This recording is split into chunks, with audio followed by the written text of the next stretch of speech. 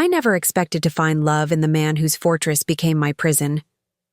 Once, I was just a desperate Omega with a mute child, running from the Alpha who rejected me. Now I stand beside the most feared Alpha King in the Northern Territories, his equal in all things. They say time heals all wounds, but what happens when your greatest wound leads you straight to your destiny? Between blood-soaked battles and midnight howls of grief, I learned that sometimes the coldest hearts hide the deepest capacity for love.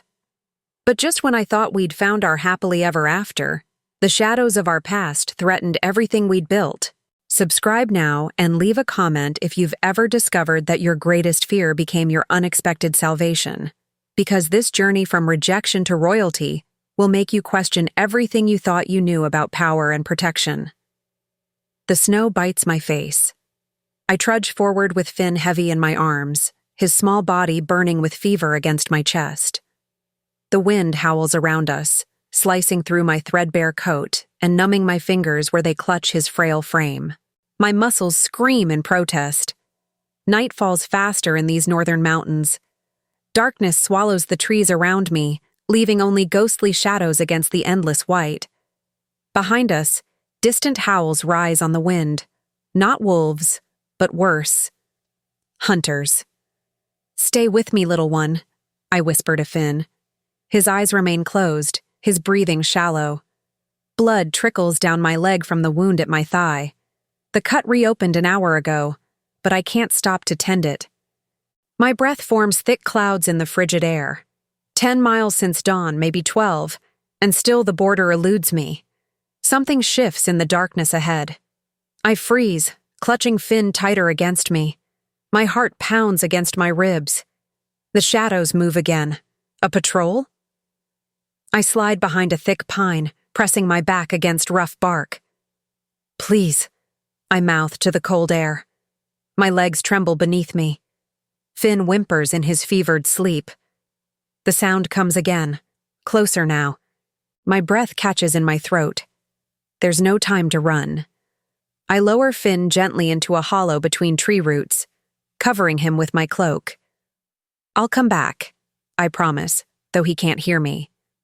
I step away, intentionally loud, drawing whatever lurks in the darkness away from him. Snow crunches under my boots. The pain in my leg flares with each step. Blood leaves a damning trail behind me. A branch snaps to my right. I spin toward the sound, hands raised in pitiful defense. Nothing moves in the darkness. The forest holds its breath. Then I see it, a stone wall rising from the snow. The border. My heart surges with desperate hope. I turn back toward Finn's hiding place. One chance, just one. The blow comes from behind, striking my wounded leg. I crash into the snow with a choked cry. Strong hands flip me onto my back. Yellow eyes gleam in the darkness. "Trespasser," a male voice growls. My vision blurs. The wolf above me has a human face, but his eyes belong to a predator. My blood stains the snow beneath us. Darkness creeps at the edges of my sight. "Please," I manage. "The child." The wolf's head snaps up, nostrils flaring. He smells Finn's sickness on me. His gaze narrows, jaw tightening with anger. The last thing I see is his hand reaching toward my throat. Then nothing. Pain wakes me. My eyes snap open to stone walls and flickering torchlight. Cold metal bites my wrists. Chains. I jerk upright, panic flooding my veins. "Finn!" The name tears from my throat. No one answers. The room spins around me. I'm in a cell, chained to a wall. My leg throbs, but someone has bandaged the wound. Fresh clothes replace my frozen rags. I pull against the chains until my wrists bleed. A sob builds in my chest. Where is he? What have they done with him? Memories flash through my mind. Yellow eyes in darkness, the border wall, Finn hidden beneath my cloak. The cell door creaks open. A woman enters, gray-haired and stern-faced. She carries a tray with bread and water. Her eyes inspect me without emotion. "The child," I rasp. "Where is he?" "Alive," she answers. "For now." Relief crashes through me. so powerful I nearly collapse. My shoulders sag against the cold stone. The woman sets the tray beside me and steps back. "Eat," she says. "The king will see you soon." Fear replaces relief in an instant. "What king?" Her expression hardens. "Alpha Caelan Dreven, king of the Northern Territories." She moves toward the door. The child is under the healer's care. "Wait," I call after her. "Please let me see him." She pauses, her hand on the iron door. That isn't my decision to make. Then she's gone, the door slamming behind her. I force myself to eat despite the knot in my stomach. The bread is stale, the water metallic. If I'm to save Finn, I need strength. My mind races through possibilities, each more desperate than the last. An Alpha King. Every Omega knows those words mean death. Territorial, merciless, absolute in their power. Rumors of the Northern Alpha reached even our isolated pack. A wolf so feared his own betas speak his name in whispers. Hours pass. My chains clink against stone as I pace the small cell. When the door finally opens again, 2 guards enter. They say nothing as they unlock my chains from the wall. "Where are you taking me?" I ask. Their silence answers. One pushes me forward, the chains between my wrists limiting my movement. We march through torchlit corridors. Other wolves watch as we pass, their expressions ranging from curiosity to disgust. The hall opens into a massive chamber. Wolves line the walls, dozens of them, all standing at rigid attention. At the far end sits a stone throne, and upon it, a man watches our approach. King Caelan Dreven, the Alpha. My legs nearly give out beneath me. He is power-made flesh, broad-shouldered and tall, with eyes that burn like Arctic ice. Dark hair falls to his shoulders. A scar runs from his temple to jaw, silver against tanned skin. The guards force me to my knees before him. My heart thunders in my chest. The king's gaze never leaves my face. "A trespasser," he says, his voice deep and cold. "Found at our borders in the dead of night." I stare at the floor, fear crawling up my spine. An Omega never meets an Alpha's gaze. That lesson was beaten into me years ago. My hands tremble in their chains. "Look at me," he commands. I hesitate. Every instinct screams to keep my eyes down. When I don't comply, a guard grabs my hair, yanking my head back. The king rises from his throne. Firelight plays across the planes of his face, highlighting the harshness there. He descends the steps with measured strides. The room holds its breath. He stops before me, close enough that I smell pine and winter on his skin. My wolf stirs beneath my skin, reacting to his proximity. His power fills the air like static before a storm. "What pack?" he demands. "None," I answer truthfully. "Not anymore." His eyes narrow. He circles me slowly, assessing. "You crossed our borders during a blizzard, wounded and carrying a child." He stops behind me. "Why?" I swallow hard. "We needed shelter." "From what?" From what indeed? From Terran, from his pack, from the life he forced upon me. I close my eyes briefly. "From hunters," I say. The king moves to face me again. "Hunters." His voice drips with disbelief. "And the child? Your son?" "No," I whisper. "But he's mine to protect." Something shifts in his expression, too quick to name. He studies me for a long moment, then turns away. The dismissal is clear. "The penalty for trespass is death," he states, his back to me. "To be carried out at dawn." My breath catches. The room spins around me. "And the boy." The king pauses. The wolves around us watch in tense silence. When he speaks again, his voice carries through the chamber. "The child remains here under the pack's protection." Relief and despair war within me.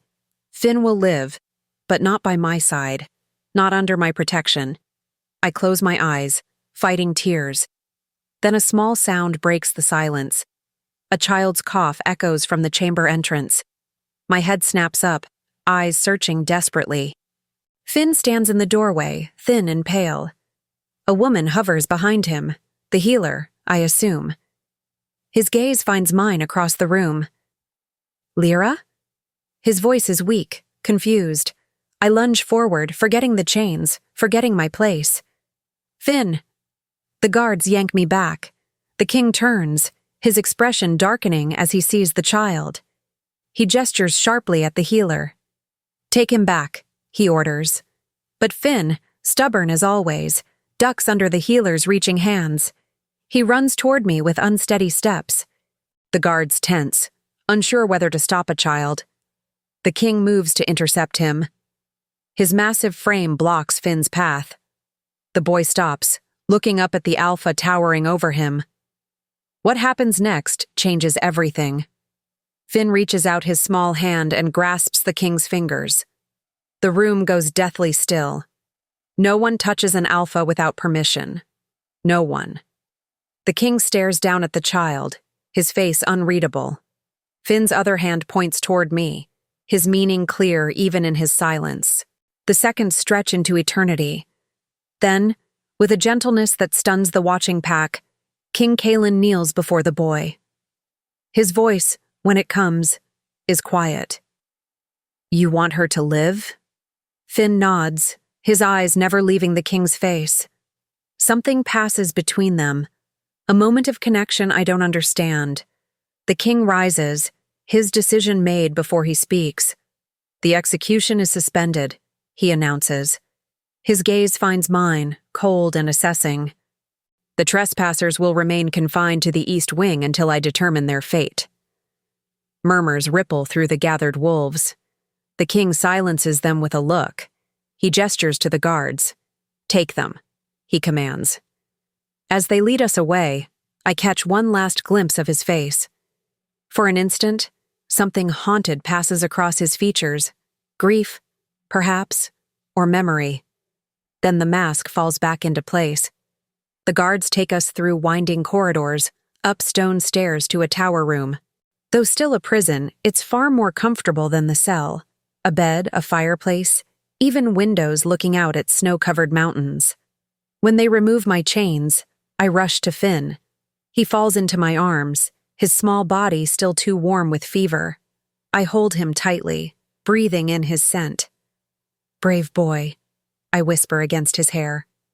So brave. The door locks behind the departing guards. We're alone, but alive. I carry Finn to the bed, tucking furs around his thin frame. His eyes are already closing, exhaustion pulling him back into sleep. I move to the window, staring out at the endless white. Questions crowd my mind. Why did the king spare us? What did he see in Finn that stayed his hand? My reflection stares back at me from the glass, hollow-cheeked, dark circles under my eyes. 3 months on the run have taken their toll. I hardly recognize myself. A knock at the door interrupts my thoughts. The gray-haired woman from the cell enters, carrying fresh clothes and a tray of food. Her gaze shifts to Finn, sleeping on the bed. The healer will return in an hour, she says. The fever's breaking, but he needs medicine. I nod, throat tight with gratitude. Thank you. She sets down her burdens and turns to leave. Wait, I call after her. Your name? She pauses, considering me. Maeve, she finally answers. I keep the king's house. Oh, why did he spare us? Maeve's expression softens slightly. The king's reasons are his own. She glances at Finn. But he has not always been as you see him now. Before I can ask what she means, she slips out the door, leaving me with more questions than answers.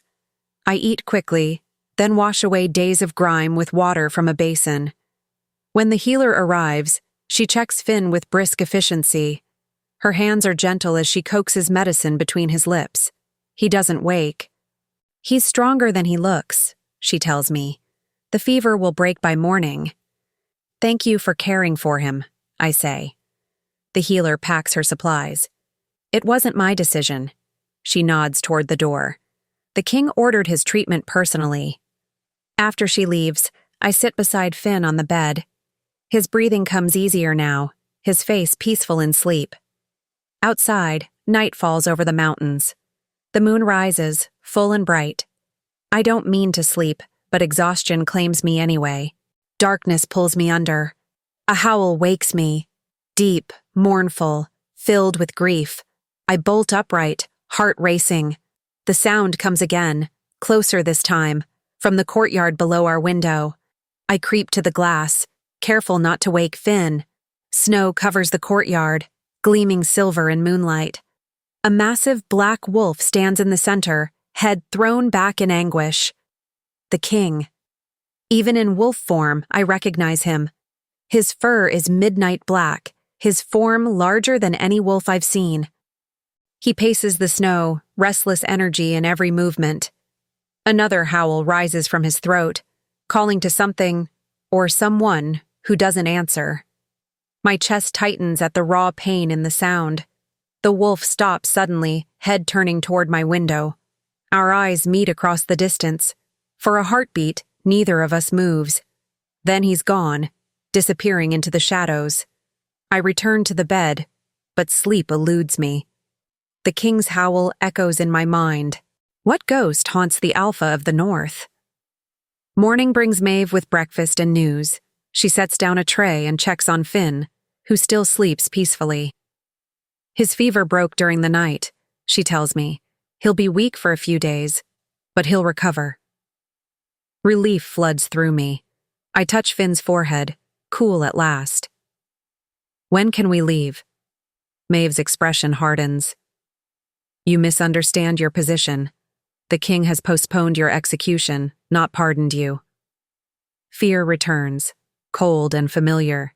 What does he want from us? That remains to be seen. She moves to the door.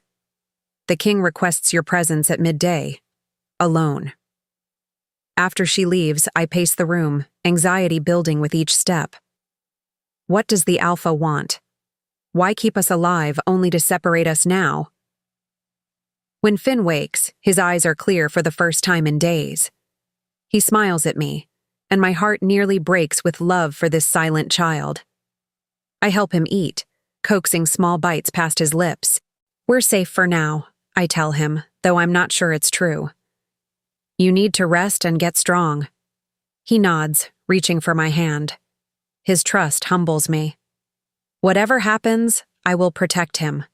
From Terran, from the Alpha King, from anyone who would harm him. Midday comes too quickly. Maeve arrives with a beta guard. Ronan, she calls him. Tall and grim-faced, he watches me with open suspicion. The king awaits, he says.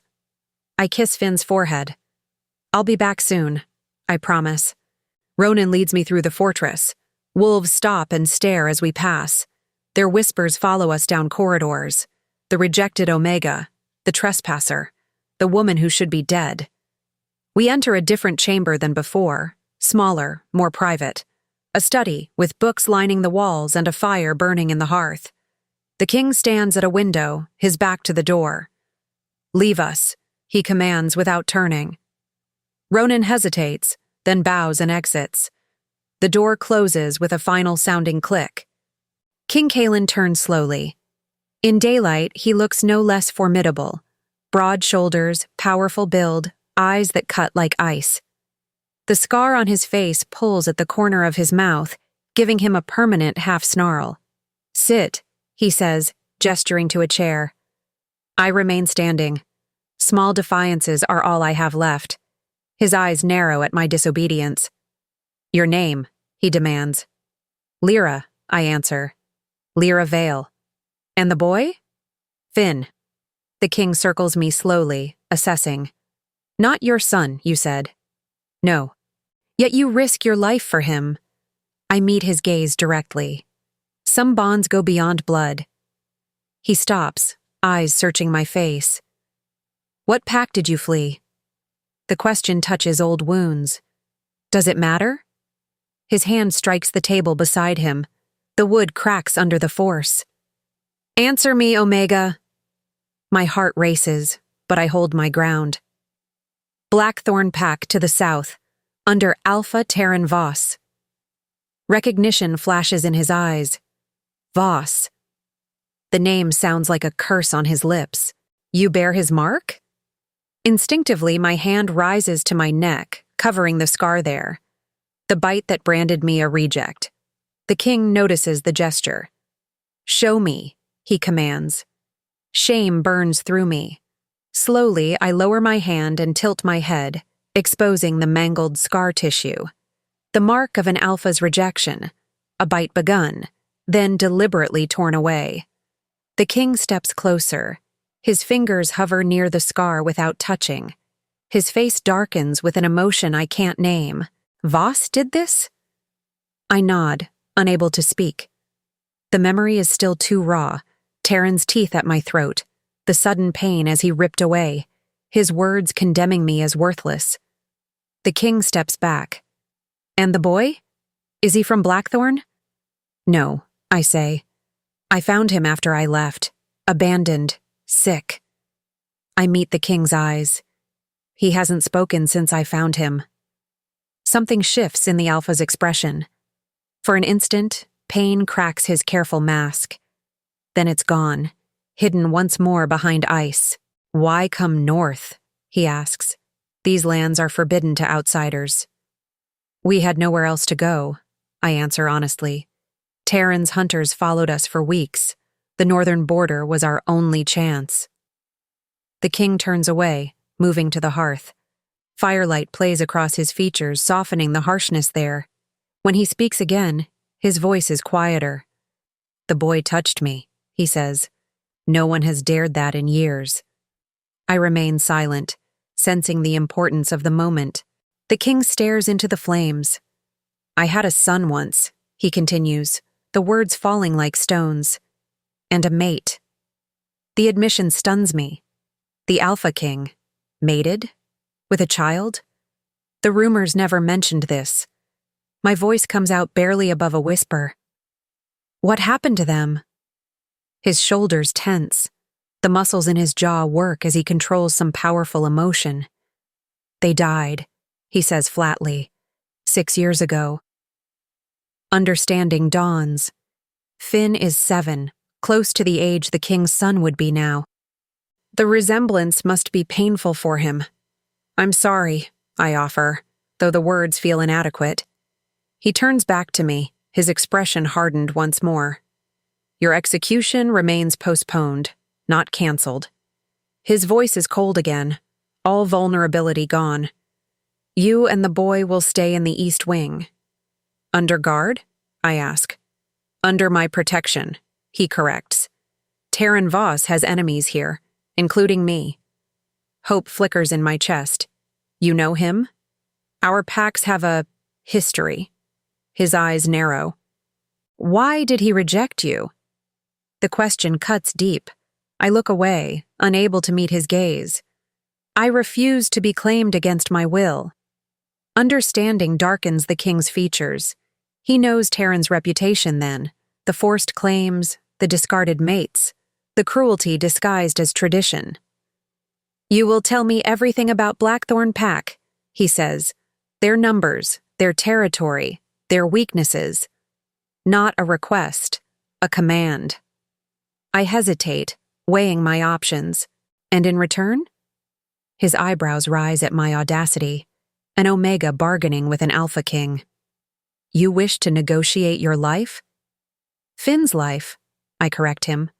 I want your word he'll be safe here, no matter what happens to me. Something like respect flickers in his eyes. He considers me for a long moment, then nods once. You have my word, he says. The boy will be protected, regardless of your fate. Relief floods through me. It's enough, more than I dared hope for. Then I'll tell you what you want to know. The king moves to his desk, indicating I should sit opposite him. This time, I obey. He pulls parchment and ink toward him. Begin with their numbers, he orders. For the next hour, I tell him everything. Blackthorn's warriors, their hunting patterns, the layout of their territory. The king asks precise questions, making notes as I speak. His tactical mind impresses me despite myself. When I finish, he sets down his pen. Why would Voss hunt a rejected Omega? You pose no threat to him. I look down at my hands. It's not me he wants. I hesitate, then meet the king's gaze. It's Finn. His eyes sharpen. Explain. Finn was born to Terran's sister, I say carefully. She fled the pack during her pregnancy, fearing her brother would kill the child. My voice trembles. She was right to fear him. Understanding dawns on the king's face. The boy has a claim to leadership. I nod. By blood, yes. Terran murdered his sister when she returned without the baby. He's been searching for Finn ever since. The king leans back, considering this new information. And you found him where? At a human settlement south of here. The woman caring for him was dying. The memory tightens my throat. She made me promise to keep him safe. From Voss. From everyone who would use him. I lean forward, conviction strengthening my voice. He's just a child. He deserves a chance at life. The king studies me, his expression unreadable. You risked everything for a child not your own, with no bond of blood between you. I don't answer. There's nothing to say, he's right. By any measure of self-preservation, my actions make no sense. But Finn's hand in mine, his trust, his silent courage, these things matter more than my safety. The king rises suddenly. You will join my table for the evening meal, he announces. Both of you. The abrupt change of subject startles me. Why? His eyes narrow at the question. Because I command it. He moves to the door, then pauses. Maeve will bring suitable clothes. After he leaves, I remain seated, trying to understand what just happened. The king spares our lives, questions me about his enemy, then invites us to dinner. None of it makes sense. When I return to our room, Finn sits by the window, watching snow fall outside. His face brightens when he sees me. I hug him tightly, breathing in his scent. We're staying, I tell him. For now. Maeve arrives later with clothes for both of us, simple but fine quality. She helps Finn dress first, then turns to me with a critical eye. The king rarely invites outsiders to his table, she says, helping me into a deep blue dress. This is unusual. I watch her face in the mirror. Because of Finn? Her hands pause in their work. Perhaps. She meets my eyes in the reflection. The king has not been the same since he lost his family. How did they die? I ask quietly. Pain crosses her features. It's not my story to tell. She resumes braiding my hair. But know this. What broke him might be what saves you. Before I can ask what she means, a knock sounds at the door. Ronan stands outside, impatient and stern. The king awaits, he says. Finn takes my hand as we follow Ronan through the fortress. His grip tightens when we enter the great hall. Dozens of wolves sit at long tables, their conversation dying as we appear. King Caelan sits at the head table, imposing and regal. He rises as we approach. The hall watches in tense silence. Sit, he commands, gesturing to empty seats at his right hand. I help Finn into a chair, then take my place beside him. The wolves stare openly, curiosity and suspicion in their gazes. Never has an Omega sat at the Alpha King's table, certainly not a rejected one. The meal begins in awkward silence. Finn eats carefully, his manners impeccable despite his hunger. I pick at my food, too nervous to eat properly. The boy has good manners, the king observes, his voice carrying in the quiet hall. I glance at Finn with pride.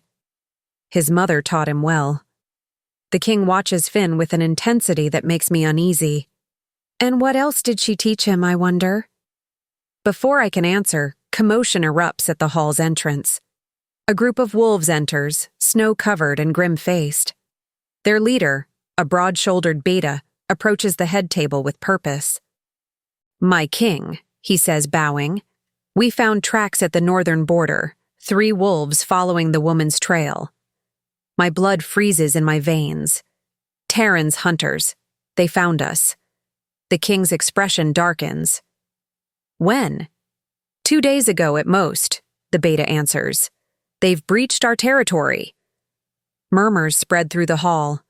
The king silences them with a look. His gaze shifts to me, cold and calculating. It seems your former Alpha values you more than you believed, he says. I shake my head. Not me. My arm goes around Finn protectively. Him. The king stands, his decision made before he speaks. Double the border patrols, he commands. Any outsider is to be brought to me, alive if possible. The beta bows and withdraws. Conversation gradually resumes around us, though tension lingers in the air. I can barely breathe past the fear constricting my chest. The king leans closer, his voice low. If Voss has sent hunters across my borders, he's either very brave or very foolish. He's desperate, I whisper. Finn is the only threat to his power. Something dangerous flashes in the king's eyes. Then we share a common enemy. He studies Finn for a moment, then returns his gaze to me. Perhaps that's why the goddess sent you to my door. The meal continues, but I taste nothing. My mind races with possibilities, each more frightening than the last. If Terran's hunters have tracked us this far, nowhere is safe, not even the Alpha King's fortress. Later, back in our room, Finn falls asleep quickly. I sit by the window, watching darkness claim the mountains. The moon rises, casting silver light across the snow. A knock at the door startles me. I open it cautiously. King Caelan stands outside, alone. His presence fills the doorway, powerful and unexpected. My heart jumps in my chest. "May I enter?" he asks, surprising me with the courtesy. I step aside silently. He enters, his gaze immediately finding Finn asleep on the bed. Something softens in his expression. "He sleeps peacefully," the king observes. "For now," I say. "When the nightmares come, he wakes screaming." The king turns to me, his eyes searching my face. "And you? Do you have nightmares, Lira Vale?" My name on his lips sends a shiver through me. "Yes," I admit. "But I learned long ago not to scream." Something shifts between us. Understanding, perhaps. He moves to the window, looking out at the moon-washed landscape. "Terran Voss will not stop hunting the boy," he says. "Not while he lives." I know. I join him at the window, keeping careful distance between us. That's why we can never stop running. The king turns to me, his expression hardening. Running is not the answer. "What choice do I have?" I ask, frustration bleeding into my voice. "I'm one Omega against an Alpha and his pack." "You're not alone anymore," he says, the words hanging between us. I stare at him, uncertain of his meaning. "What are you saying?" His jaw tightens. "I'm saying Voss made a mistake entering my territory." His eyes gleam with cold determination. "And I intend to make him regret it." Hope and fear war within me. "You would challenge another Alpha? For us?" "For the boy," he corrects, though something in his eyes makes me wonder if that's the whole truth. "And for the insult to my borders." I study his face, trying to understand this dangerous, contradictory man. "Why help us?" "The truth." The king looks away, his profile harsh in the moonlight. When he speaks, his voice carries a weight of memory. 6 years ago, I couldn't save them. His words fall like stones between us. Perhaps this time will be different. Before I can respond, he turns to leave. At the door, he pauses. "Rest," he commands. "Tomorrow, we prepare for war." The door closes behind him, leaving me alone with sleeping Finn and a dangerous new ally. Outside, snow begins to fall, covering our tracks in silent white. Dawn breaks over the mountains. Frost patterns the windows of our tower room, delicate against the glass. Finn sits beside me, his small hand tracing the icy designs.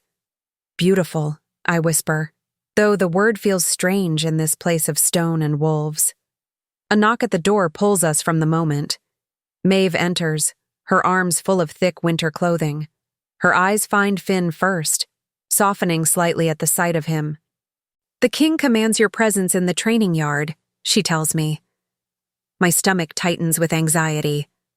"Both of us?" "Just you." She sets the clothing on the bed.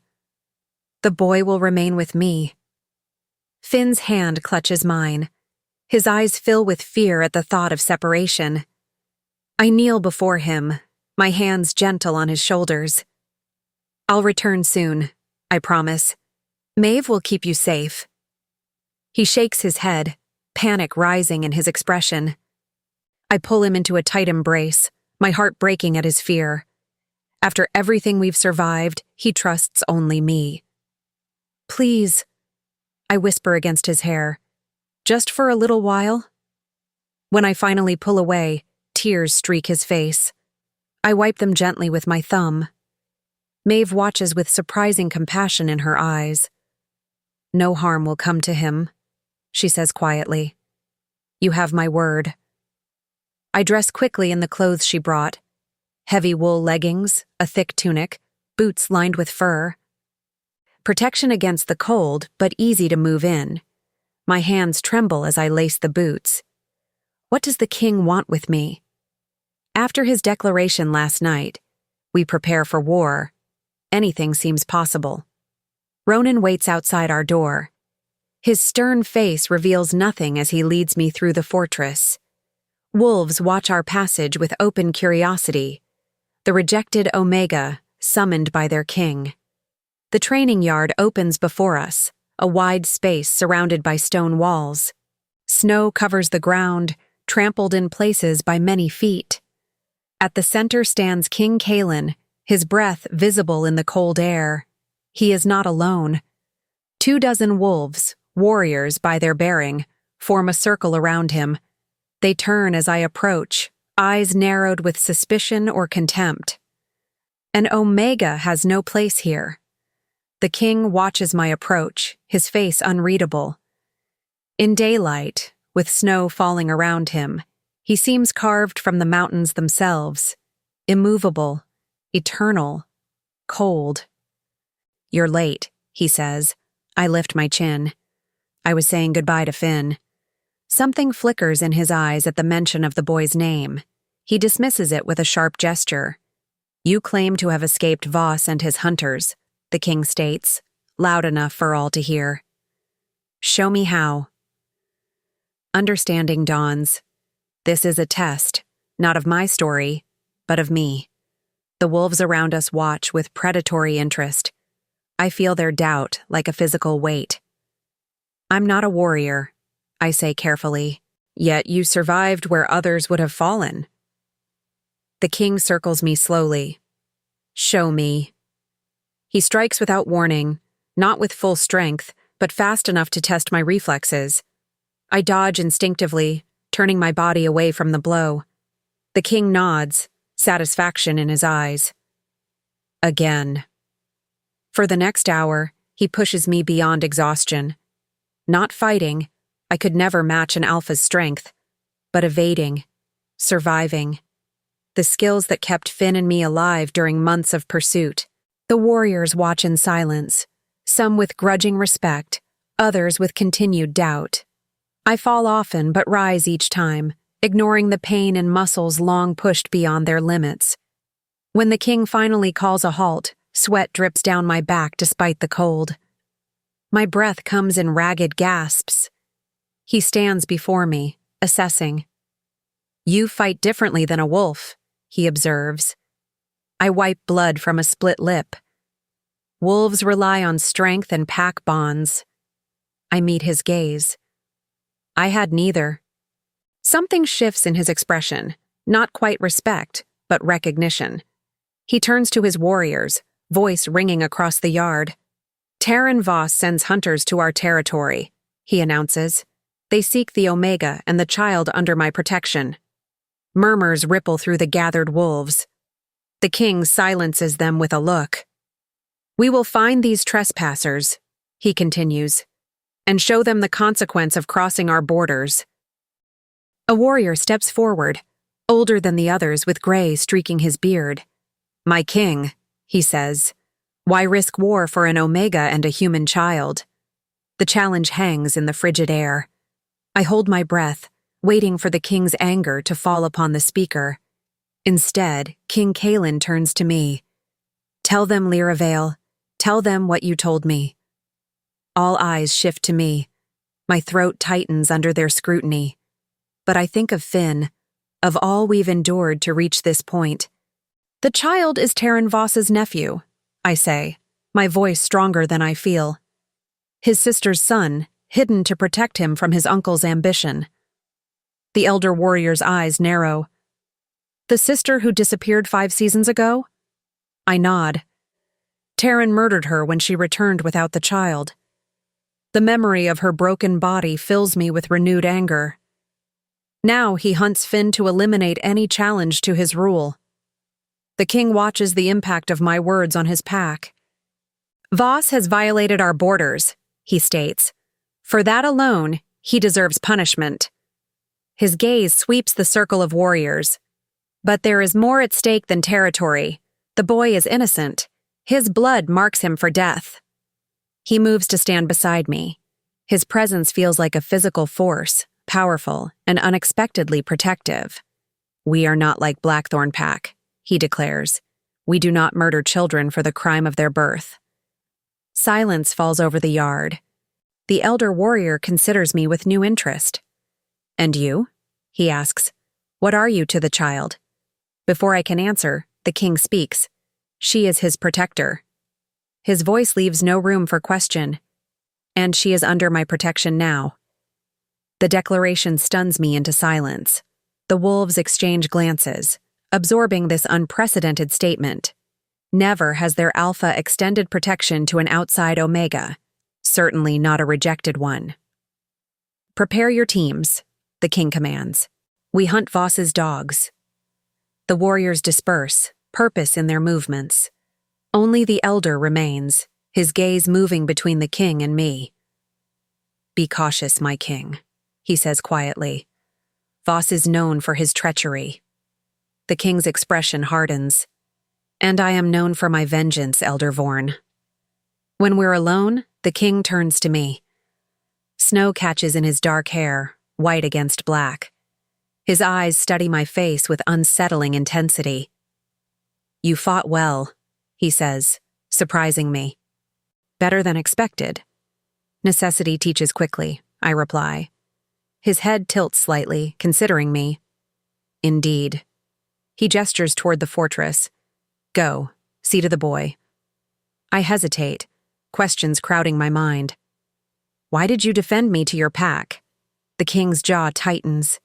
He looks away toward the mountains beyond the walls.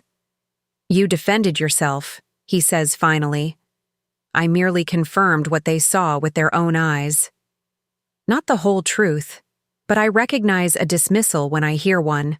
I turn to leave, muscles aching with each step. His voice stops me. "Lira." My name on his lips sends an unexpected shiver down my spine. I turn back, finding his eyes on me.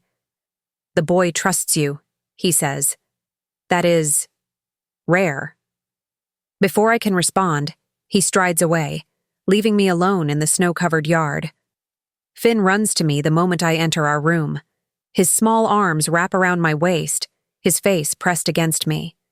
I hold him tightly, breathing in his scent. "I'm here," I whisper. I promised I'd return. Maeve watches from beside the fireplace.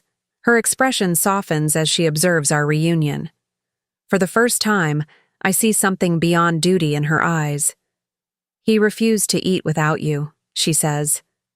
Guilt tightens my chest. I kneel before Finn, brushing hair from his eyes. "You must eat even when I'm gone," I tell him gently. "To grow strong." He shakes his head stubbornly. I sigh, recognizing the battle I cannot win. "The king has ordered patrols to search for Terran's hunters," I tell Maeve. He intends to catch them before they reach the fortress. Maeve nods, unsurprised. The Alpha protects what's his. Her words catch me off guard. We don't belong to him. She studies me with ancient, knowing eyes. Don't you? Before I can argue, she moves to the door. Rest, she advises. The king will summon you again before nightfall. After she leaves, I help Finn eat, coaxing small bites past his reluctant lips. His eyes never leave my face, as if afraid I might vanish the moment he looks away. We're safe here, I tell him, though I'm not entirely convinced myself. The king won't let Terran's wolves hurt you. Finn's expression remains doubtful. He reaches up, touching my bruised cheek where I fell during training. His question is clear in his eyes. The king didn't hurt me, I assure him. He was testing me. I smile slightly. I think I passed. We spend the afternoon by the fire. I tell Finn stories, not of wolves and hunters, but of stars and mountains and brave children who outsmart giants. His eyes grow heavy as he listens, exhaustion finally claiming him. I watch him sleep, my chest tight with love and fear. How strange this bond formed in hardship. He is not my blood, but he is mine in every way that matters. A knock interrupts my thoughts. I open the door, expecting Maeve or Ronan. King Caelan stands outside, snow dusting his shoulders. His expression is grim, his posture tense with barely contained energy. They've found the hunter's trail, he says without preamble. 3 wolves, circling toward the eastern approach. My body tenses instinctively. How close? 2 hours, perhaps less. His eyes move past me to Finn's sleeping form. You'll both be moved to the inner chambers. Fear coils in my stomach. You think they'll breach the fortress? I think Voss would not send hunters this far north without a plan. His gaze returns to me, intense and searching. What aren't you telling me, Lira? The question catches me off guard. What do you mean? He steps closer, his height forcing me to tilt my head back to maintain eye contact. His scent surrounds me, pine and snow and something uniquely him. 3 wolves against my entire pack? His voice drops lower. Voss is ambitious, not stupid. What does he know that I don't? My mind races. What could Terran possibly have planned? Then understanding dawns, cold and terrifying. The full moon, I whisper. It's tonight. Something shifts in the king's expression. Explain. Terran has allies among the eastern rogues, I say, the pieces falling into place. Wolves without a pack, who follow whoever promises the most blood. The king's jaw tightens. How many? I don't know exactly. 20, perhaps 30. I meet his gaze steadily. They hunt on full moons. He absorbs this information, his face darkening with each word. And you didn't think to mention this before? I didn't make the connection, I admit. The rogues hunt far south of here. I never thought they'd follow us this far north. The king turns away, fury radiating from his rigid stance. Gather the boy, he orders. Now. I wake Finn gently, whispering reassurances as he blinks in confusion. The king watches impatiently from the doorway, his body humming with tension. Quickly, he urges. I wrap Finn in a thick cloak, then follow the king through corridors I haven't seen before. We descend stone stairs, moving deeper beneath the fortress. Where are we going? I ask, struggling to keep pace with his long strides. The heart chambers, he answers tersely. The most protected rooms in Eredan Keep. The name strikes a chord in my memory. Eredan, the legendary northern fortress. Rumors of its impregnability reach even the southern packs. No army has ever breached its walls. We reach a heavy iron door. The king places his palm against it, murmuring words too low to hear. The door swings open, revealing a spacious chamber carved from the living rock of the mountain. Fires burn in stone hearths, warming the space despite its depth underground. Tapestries cover the walls, depicting wolves and mountains and ancient battles. The floor is spread with thick furs. "You'll be safe here," the king says, ushering us inside. "No one enters without my permission." Finn clings to my hand, eyes wide as he takes in our new surroundings. The chamber feels both foreign and oddly familiar, as if from a half-forgotten dream. "Will you stay?" I ask the king, surprising myself with the question. He pauses at the doorway. Conflict crosses his features, duty warring with some other unnamed emotion. "I cannot," he finally answers. "I must lead the defense." Of course, he is Alpha King. His place is with his warriors, not hiding underground with an Omega and a child. Still, disappointment weighs unexpectedly heavy. "Be careful," I say, the words escaping before I can stop them. Something shifts in his expression, surprise perhaps at my concern for his safety. He studies me for a long moment, as if seeing me anew. "I will return before moonrise," he promises. Then he's gone, the door closing heavily behind him. Finn explores the chamber with cautious curiosity. I follow, equally intrigued by this hidden space. It feels lived in, despite its defensive purpose. Books on shelves, comfortable furniture, even toys gathered in one corner. I stop suddenly, my heart skipping a beat. Toys. A wooden sword, a carved wolf, a small bow with blunted arrows. A child's possessions. Understanding crashes through me. These aren't just secure chambers. This was where the king kept his family, his mate, his son. Finn finds the toys, his eyes lighting with interest. He picks up the wooden sword, testing its weight in his small hands. "Finn," I call softly. "Perhaps we shouldn't touch those." But it's too late. The king's grief surrounds us in this chamber, tangible in the preserved belongings, the untouched space. 6 years, and nothing has been removed. Nothing has changed.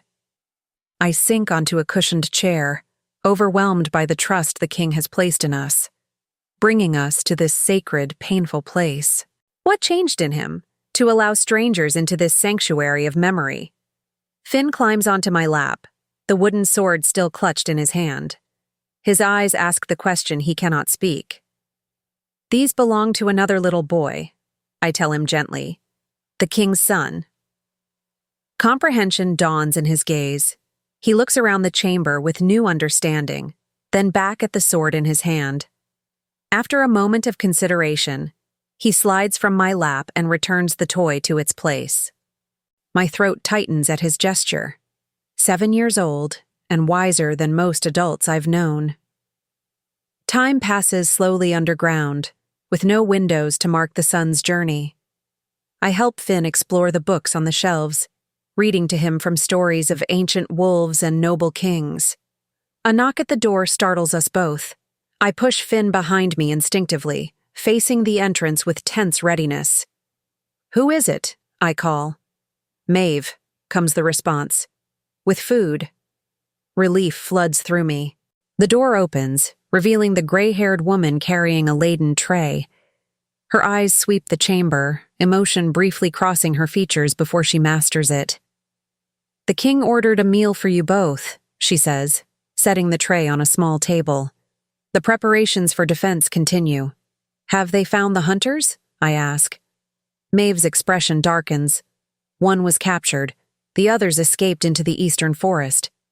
Fear tightens my chest. "And the rogues?" No sign yet. Her gaze shifts to the high ceiling. "But the moon rises soon." I follow her gaze, though there's no window to see the sky. "What does the king plan?" Maeve straightens, pride evident in her bearing. "Eredan Keep has stood for centuries," she says. "It will not fall tonight." She turns to leave, then pauses, her eyes finding Finn. He sits quietly with one of the books I read to him, his small face solemn in the firelight. He looks like him, she says softly. Arik. The name hangs in the air between us. The king's son. Finn raises his head, feeling our attention on him. Is that why the king helps us? I ask. Because Finn reminds him of his son? Maeve's gaze shifts to me, assessing. Perhaps at first, she admits. But now, she shakes her head slightly. The king's reasons are his own. After she leaves, Finn and I eat in silence. The food is plentiful and rich. Fresh bread, roasted meat, winter vegetables. I coax Finn to eat his fill, knowing strength matters now more than ever. As we finish, the door opens again. I expect Maeve, returning for the tray. King Caelan enters instead, his presence filling the chamber instantly. He has changed since I saw him last, now dressed for battle in leather armor over a black tunic. A sword hangs at his hip. His eyes find us immediately, relief flashing briefly in their depths. Did he expect us to have vanished somehow? Or is the emotion something else entirely? The rogues approach from the east, he says without preamble. At least 20, as you predicted. I stand, tension coiling in my muscles. Led by Terran's hunters? He nods grimly. The captured wolf confirmed it. His jaw tightens. After some persuasion. I don't ask what form that persuasion took. Some things are better left unimagined. The king moves further into the chamber, his gaze sweeping over the belongings preserved there. No emotion shows on his face, but I sense the cost of bringing us to this place. Your pack is ready? I ask. Yes. He turns back to me, his expression hardening. But there is something else you should know. My heart skips painfully. What? Terran Voss is with them. The world tilts beneath my feet. I reach for the table to steady myself, blood rushing in my ears. Terran, here? The Alpha who rejected me, who hunts Finn, who murdered his own sister. That's impossible, I whisper. An Alpha never leaves his territory during a full moon. This one has. The king watches my reaction carefully. He leads the rogues personally. Finn appears at my side, sensing my distress. His small hand slips into mine, offering comfort even as fear widens his eyes. He knows that name, Terran, and what it means for us. Why? I ask, though the answer seems obvious. Why risk everything to come himself? The king's gaze shifts to Finn. Perhaps the boy means more to him than we thought. Or perhaps it's not about Finn at all, I say, the truth dawning cold and clear. Perhaps it's about you. His eyes snap back to mine, sharp with interest. Explain. Terran has always wanted to expand northward, I say, memories rising of conversations overheard in Blackthorn Pack.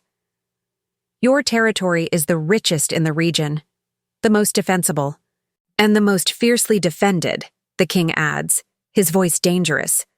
But if the Alpha King fell, I let the implication hang between us. Understanding darkens his features. A territorial challenge masked as a hunt for a child. 2 prizes in 1 attack, I say softly. Eliminate his nephew and claim new territory. The king absorbs this theory, his body tensing with controlled fury. When he speaks again, his voice carries deadly certainty. Terran Voss will not leave these mountains alive. Fear tightens around my heart. Not for myself, but for him. You can't face him alone, I say, no matter how strong you are. Something shifts in his expression, surprise perhaps, at my concern. I have fought Alphas before, he says. Not like Terran, I insist. He fights without honor, without rules. The king steps closer, his presence overwhelming in the confined space. His scent surrounds me, pine and snow and battle readiness. So do I, he says, his voice low and dangerous. When necessary. Our gazes lock, neither willing to look away. Something electric passes between us. Understanding, recognition, the knowledge of shared purpose. Protecting Finn.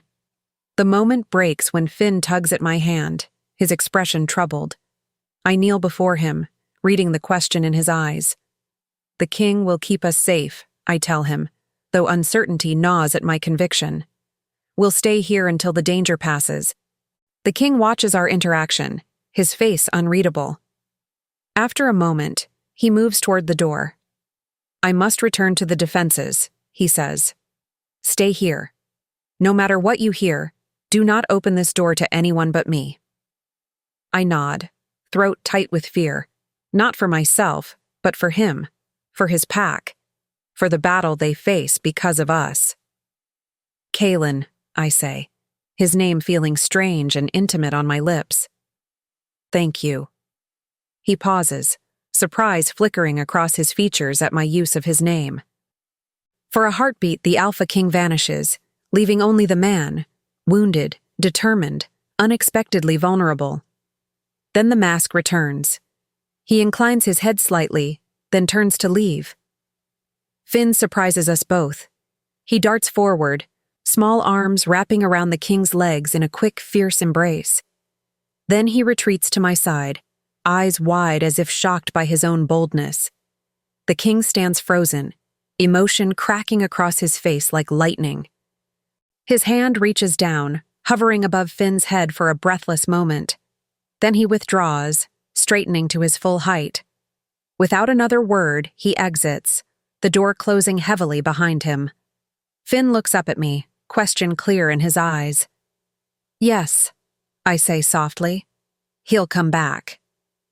Whether I speak truth or hope, I cannot say. Hours pass with excruciating slowness. Without windows, I have no way to track the moon's progress across the sky.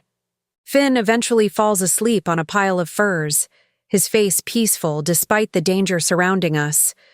I pace the chamber, listening for sounds of battle. The stone walls muffle everything, leaving us in eerie silence. Has the attack begun? Is the king fighting even now, risking his life for us? The thought twists something deep inside me, something I'm not ready to examine. A distant roar penetrates even these thick walls. I freeze, heart pounding. More sounds follow. Crashes, howls, the unmistakable clamor of battle. They've breached the outer walls. I move to Finn, placing myself between him and the door. If they reach this chamber, I'll give my last breath to protect him. My fingers curl into fists, nails digging into palms. The sounds grow louder, closer. A crash directly outside our door sends me stumbling backward. Finn wakes with a gasp, eyes wide with terror. It's all right, I whisper, though the lie tastes bitter on my tongue. Stay behind me. The door shudders under a heavy impact. Again. The ancient iron holds, but for how long?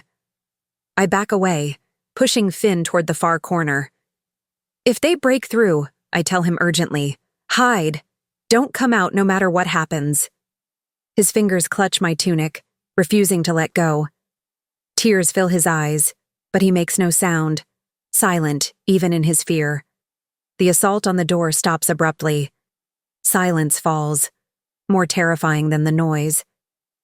I hold my breath, straining to hear what happens beyond. A key turns in the lock. The door swings open. Ronan stands in the entrance, blood streaking his face and arms. His clothes are torn, his breathing labored. Relief floods through me at the sight of the beta. Quickly, he says, gesturing for us to follow. The king commands your removal to the North Tower. I hesitate, suspicion prickling along my spine. Why? This chamber is the most secure in the fortress. The rogues have breached the inner courtyard, Ronan explains impatiently. We must move you before they reach this level. It makes sense, yet something feels wrong. The king's instructions were clear. Open the door for no one but him. Where is the king? I ask, stalling for time. Fighting, Ronan snaps. As we waste precious moments here. I study his face, searching for signs of deception. His expression remains urgent but open. Very well, I say, reaching for Finn's hand. Lead the way. Ronan turns into the corridor. I follow, Finn clutching my hand tightly. The fortress sounds different now. The clash of battle echoes through stone passages, mixed with growls and shouts. We climb narrow stairs, moving upward through the fortress. My unease grows with each step. Why go up, toward the exposed towers, rather than deeper into the protected heart of the keep? At a junction of corridors, Ronan pauses. Wait here, he commands. I'll check the path ahead. He disappears around the corner, leaving us alone in the torchlit passage. Finn presses against my side, trembling slightly. Something's wrong, I whisper to him. Be ready to run. A scent reaches me, faint but unmistakable. A scent I hoped never to smell again. My blood turns to ice in my veins. Terran. I grab Finn, turning to flee the way we came. Too late. A figure blocks our retreat, a wolf I recognize from Blackthorn Pack. One of Terran's most loyal hunters. Hello, little reject, he says, teeth gleaming in the torchlight. Our Alpha's been looking for you. I push Finn behind me, backing away slowly. Run when I tell you, I whisper. Don't look back. The hunter advances, joined by another from a side passage. They move with predatory confidence, knowing I'm trapped. The cub comes with us, the first hunter says. The Alpha doesn't care what happens to you. You'll have to kill me first, I respond, voice steadier than I feel. The hunter grins. That can be arranged. I lunge suddenly, catching him off guard. My fist connects with his throat, momentarily cutting off his air. I spin toward the second hunter, kicking hard at his knee. Run! I shout to Finn. He bolts down the side passage, small and quick. The second hunter reaches for him but misses. I throw myself at the man, buying Finn precious seconds to escape. A blow catches my temple, sending me crashing into the stone wall. Pain explodes through my skull. I push past it, clawing and fighting with desperate strength. Enough, a cold voice commands. The hunters immediately withdraw. I slump against the wall, vision swimming. A figure approaches from the shadows, tall, broad-shouldered, with eyes that haunt my nightmares. Terran Voss, Alpha of Blackthorn Pack, my former tormentor. Still fighting, little reject? He asks, voice deceptively gentle. I would have thought you'd learned your lesson by now. I straighten, refusing to show weakness before him. Blood trickles from a cut above my eye, but I ignore it. Where is Ronan? I demand. Terran smiles, the expression never reaching his eyes. The beta? Unconscious in a storage room. He steps closer, inhaling deeply. He made excellent bait. Understanding dawns. You used his scent. Wolves are predictable creatures, Terran says with casual cruelty. They trust their noses above all else. His gaze sweeps over me, assessing. You look terrible, Lira. Life as a fugitive doesn't suit you. Better than life as your slave, I spit back. His expression darkens. In an instant, his hand closes around my throat, lifting me until my feet barely touch the floor. You could have been my Luna, he hisses. Instead, you chose this pathetic existence. I struggle against his grip, black spots dancing at the edges of my vision. I chose freedom, I manage. He releases me suddenly. I collapse to the floor, gasping for air. Terran watches with cold amusement. And how is freedom treating you?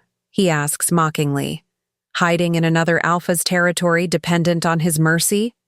I glare up at him, hatred burning through my veins. What do you want, Terran? You know what I want. His expression hardens. The boy.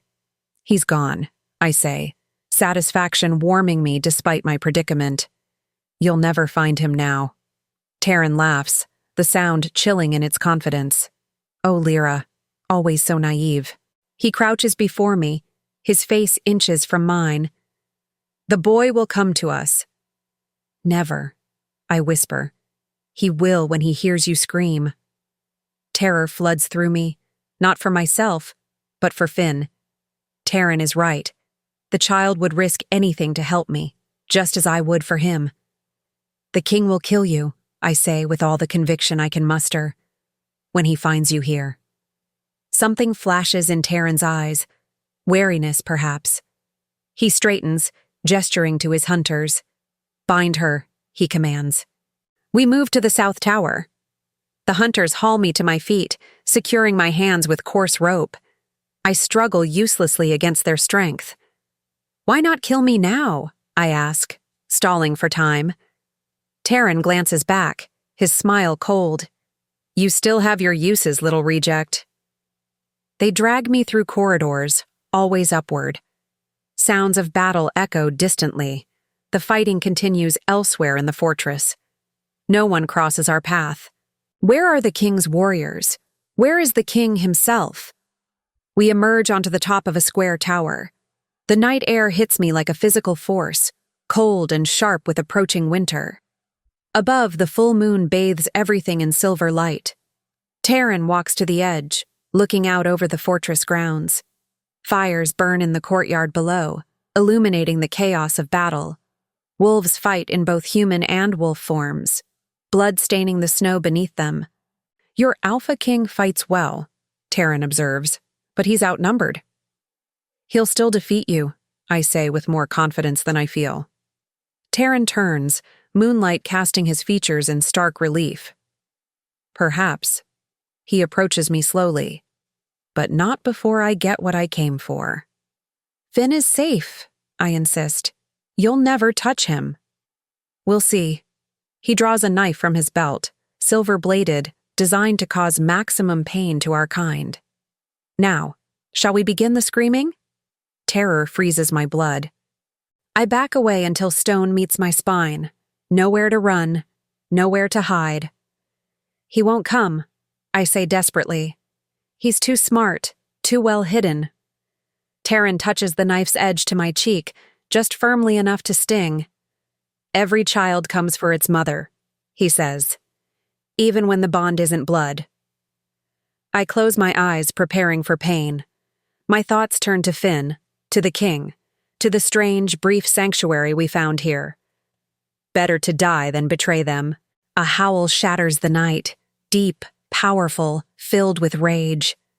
My eyes snap open. Terran whirls toward the sound, knife momentarily forgotten. A massive black wolf stands at the tower entrance, hackles raised, teeth bared in a snarl.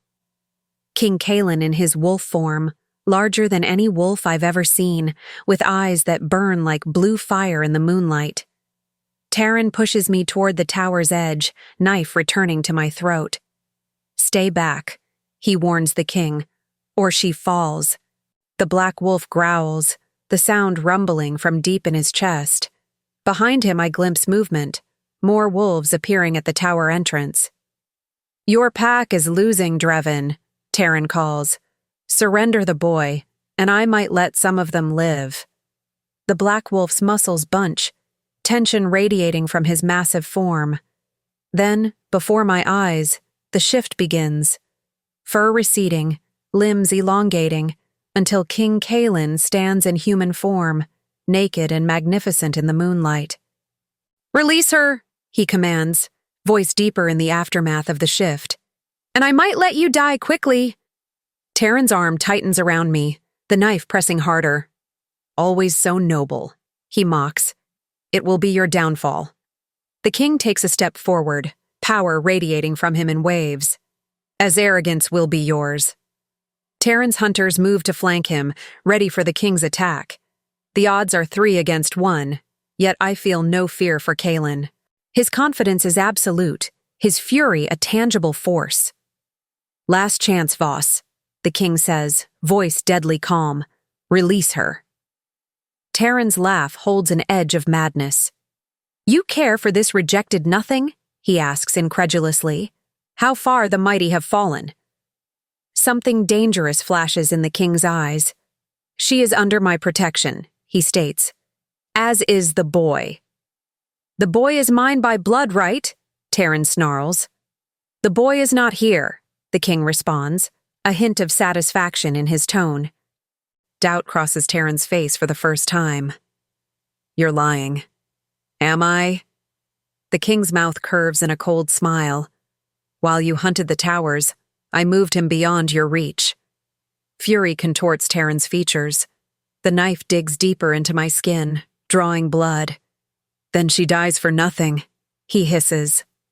The king's expression doesn't change, but something shifts in his stance.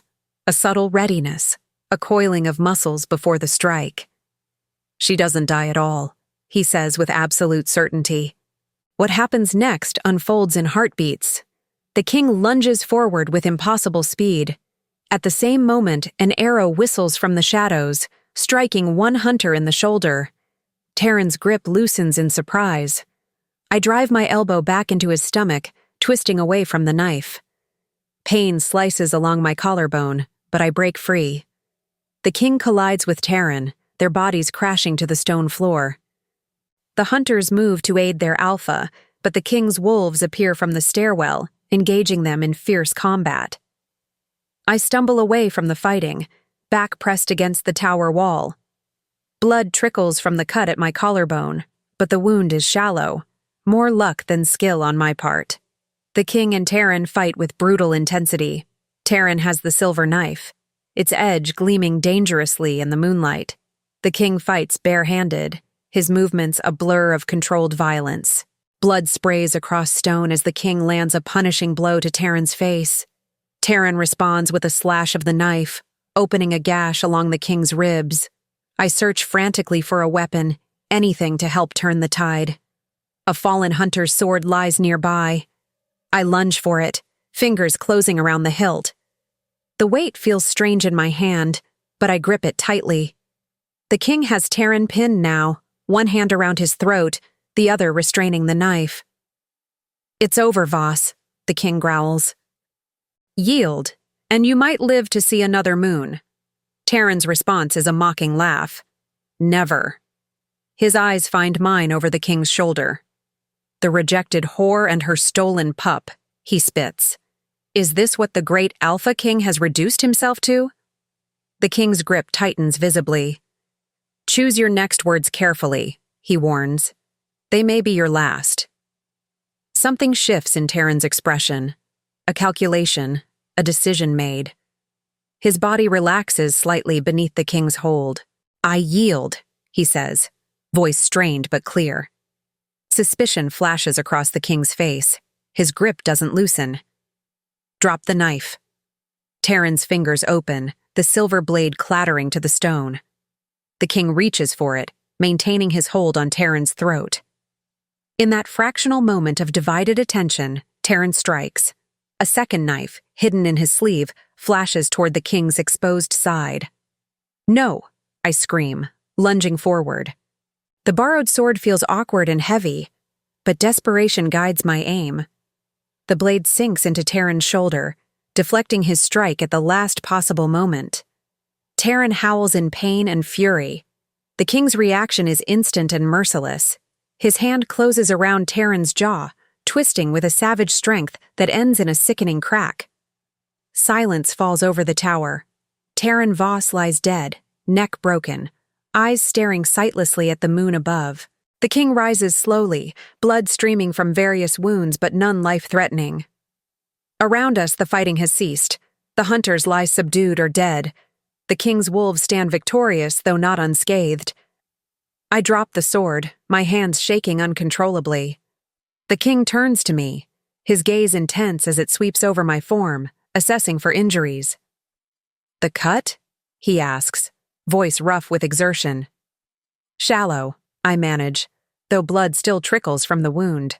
His eyes hold mine for a long moment. Something unspoken passes between us. Relief, gratitude, recognition. Finn? I ask, suddenly desperate to know.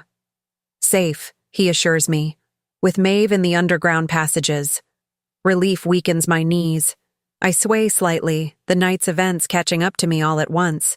The king moves closer, steadying me with a gentle hand on my arm. You fought well, he says quietly. Few would have the courage to strike an alpha.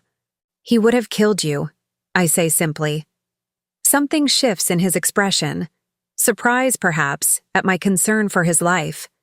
His hand moves from my arm to my face, fingers gentle as they brush hair from my eyes. And you stopped him, he responds, voice low and intense. Why? The question hangs between us, weighted with meaning beyond the simple words. Why risk myself for him? Why care if the Alpha King lives or dies? You protected Finn, I answer, though it's only part of the truth. You protected me. His eyes search mine, looking for something deeper. Before he can speak again, a commotion at the tower entrance draws our attention.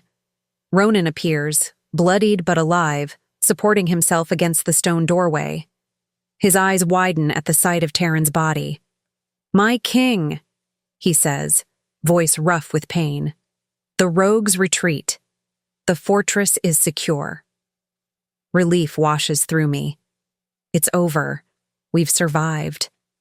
The king straightens, authority settling over him like a cloak. Gather the wounded, he commands. Burn the dead. Ronan nods, then his gaze shifts to me. Forgive me, he says, shame evident in his voice. They ambushed me, used me to reach you. There's nothing to forgive, I tell him honestly. The king turns back to me, his expression softening slightly. Come, he says. We'll find the boy. We descend through the fortress, passing scenes of battle's aftermath. Wolves tend to wounded comrades. Bodies of rogues lie where they fell. The scent of blood hangs heavy in the air. In the underground passage, Finn waits with Maeve. The moment he sees me, he breaks from her hold, running to me with desperate speed. I kneel to catch him, ignoring the pain from my various injuries. I'm here, I whisper against his hair. I'm safe. His small body trembles against mine. When he finally pulls back, tears streak his face. His eyes move to the blood on my tunic, widening with fear. It's nothing, I assure him. Just a scratch. The king watches our reunion, his expression unreadable.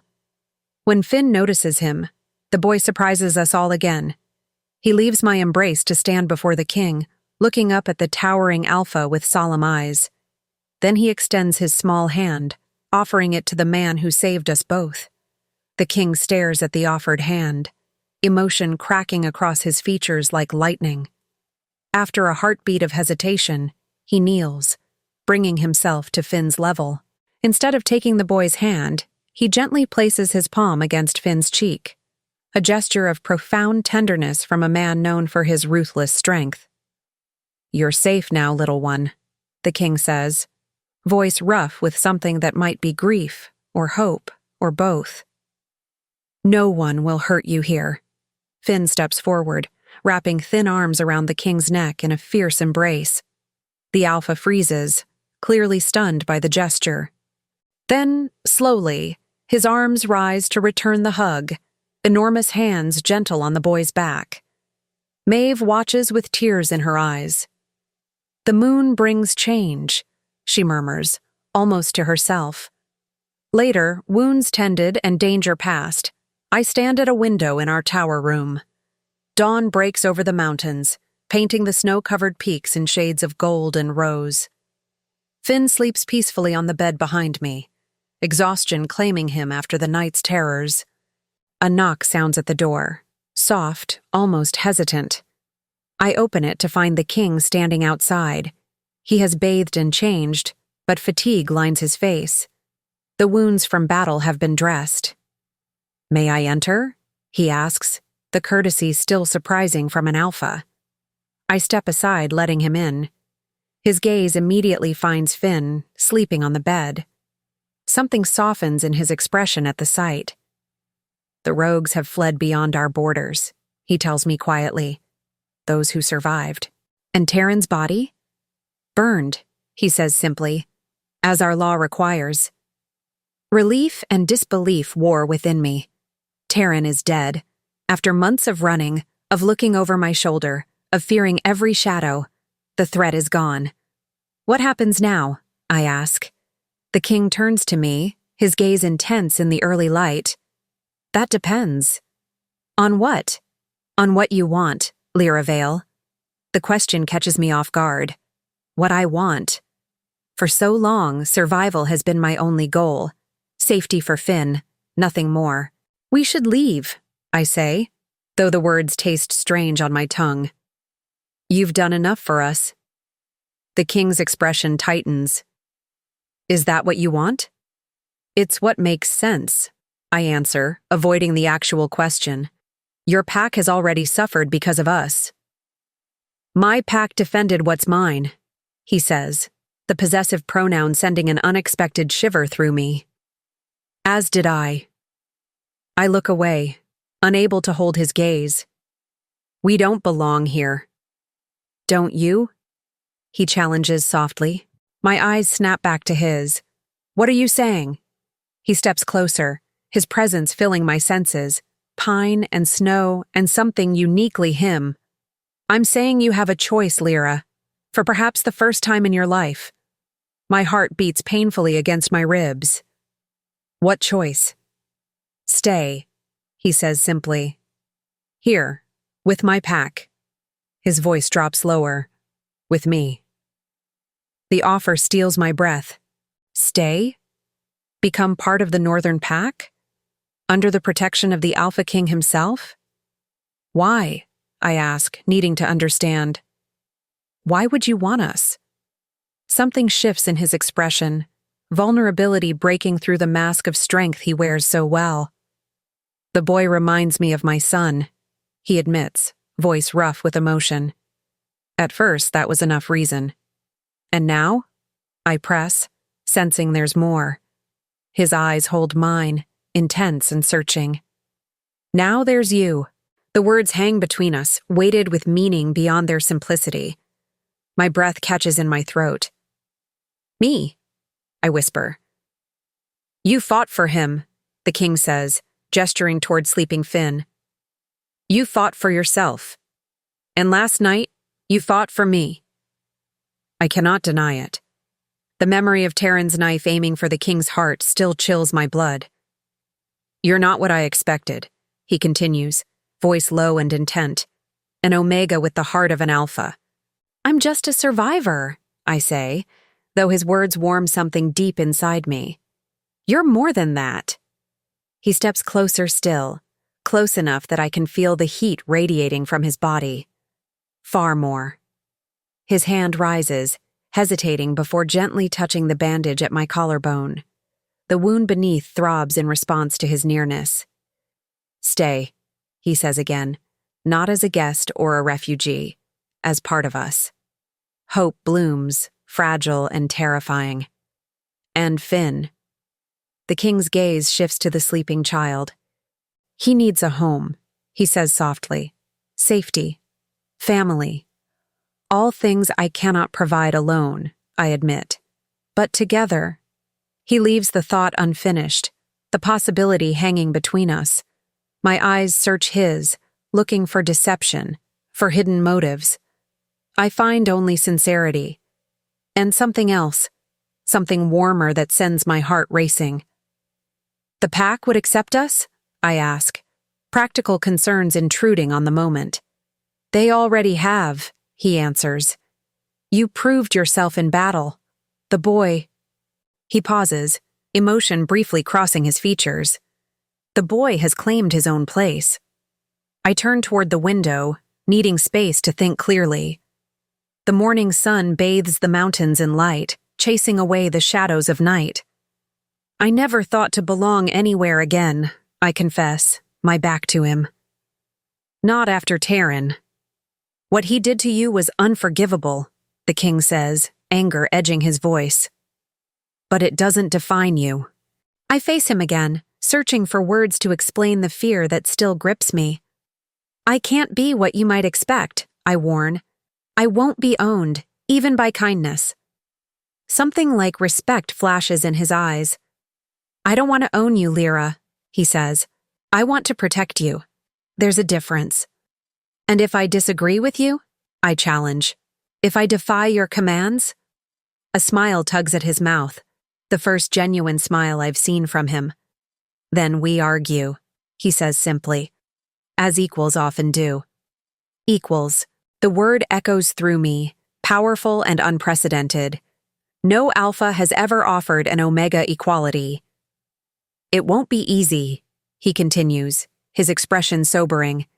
There will be those who resist change, who cling to old ways.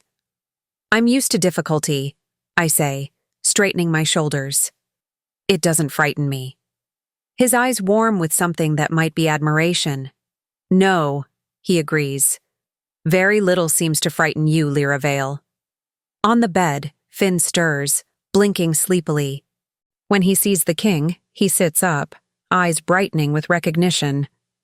The Alpha's expression softens as he acknowledges the child with a slight nod. We should let him choose as well, I say. His opinion matters. The king inclines his head, accepting my condition. Of course. I move to sit beside Finn on the bed, taking his small hand in mine. Finn, I say gently, the king has asked us to stay here, to become part of his pack. I search his face carefully. Would you like that? Finn looks between us, considering the question with solemn intensity. Then he slips from the bed, crossing to stand before the king. For a moment, they regard each other in silence, the massive Alpha and the small, fragile boy. Then Finn reaches up, taking the king's scarred hand in his own perfect one. The gesture says everything words cannot. The king kneels slowly, bringing himself to Finn's level once more. Is that a yes, little one? He asks, voice gentler than I've ever heard it. Finn nods, a smile breaking across his face like sunrise after the longest night. The king looks past him to me, question clear in his eyes. My turn to decide. I think of all we've endured to reach this moment. The flight through snow, the wounds, the battles. The pain of rejection and the unexpected sanctuary found in the most unlikely place. Yes, I say, the word feeling right on my lips. We'll stay. Something breaks open in the king's expression. Relief, joy, emotions too complex to name. He stands, still holding Finn's hand in his own. Then welcome home, he says, the words an oath more binding than any claim could ever be. Both of you. Outside, the sun climbs higher over Eredan Keep, bathing the ancient stones in golden light. A new day begins in the Northern Territories, the first of many we will see together. Morning light fills our new chambers in the eastern wing. The space is larger than the tower room, a bedchamber for Finn, a sitting area with shelves of books, and my own private room.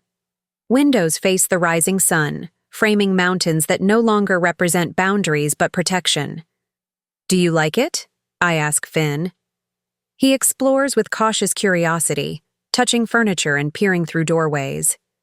He nods, a small smile lifting the corners of his mouth. Since the night of battle 3 days ago, something has changed in him. The constant fear has receded from his eyes. A knock interrupts our exploration. Maeve enters, carrying fresh clothing for both of us. Her stern face has softened since we accepted the king's offer to stay. The council meets at midday, she informs me. The king requests your presence. Anxiety tightens my chest. The council, the pack's elders and highest-ranking wolves. I've never stood before such authority without chains. Me? I confirm, hearing the uncertainty in my voice. Why? Maeve sorts through the clothing, selecting a deep green tunic and dark leggings. Your position must be formalized, she says matter-of-factly. Before the pack.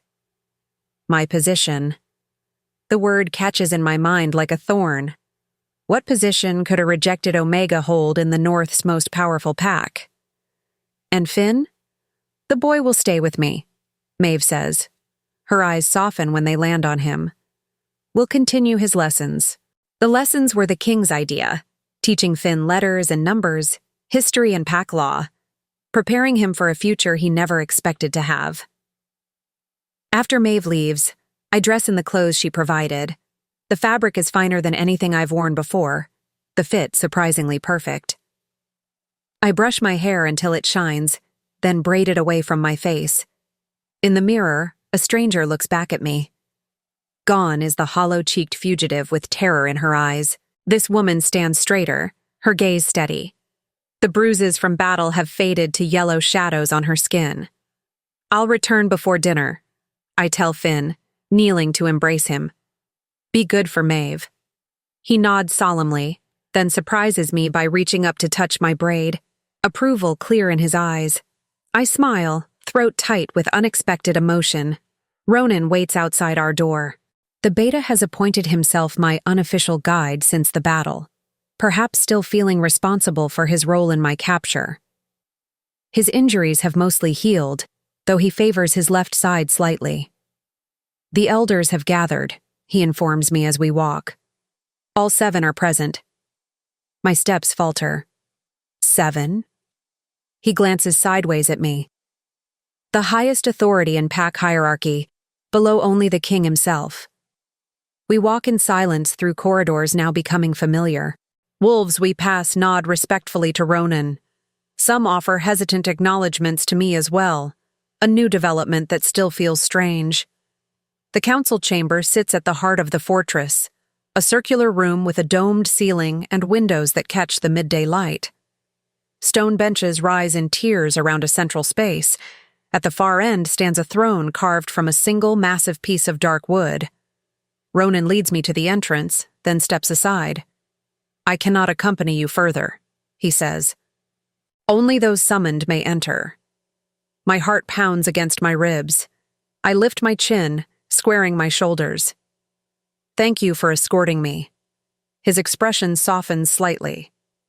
You don't need to fear them, he says quietly. The king's word is law. With that cryptic reassurance, he turns and leaves. I face the heavy wooden doors alone, drawing a deep breath before pushing them open. 7 pairs of eyes turn toward me as I enter. The elders sit in the first tier of benches. 4 male wolves and 3 female, all bearing the marks of age and wisdom. Their faces remain impassive as I approach the center of the room. King Caelan sits on the throne, his presence commanding even in stillness. He wears formal attire, a black tunic embroidered with silver, a heavy cloak draped over one shoulder. The crown of the Northern Territories rests on his dark hair, a circlet of silver set with blue stones that match his eyes. Lira Vale, he acknowledges, his voice echoing in the circular chamber. I bow my head slightly, respect without submission. My king. Something flashes in his eyes at the title. Approval, perhaps. He gestures for me to stand before him. The council has gathered to determine your place within our pack, he states formally, and that of the child, Finn. Elder Vorn rises from his seat, the oldest of the council, his beard white with age. I recognize him from the training yard confrontation days ago. The laws are clear, my king, he says, voice surprisingly strong despite his years. Outsiders may join a pack only through blood, mating, or formal adoption. The king inclines his head. Indeed. Another elder stands, a woman with silver hair and keen eyes. The child has no blood relation to our pack, she observes, and the woman bears another alpha's rejection mark. My hand rises instinctively to my neck, covering the scar there. The king's eyes follow the movement, his expression darkening briefly. Terran Voss's mark means nothing here, he states firmly. He is dead. His claim, such as it was, died with him.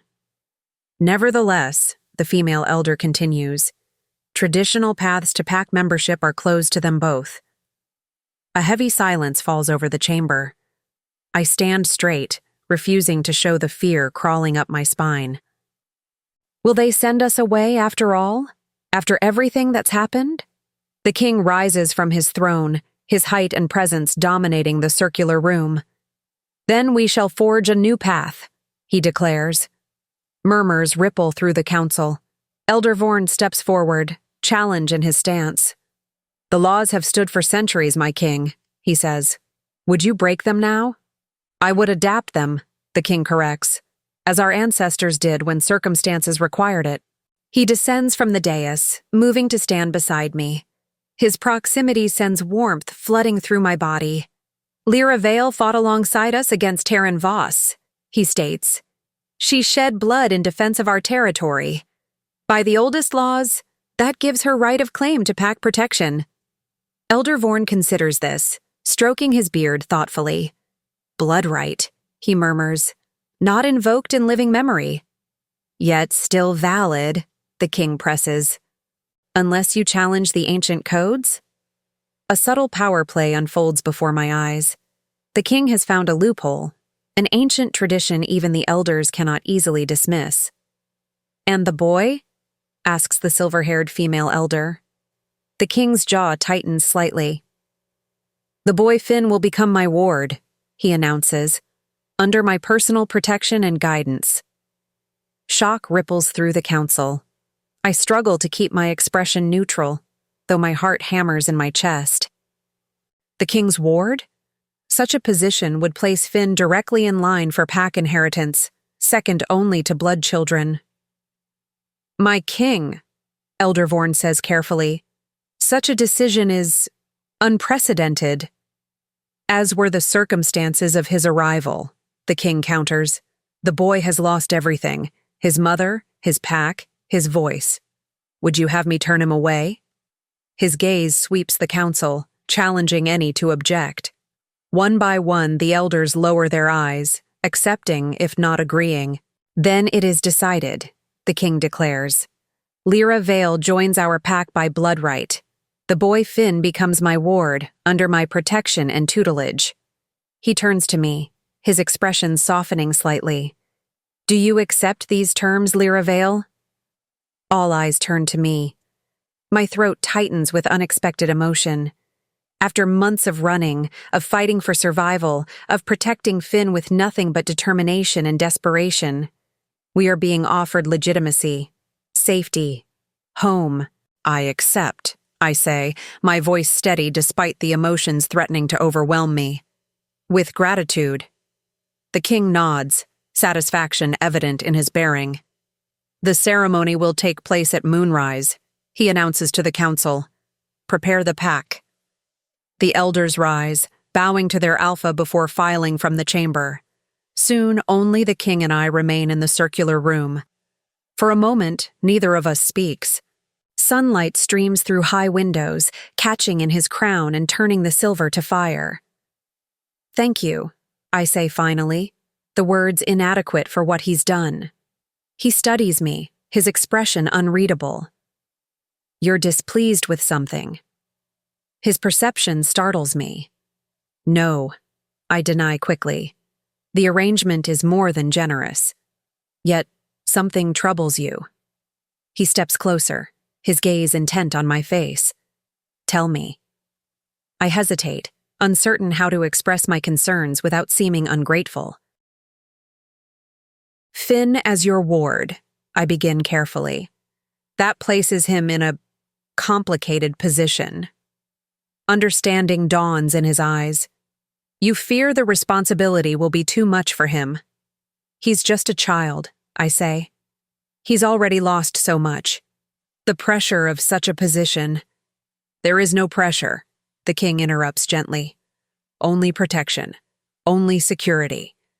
I search his face, looking for ulterior motives. Why? I ask directly. Why elevate him so high? Something flickers in his eyes, pain, perhaps, or memory. Because he deserves a chance, he says simply. Because fate has already taken too much from him. The honesty in his voice silences my doubts.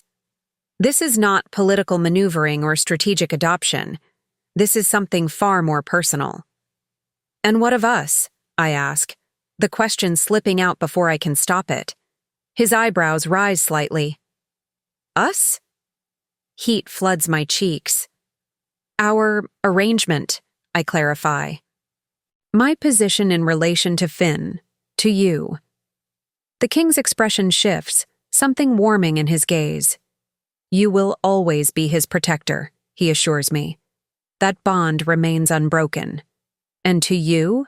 I press, needing clarity. What am I to the Alpha King? He steps closer still, close enough that I can smell pine and snow on his skin.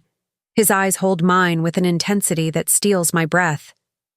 What do you wish to be, Lira Vale? He asks, voice dropping lower.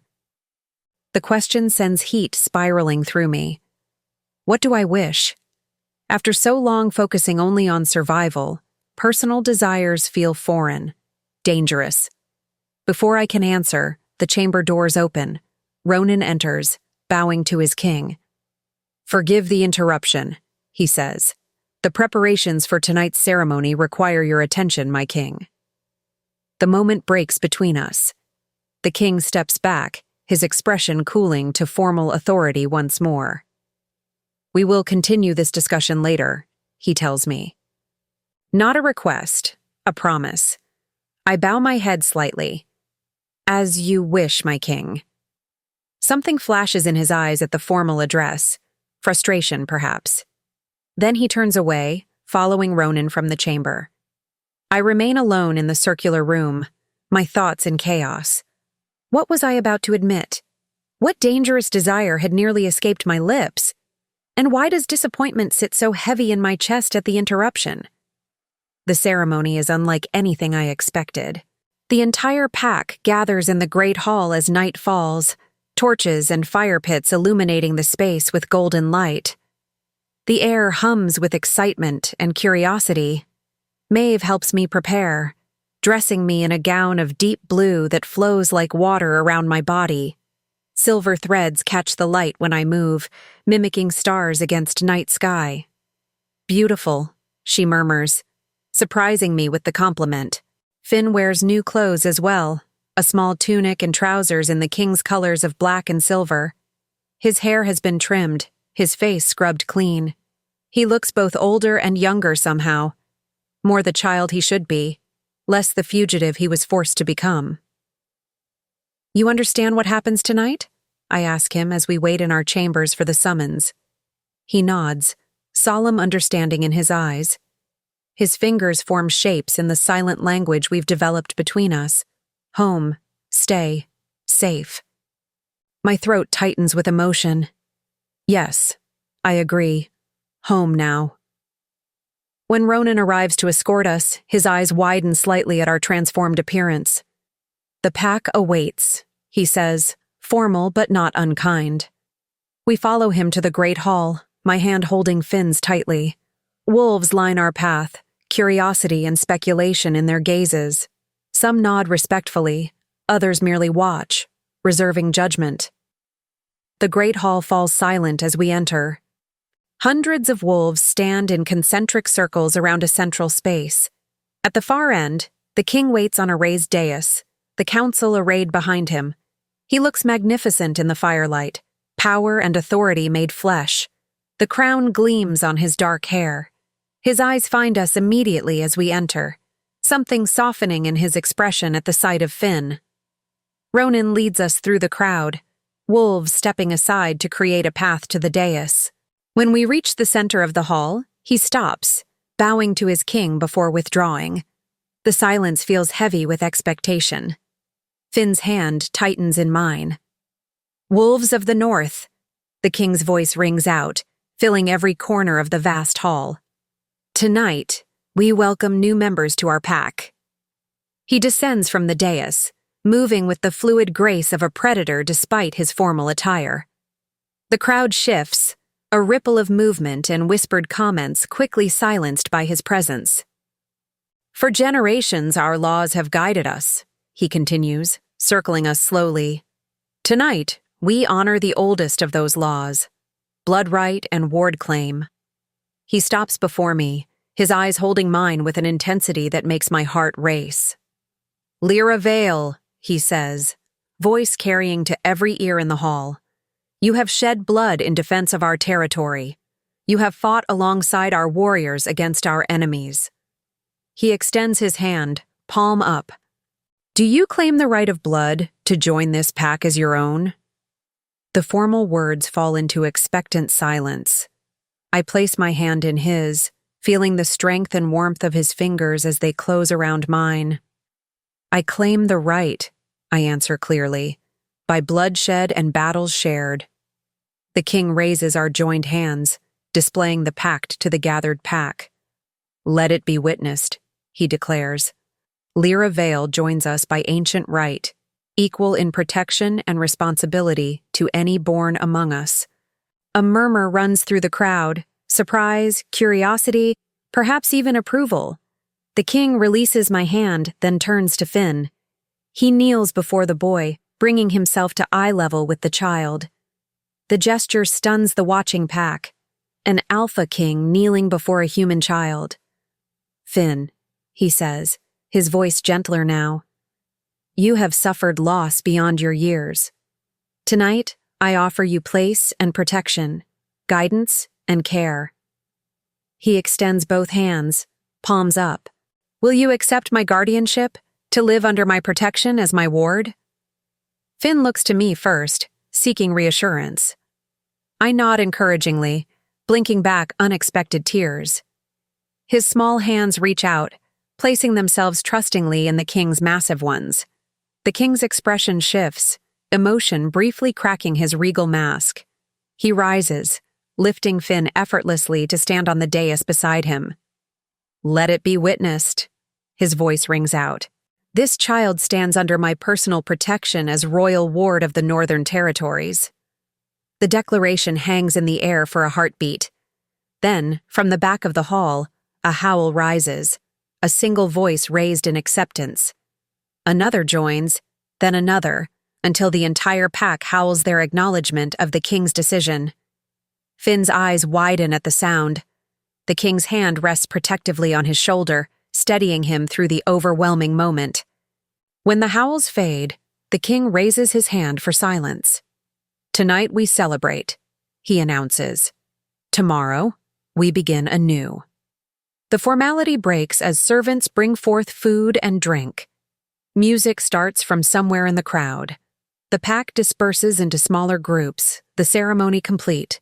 The king leads us to the high table, where places have been set for us at his right hand.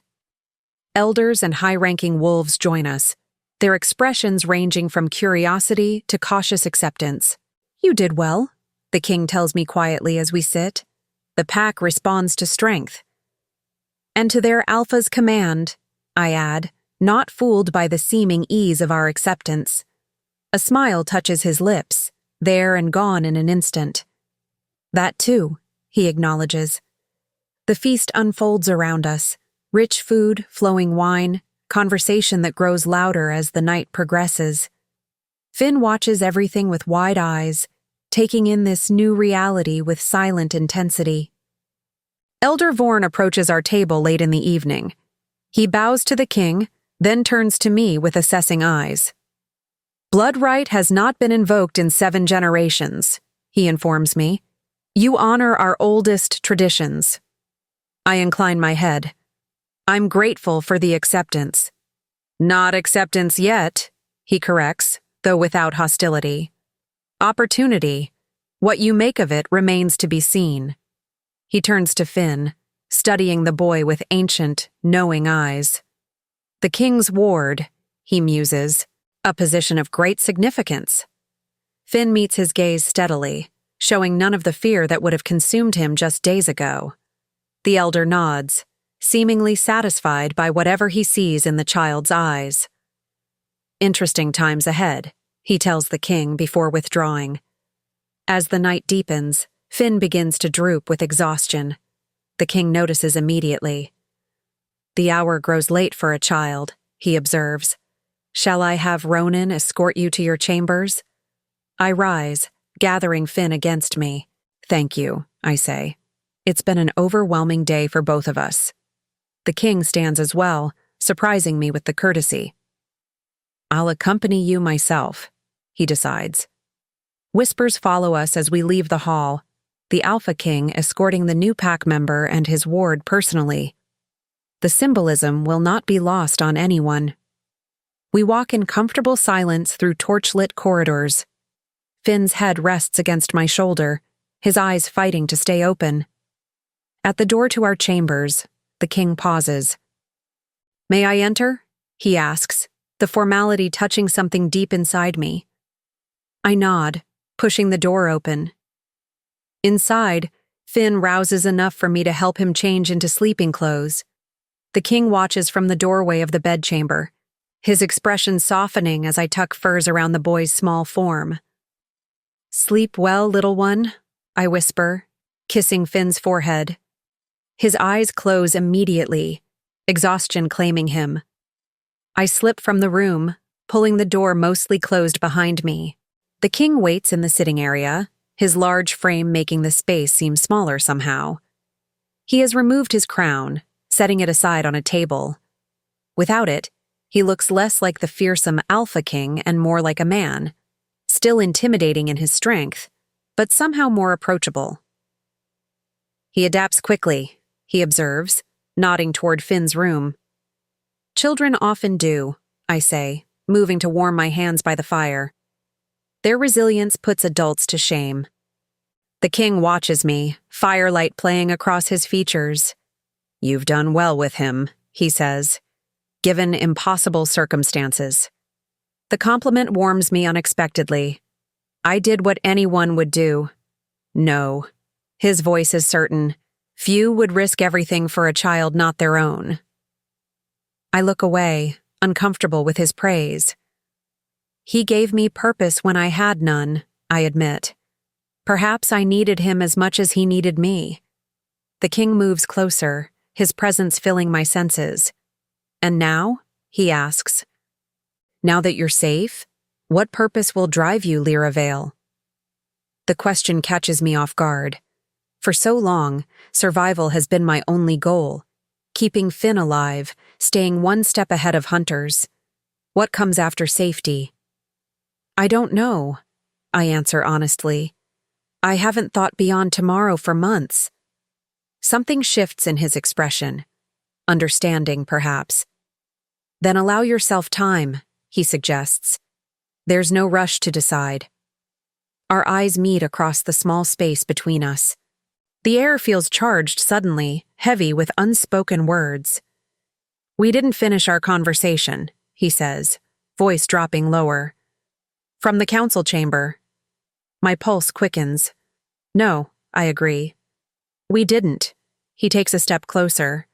"You asked what you are to me," he reminds me. I return the question. "What do you wish to be?" Heat floods my cheeks. "I don't know," I admit. Everything has changed so quickly. "Not everything," he counters softly. His hand rises, hesitating before gently touching my cheek. The contact sends electricity down my spine. His thumb traces my cheekbone with surprising tenderness. "From the moment you collapsed at our borders," he says, voice rough with emotion, "something changed in this fortress. In me." I can't look away from his eyes, blue as winter ice but warming with something that makes my heart race. "I don't understand," I whisper truthfully. His hand drops away, though his gaze remains intense on my face. 6 years, he says. 6 years of winter inside these walls, inside me. Understanding dawns slowly. His wife, his child. Their deaths left him frozen in grief, ruling his pack with cold efficiency, but nothing more. "And now?" I ask, voice barely audible. Something like vulnerability crosses his features, startling on the face of such a powerful man. "Now I feel the first breath of spring," he admits. And it terrifies me. The confession hangs between us, honest and raw. This powerful alpha, feared throughout the territories, stands before me exposing a wound deeper than any battle scar. "I know something of terror," I say softly, "and of surviving it." His eyes search mine, looking for something I'm not sure I can give. "Do you?" he asks. "Truly?" I nod, unable to form words for the emotions swirling within me. For months, fear has been my constant companion. Fear of capture, of failure, of losing Finn. Now a different kind of fear takes its place. Fear of hope, of connection, of wanting something for myself. The king steps back slightly, sensing my turmoil. "I've asked too much too soon," he says, regret coloring his tone. "No," I say quickly. "It's not that, it's just—" "Just?" I struggle to articulate the chaos in my mind. "I don't know how to be anything but afraid," I finally admit. "I don't know how to want things for myself." Understanding softens his expression. "Then we have that in common," he says. Before I can respond, he moves toward the door. "Rest," he commands gently. "Tomorrow brings new beginnings for us all." At the threshold, he pauses. "Good night, Lira." My name on his lips sends warmth through me. "Good night, Caelan." Something flashes in his eyes at my use of his name. Pleasure, perhaps, or hope. Then he's gone, the door closing softly behind him. I stand motionless by the fire, my thoughts and emotions in turmoil. What just happened between us? What did I almost admit to him, and to myself? Sleep eludes me long into the night, my mind replaying his words and the gentle touch of his hand against my skin. Weeks pass in a blur of new routines and gradual adjustments. Finn thrives under the combined attention of Maeve's lessons and the king's occasional guidance. Color returns to his thin cheeks. He grows stronger, more confident, though his voice remains silent. My own place in the pack develops slowly. Some wolves accept me readily, particularly those who fought alongside me against Terran. Others maintain distance, watching with caution or lingering prejudice. The king assigns me duties that suit my skills, training younger wolves in evasion techniques, assisting Maeve with herb collection for healing, even sitting in on occasional council meetings to provide outsider perspective. We develop a careful rhythm, the king and I. Polite interactions in public, brief moments of something deeper when alone. He never pushes beyond what I'm ready to give, yet his eyes follow me across rooms with an intensity that makes my heart race. Winter deepens around Eredan Keep, snow piling higher against the walls. Inside, fires burn constantly, keeping the stone fortress surprisingly warm. Finn and I have never known such comfort during the cold months. One evening, a month after the ceremony, I find myself alone in the library, a vast room filled with books collected over centuries. The king finds me there, browsing shelves with wondering fingers. "You enjoy reading," he observes, entering quietly. I turn, not entirely surprised by his appearance. He seems to always know where to find me. "When I can," I admit.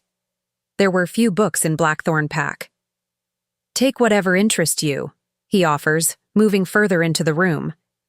"Knowledge belongs to those who seek it." I select a volume of Northern history, cradling it carefully. "Thank you." He watches me with that intense gaze that never fails to quicken my pulse. "You've settled well," he comments.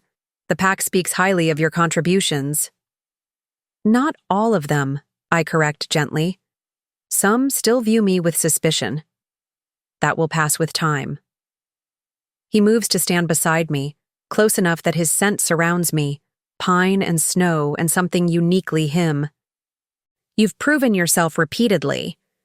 I glance up at him, noting the fatigue lining his face. "You look tired." A smile touches his lips at my boldness. "Border disputes to the west," he explains. "Nothing serious, but requiring attention." "You should rest more," I say before I can stop myself. His eyebrows rise slightly at my concern. "Should I?" Heat rises to my cheeks. "Forgive me. It's not my place to—" "It is," he interrupts gently. "If you wish it to be." The implication hangs between us, heavy with possibility. My heart beats faster against my ribs. "Caelan," I begin, uncertain where the words will lead. A commotion in the corridor interrupts us. Running footsteps, urgent voices. The king turns toward the sound, tension immediately returning to his frame. Ronan appears in the doorway, face grim. "My king," he says, bowing hastily. Riders approach from the south. They bear Blackthorn Pack's banner. Ice floods my veins. Blackthorn. Terran's pack. Here? The king's expression darkens to thunderous fury. How many? 5, Ronan answers. They request formal audience. They claim to come in peace. Peace? I echo, disbelief coloring my voice. After their alpha died attacking our walls? The king's gaze shifts to me, noting my automatic inclusion of myself in our defenses. Something like satisfaction flashes in his eyes before cold authority returns. Bring them to the Great Hall, he commands Ronan. Under guard. Disarmed? The beta bows and withdraws. The king turns back to me, his expression grave. You should not be present, he says. Your presence may provoke them. I straighten my spine, meeting his gaze directly. With respect, my king. I earned my place in this pack by blood right. I will not hide from those who once claimed ownership of me. Something fierce and approving flashes across his features. He studies me for a long moment, then nods once. Very well, he agrees. But stay behind me, and say nothing unless directly addressed. We walk together to the great hall, tension radiating from his powerful frame. Word spreads quickly. Wolves gather in corridors, watching with wary eyes as their alpha passes. In our chambers, I find Maeve with Finn, her expression tense but controlled. Stay with him, the king commands her. Allow no one entry save myself or Lira. She bows, understanding the gravity of the situation without explanation. Finn watches with solemn eyes, sensing the change in atmosphere. I kneel before him, taking his small hands in mine. I'll return soon, I promise. Stay with Maeve. Be safe. He nods, squeezing my fingers. His eyes shift to the king, question clear in his gaze. I will protect her, the king says, answering the unspoken concern. You have my word, little one. Finn's shoulders relax slightly at the assurance. I kiss his forehead before rising to follow the king from the chamber. The great hall fills quickly with warriors and council members. The king takes his place on the throne, crown glinting in the torchlight. I stand slightly behind and to his right, visible but not prominently displayed. Ronan enters with the Blackthorn delegation, 5 wolves under heavy guard. I recognize them all, my stomach clenching at the memories they evoke. At their head walks Caelan, Terran's beta and cousin. They stop before the dais, the guards forming a tight circle around them. Caelan steps forward, bowing with precise formality to the Alpha King. King Caelan Dreven, he says, voice carrying through the silent hall. I bring greetings from Blackthorn Pack. The king's expression remains impassive. You bring greetings from a pack whose alpha died attacking my fortress, he states coldly. Speak your purpose quickly, Beta. My patience is limited. Caelan straightens, his gaze sharp and calculating. I come to formally acknowledge Terran Voss's death, he says, and to establish peace between our territories. Murmurs ripple through the gathered wolves. The king silences them with a raised hand. Peace, he repeats, skepticism evident in his tone. After unprovoked aggression? Aggression we neither sanctioned nor supported, Caelan counters smoothly. Terran acted without council approval, driven by personal obsessions. My hands clench into fists at the oblique reference. The king notices, his jaw tightening slightly. And now, he asks, who leads Blackthorn Pack? I do, Caelan answers, by blood right and council confirmation.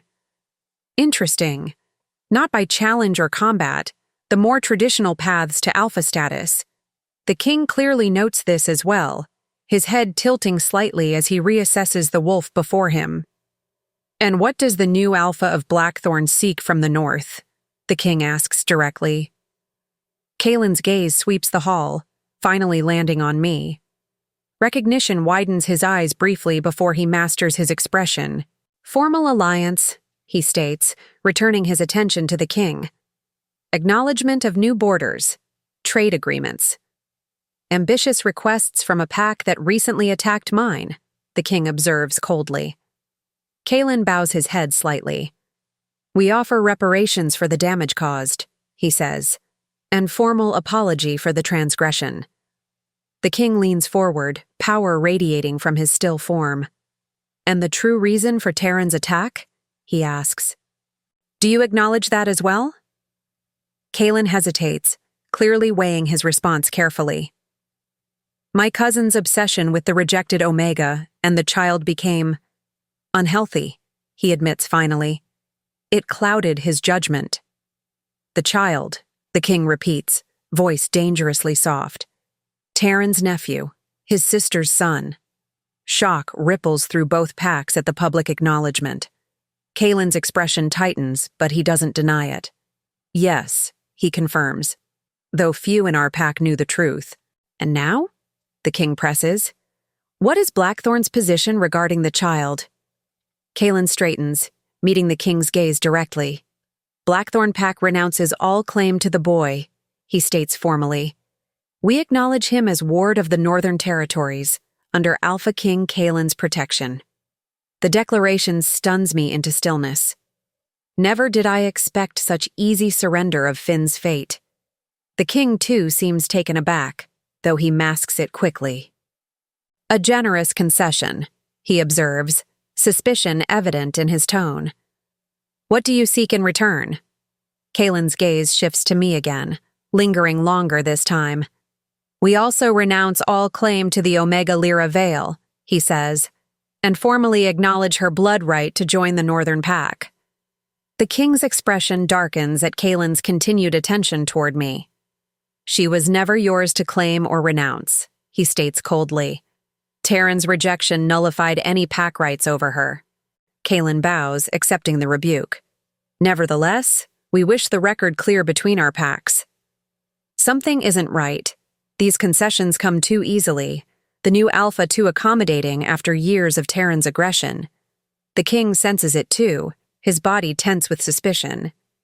Your offers will be considered, he says finally. The council will discuss terms for potential alliance. Caelan bows again, seemingly satisfied with this non-committal response.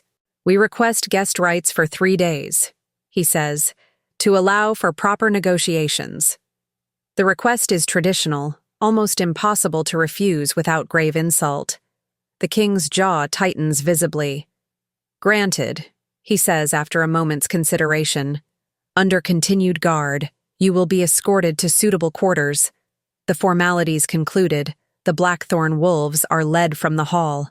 Conversation erupts the moment they depart, speculation and concern flowing through the gathered pack. The king rises from his throne, silencing the room with his movement. Council members to my chambers, he commands. Immediately. I turn to leave with the dispersing crowd, assuming the command doesn't include me. The king's voice stops me. Lira, he calls. Attend as well. Surprise ripples through the hall at my inclusion in such a high-level meeting. I follow the king and elders through side passages to a private chamber I've never entered before. The room is clearly designed for confidential discussions. Thick walls, no windows, a heavy door that closes with satisfying solidity. A large table dominates the space, surrounded by carved chairs. The king takes his place at the head of the table, gesturing for me to sit at his right hand. The elders arrange themselves around the table, curiosity evident in their glances between us. Your thoughts, the king commands once all are seated. Speak freely, Elder Vorn begins, his ancient eyes sharp with suspicion. Too generous, he states bluntly. Blackthorn does not surrender advantage without hidden purpose. The silver-haired female elder, Thea, I've learned, nods agreement. Particularly regarding the boy, she adds. Terran was willing to die to claim him. Why would his cousin surrender so easily?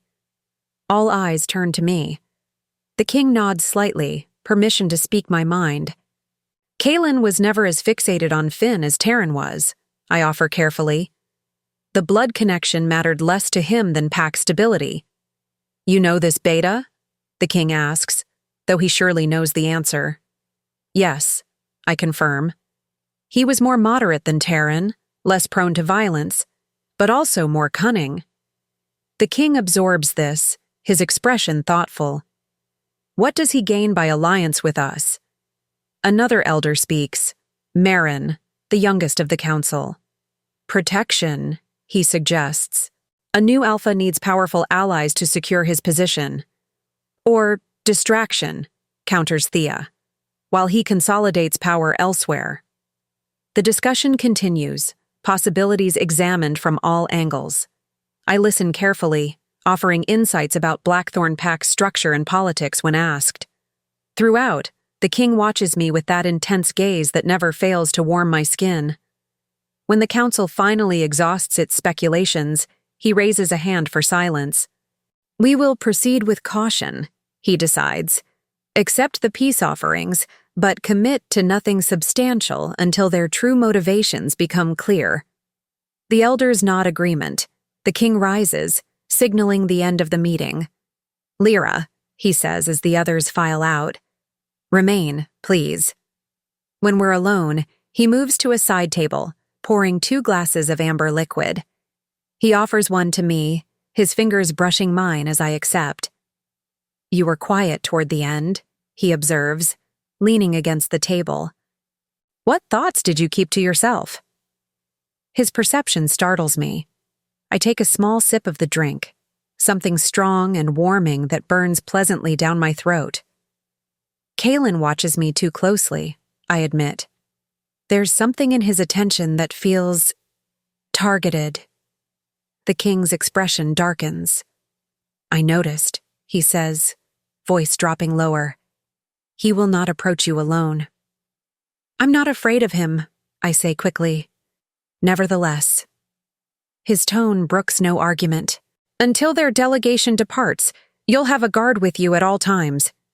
I open my mouth to protest, then close it at the determination in his eyes. This is not merely alpha protection, there's something more personal in his concern. "As you wish," I concede. He studies me over the rim of his glass. "There's something else," he prompts. "Tell me." I hesitate, uncertain how to express my nagging suspicion. "It feels too easy," I finally say. "Caelan surrendering all claim to Finn, acknowledging my place here." "You believe it's deception?"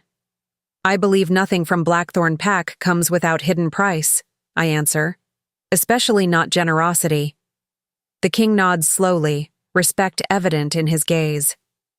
"We are of one mind on this," he says, "which is why you'll attend all negotiations." Surprise widens my eyes. "Me? But the council advises," he interrupts. "I decide, and I want you present." His authority silences my objection.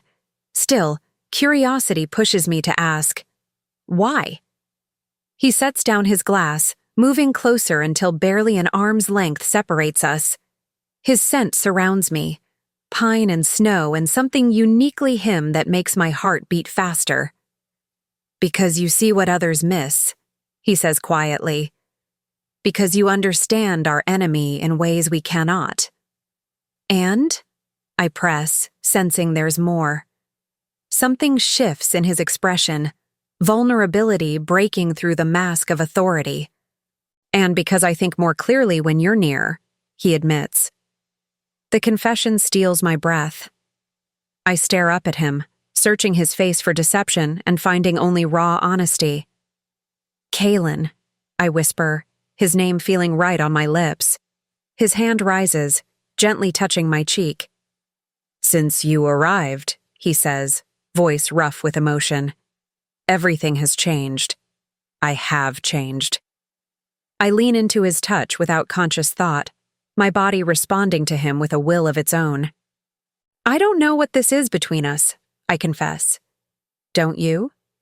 His thumb traces my cheekbone with exquisite gentleness. "I think you do, Lira. I think we both do." My heart pounds against my ribs. Fear and desire war within me. Fear of vulnerability, of pain, of loss. Desire for connection, for warmth, for him. I can't, I whisper, though my body betrays me by leaning closer. Not yet. Understanding softens his expression. His hand drops away, though his eyes remain intense on my face. I have waited 6 years to feel anything beyond grief and duty, he says quietly. I can wait longer for you to be ready. The words settle something inside me, a fear that he would demand, take, claim as alphas are wont to do. Instead, he offers patience, choice. Thank you, I say, meaning it deeply. He steps back, creating space between us. Rest, he suggests. Tomorrow will bring challenges enough. I move toward the door, pausing with my hand on the handle. Caelan?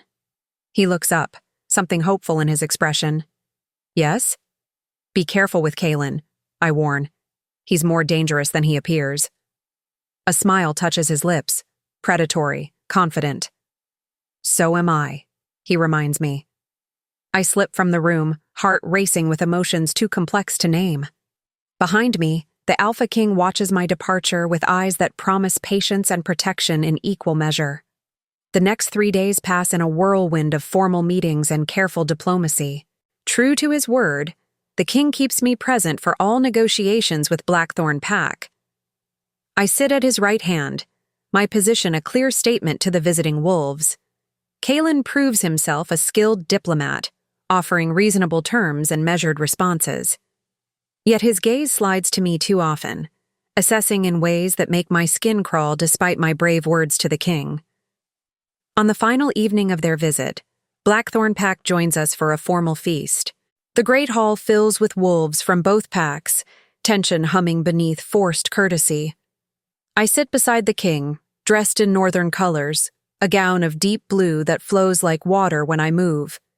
Finn remains safely distant, dining with Maeve in our chambers despite the king's ward having right to attend. Neither of us wants him anywhere near Blackthorn wolves. Midway through the meal, Caelan approaches our table, bowing with practiced respect to the king. The terms are generous, he says, referring to the tentative agreements reached during negotiations. Blackthorn Pack is grateful for your consideration, Alpha King. The king inclines his head slightly, neither warm nor overtly hostile. Peace benefits both territories, he says diplomatically. Caelan's gaze shifts to me, lingering longer than propriety allows.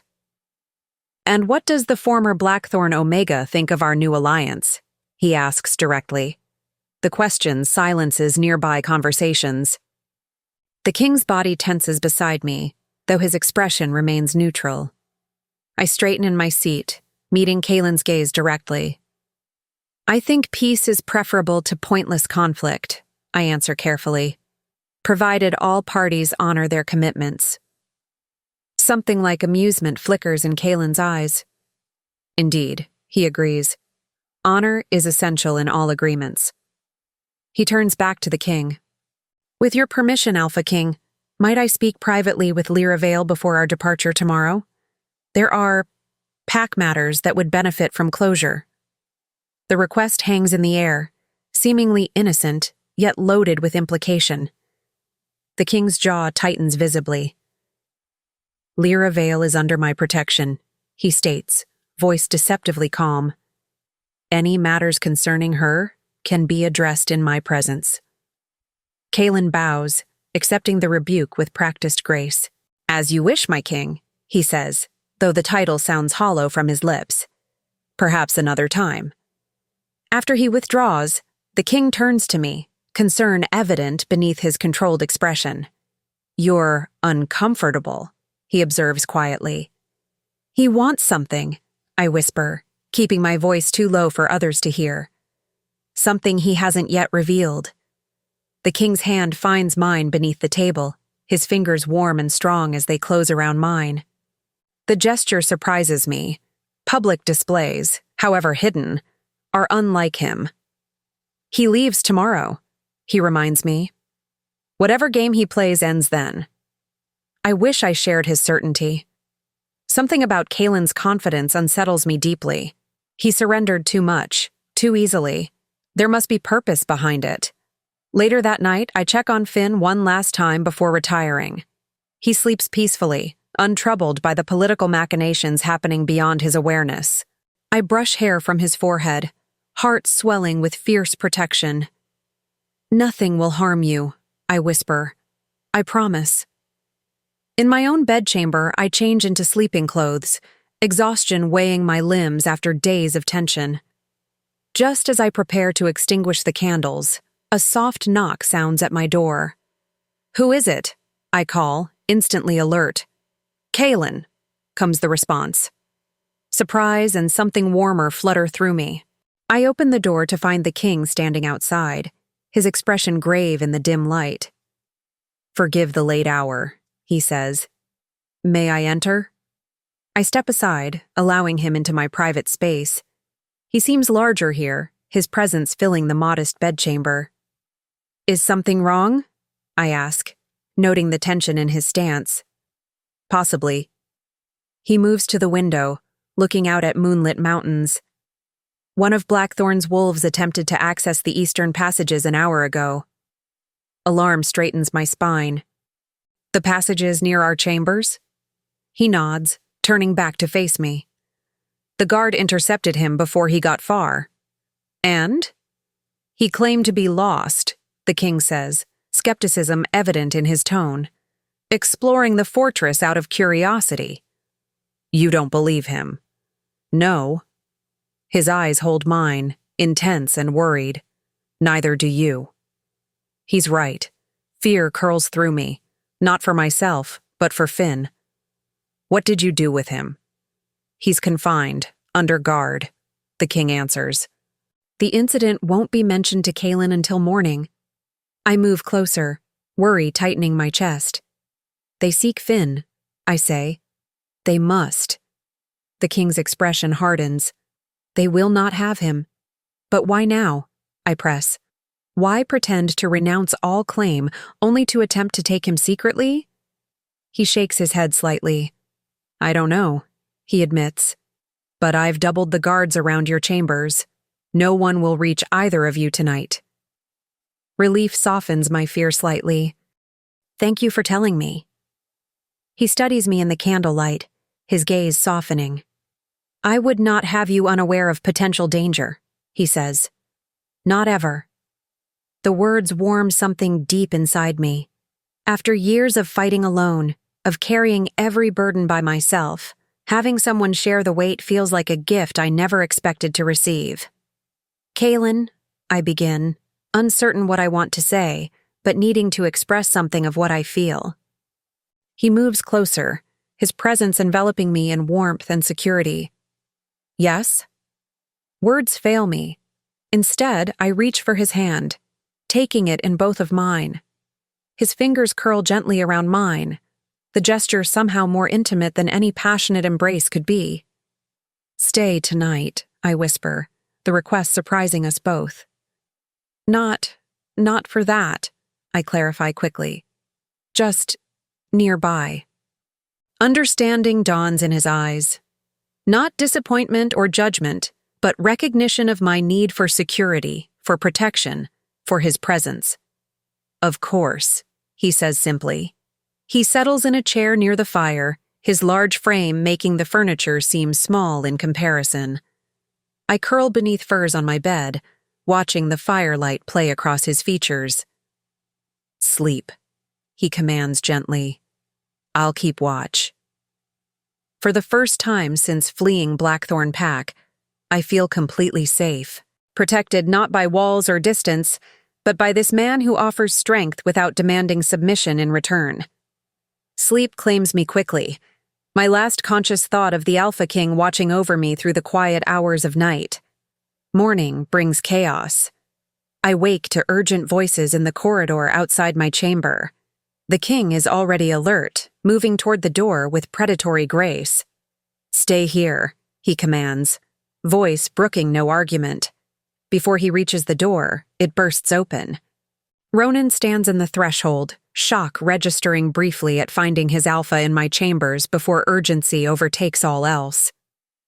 "My king," he says, bowing hastily, "the Blackthorn delegation has departed." "Already?" The king's expression darkens. "Without formal farewell?" "They left before dawn," Ronan continues. "And—" He hesitates, glancing at me uncertainly. "Speak," the king orders. "The captured wolf is dead," Ronan says grimly. "Poison, self-administered." Cold dread washes through me. I push aside the furs, rising to join them. "Check on Finn," I say, fear tightening my voice. The king turns instantly, striding toward the adjoining chamber where Finn sleeps. I follow close behind, heart pounding against my ribs. The room is empty. The bed where Finn should be sleeping lies vacant, the covers thrown back as if he left in haste, or was taken. "No," I whisper, panic clawing up my throat. "No, no, no." The king's body goes completely still, a predator scenting prey. His eyes sweep the room, noting details I miss in my panic. The open window, the lack of struggle, the small bag missing from its place by the bed. "He wasn't taken," the king says with cold certainty. "He left willingly." "Impossible," I argue, moving frantically around the small room. "He wouldn't leave me. He wouldn't—" My words cut off as I spot something on Finn's pillow. A small carved wolf, one I've never seen before. I pick it up with trembling hands, turning it over. A symbol is carved into its base, Blackthorn Pack's mark. "Caelan," I whisper, understanding and fury flooding through me in equal measure. "He took him. Somehow he convinced Finn to go with him." The king takes the carving from my hand, examining it with dangerous intensity. "Gather your things," he commands. "Quickly." "What?" "We leave in 10 minutes, he states. "They have less than 2 hours head start." Understanding dawns. "You're going after them." "We are going after them," he corrects, eyes burning with determination. "They will not reach Blackthorn territory with him." Hope surges through me, cutting through panic. I move quickly, changing into traveling clothes and gathering only essentials. When I emerge from my chamber, the king has already summoned a hunting party. Ronan and 5 other warriors, all armed and ready. "The boy is my ward," the king informs them, voice hard with authority.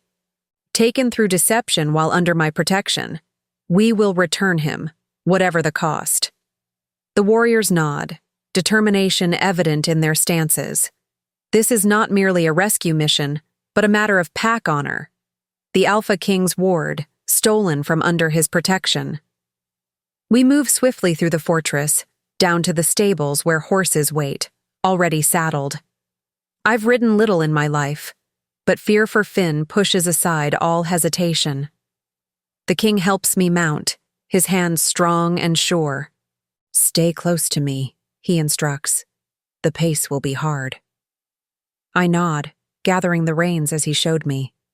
"I won't slow you down, I promise." Something like pride flashes in his eyes before he turns to mount his own horse, a massive black stallion that seems made for its equally imposing rider. We thunder from the fortress gates, hooves throwing snow as we take the southern road. The warriors spread out, seeking signs of the Blackthorn wolves' passage. "Why would Finn go willingly?" I ask the king as we ride, the question tormenting me. "He knows Blackthorn is dangerous." The king's expression darkens. "Children can be manipulated," he says. "Promised things they desire above all else." What could Finn want more than safety, than home?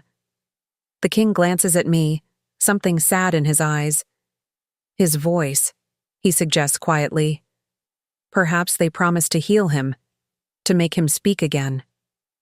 The possibility hadn't occurred to me. Finn's silence has become so much a part of him that I rarely think of it as something to be fixed, but to a child who cannot express himself, who relies on gestures and expressions to communicate. "They're lying to him," I say, anger rising like fire in my blood. They can't give him his voice back.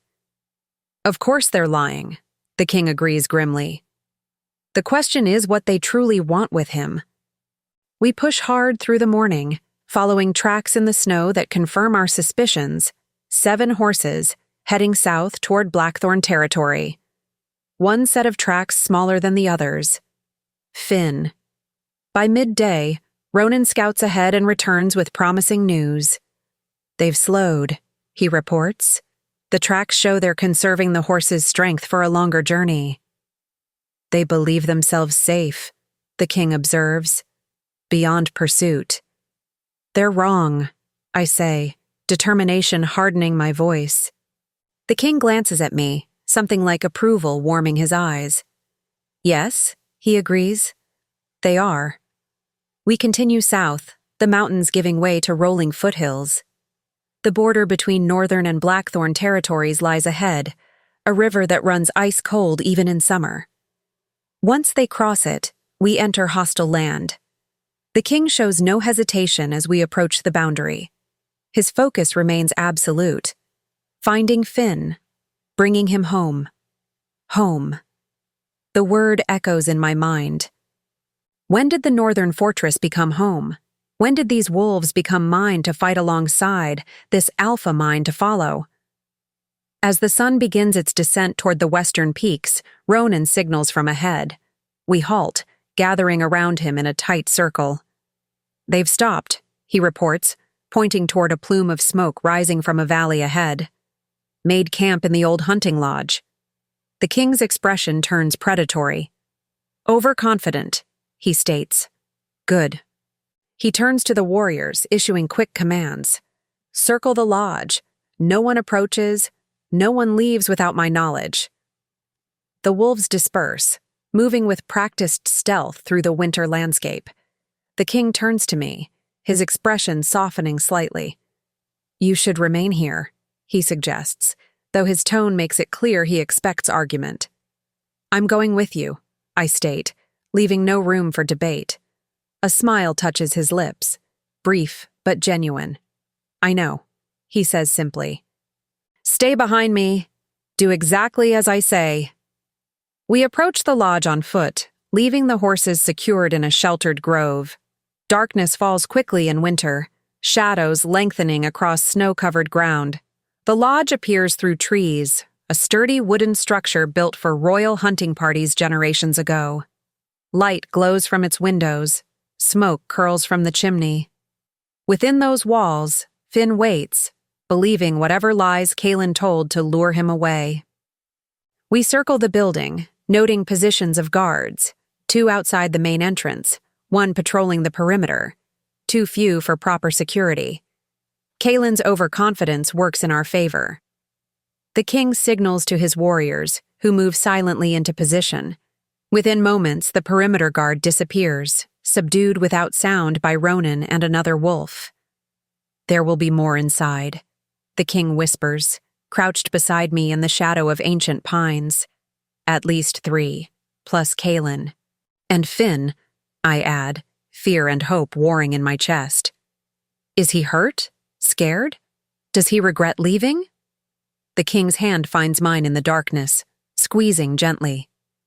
We'll have him back soon, he promises, whatever it takes. The front guards fall next, taken simultaneously by warriors approaching from blind spots. The king moves us forward, approaching the lodge with silent determination. At the door, he pauses, listening intently to voices within. I strain to hear, catching fragments of conversation. Someone arguing, Caelan's voice rising in command, a child's cry. Finn. The sound shatters my caution. I surge forward, only the king's arm blocking my path. Wait, he hisses. We do this right or we risk him. The logic penetrates my panic. I nod, forcing myself to breathe deeply.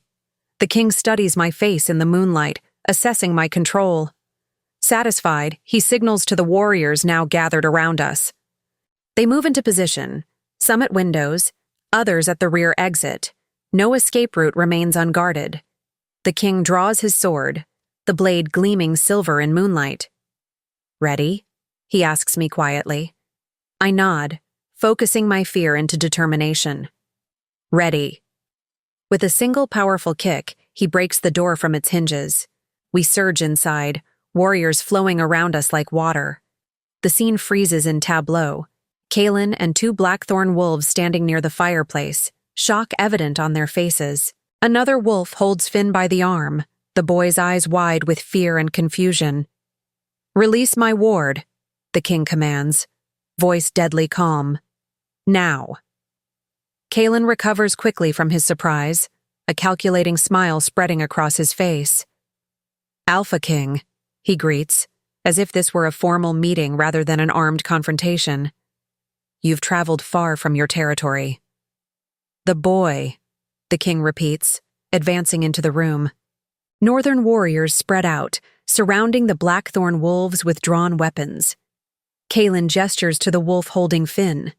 The man tightens his grip, making Finn wince in pain. "Careful," Caelan warns. "Any closer and the boy might suffer accidents." I step forward, unable to contain myself at the sight of Finn's fear. "Let him go," I demand. "He's just a child."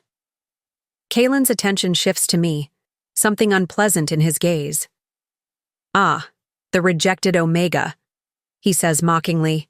"Playing at warrior now?" The king moves slightly, positioning himself between me and Caelan.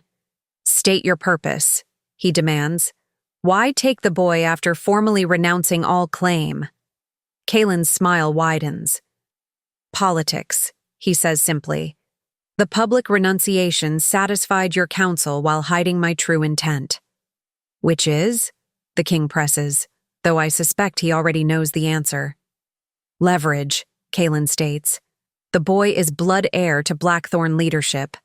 Properly raised, properly trained, he becomes a powerful tool." "He is a child," I say through gritted teeth. "Not a tool." Caelan ignores me, focusing on the king. "But you've made my task simpler," he continues. "By coming yourself, you've given me 2 prizes instead of 1. Understanding dawns cold and clear. This was never just about Finn. It was a trap, using Finn as bait to lure the Alpha King from his territory. An alpha away from his pack during winter is vulnerable, Caelan says, confirming my suspicion. "By the time we finish here, my wolves will have moved against your borders. Your elders will accept new leadership to prevent bloodshed." The audacity of his plan stuns me. To challenge the Northern Alpha indirectly, using political maneuvering rather than traditional combat. Clever, cowardly. The king's expression remains unchanged, though I sense the fury building beneath his calm exterior. "You miscalculated," he states. "Did I?" Caelan's confidence doesn't waver. "I count 4 of my wolves against 7 of yours, not insurmountable odds."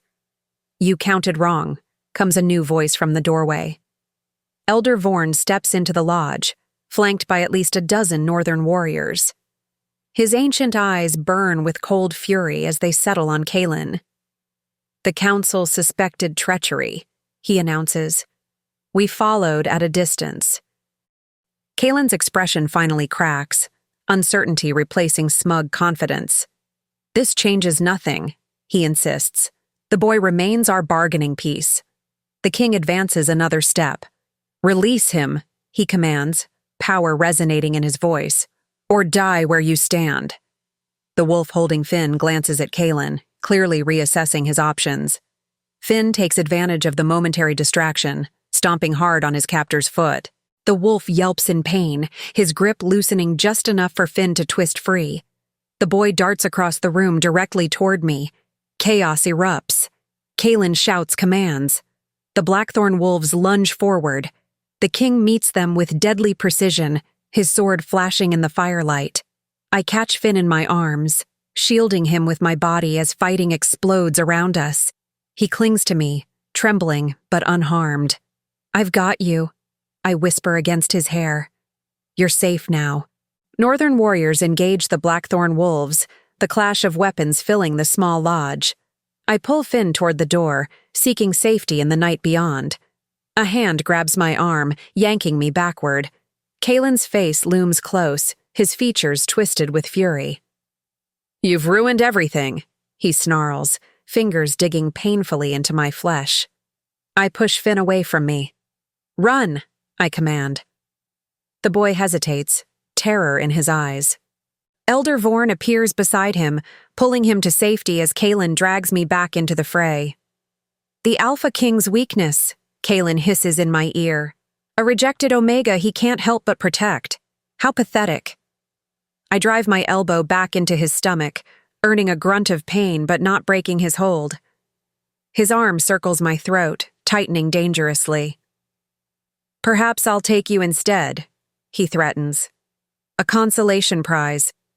"Take nothing," comes the king's voice, deadly calm despite the battle raging around us.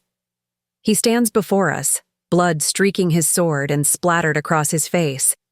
His eyes burn with cold fury as they fix on Caelan. "Release her," he commands, "and I may let you live." Caelan laughs, the sound harsh against my ear.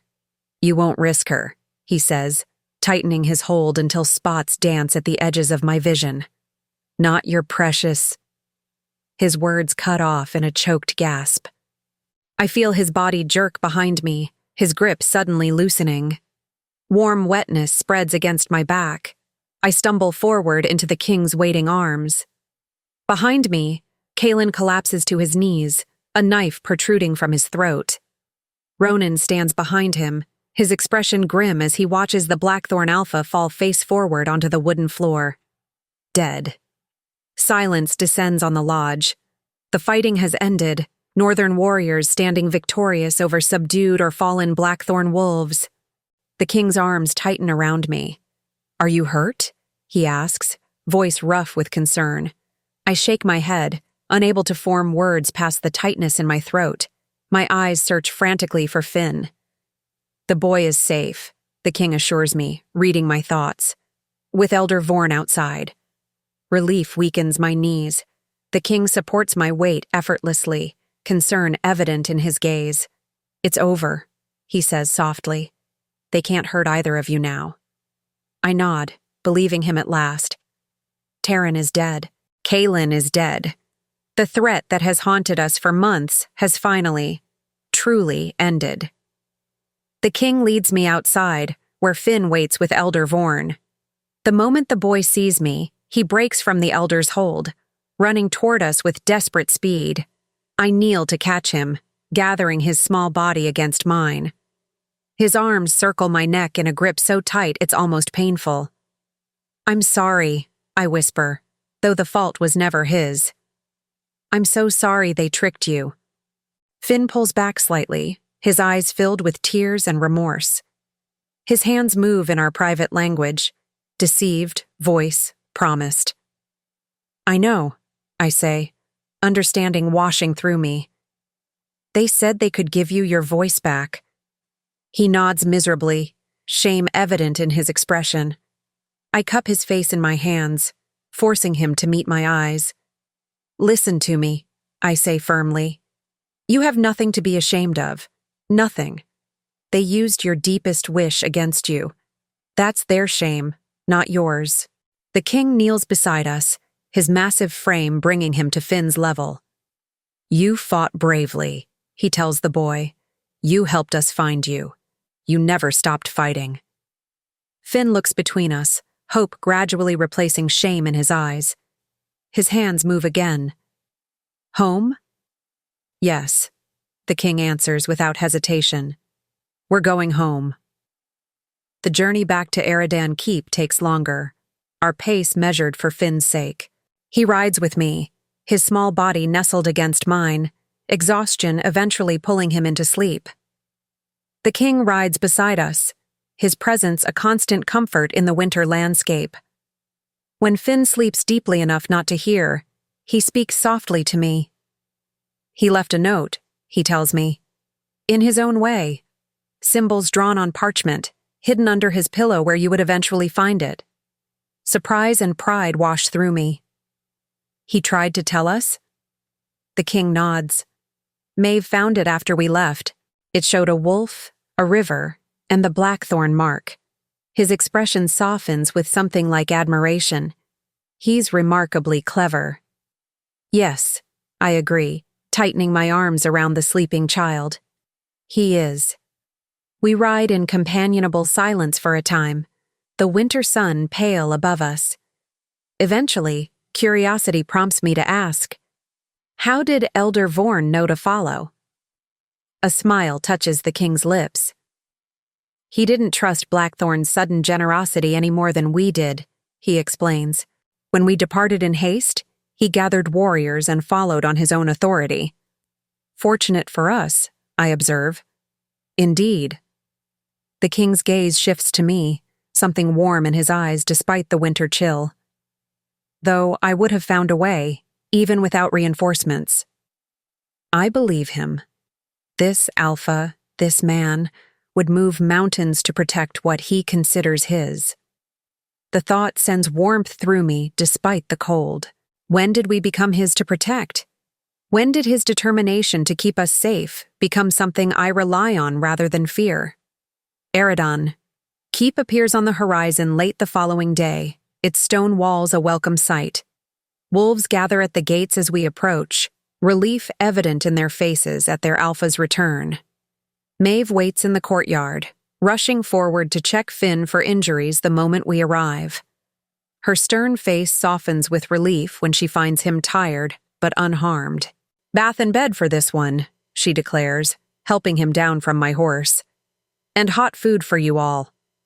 The king dismounts, then reaches up to assist me. His hands linger at my waist after setting me on solid ground, his eyes searching my face. Rest, he commands gently. We'll speak tomorrow. Though exhaustion weighs my limbs, I find myself reluctant to leave his side. Caelan, I begin, uncertain what I want to say. He waits, patience in his expression. When words fail me, I simply place my hand on his arm, hoping he understands my gratitude, my relief, my something more I'm not yet ready to name. Understanding softens his eyes. He covers my hand with his own, the gesture simple yet profound. Tomorrow, he promises again. I nod, following Maeve and Finn into the fortress. Behind me, the Alpha King watches our retreat, his expression unreadable to all but me. In our chambers, I help Finn bathe, washing away the fear and exhaustion of our ordeal. He refuses to leave my sight, panic flaring in his eyes whenever I move too far away. I'm here, I assure him repeatedly. I won't leave you. We sleep in the same bed that night, his small body curled against mine like in the days of our flight through the wilderness. Before safety, before Eredan Keep, before the king. Morning brings clearer heads and easier hearts. Finn finally releases his death grip on my presence, allowing Maeve to take him for lessons while I seek the king. I find him in his study, bent over maps with Ronan and Elder Vorn. They look up as I enter, conversation halting mid-sentence. Lira, the king greets, something warming in his eyes. How is Finn?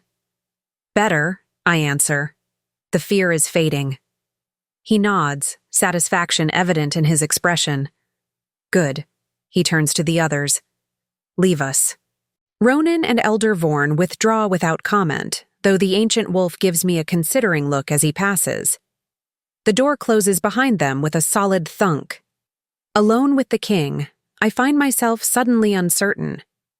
What do I say after everything that's happened?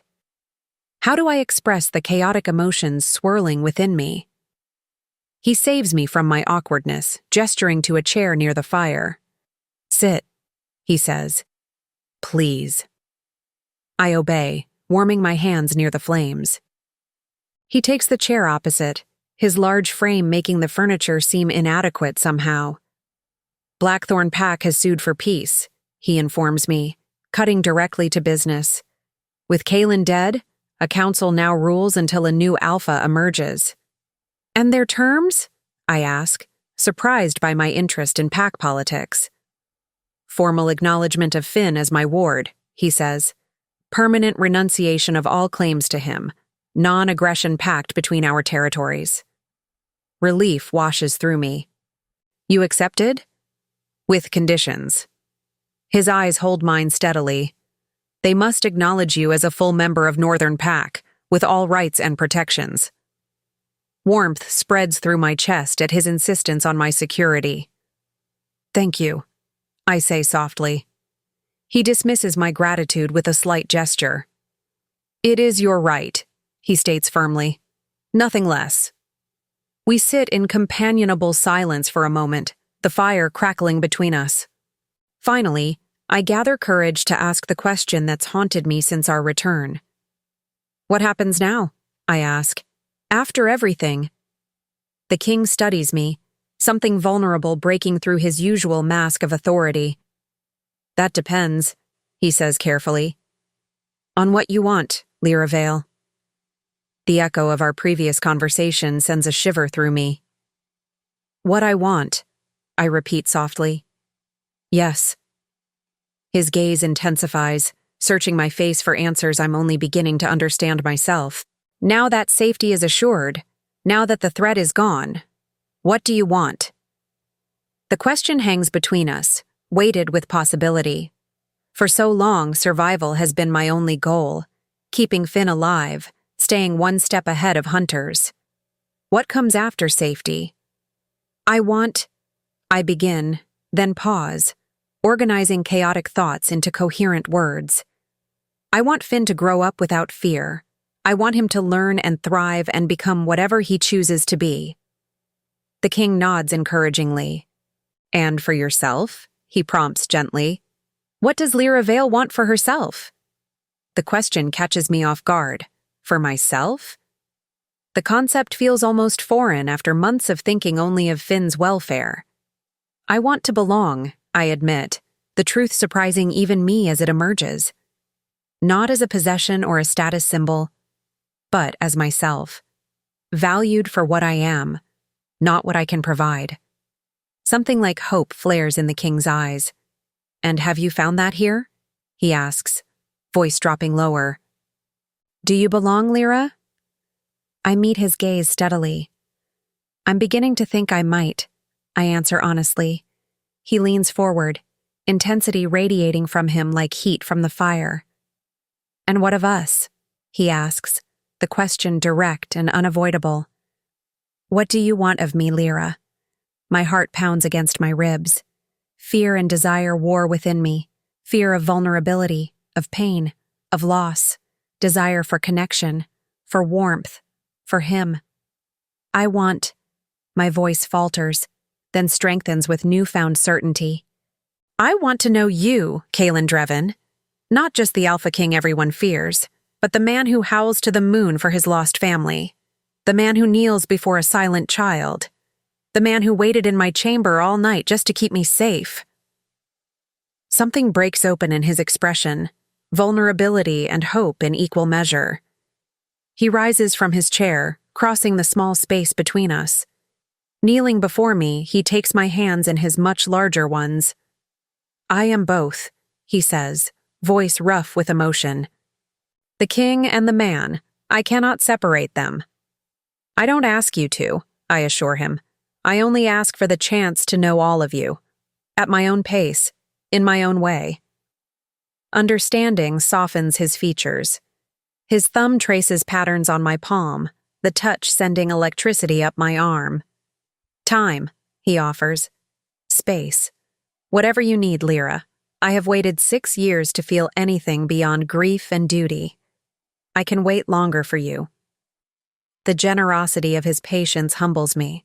No demands, no claims, no alpha entitlement. Just the offer of possibility, unfolding at whatever pace I require. And if I don't need much more time?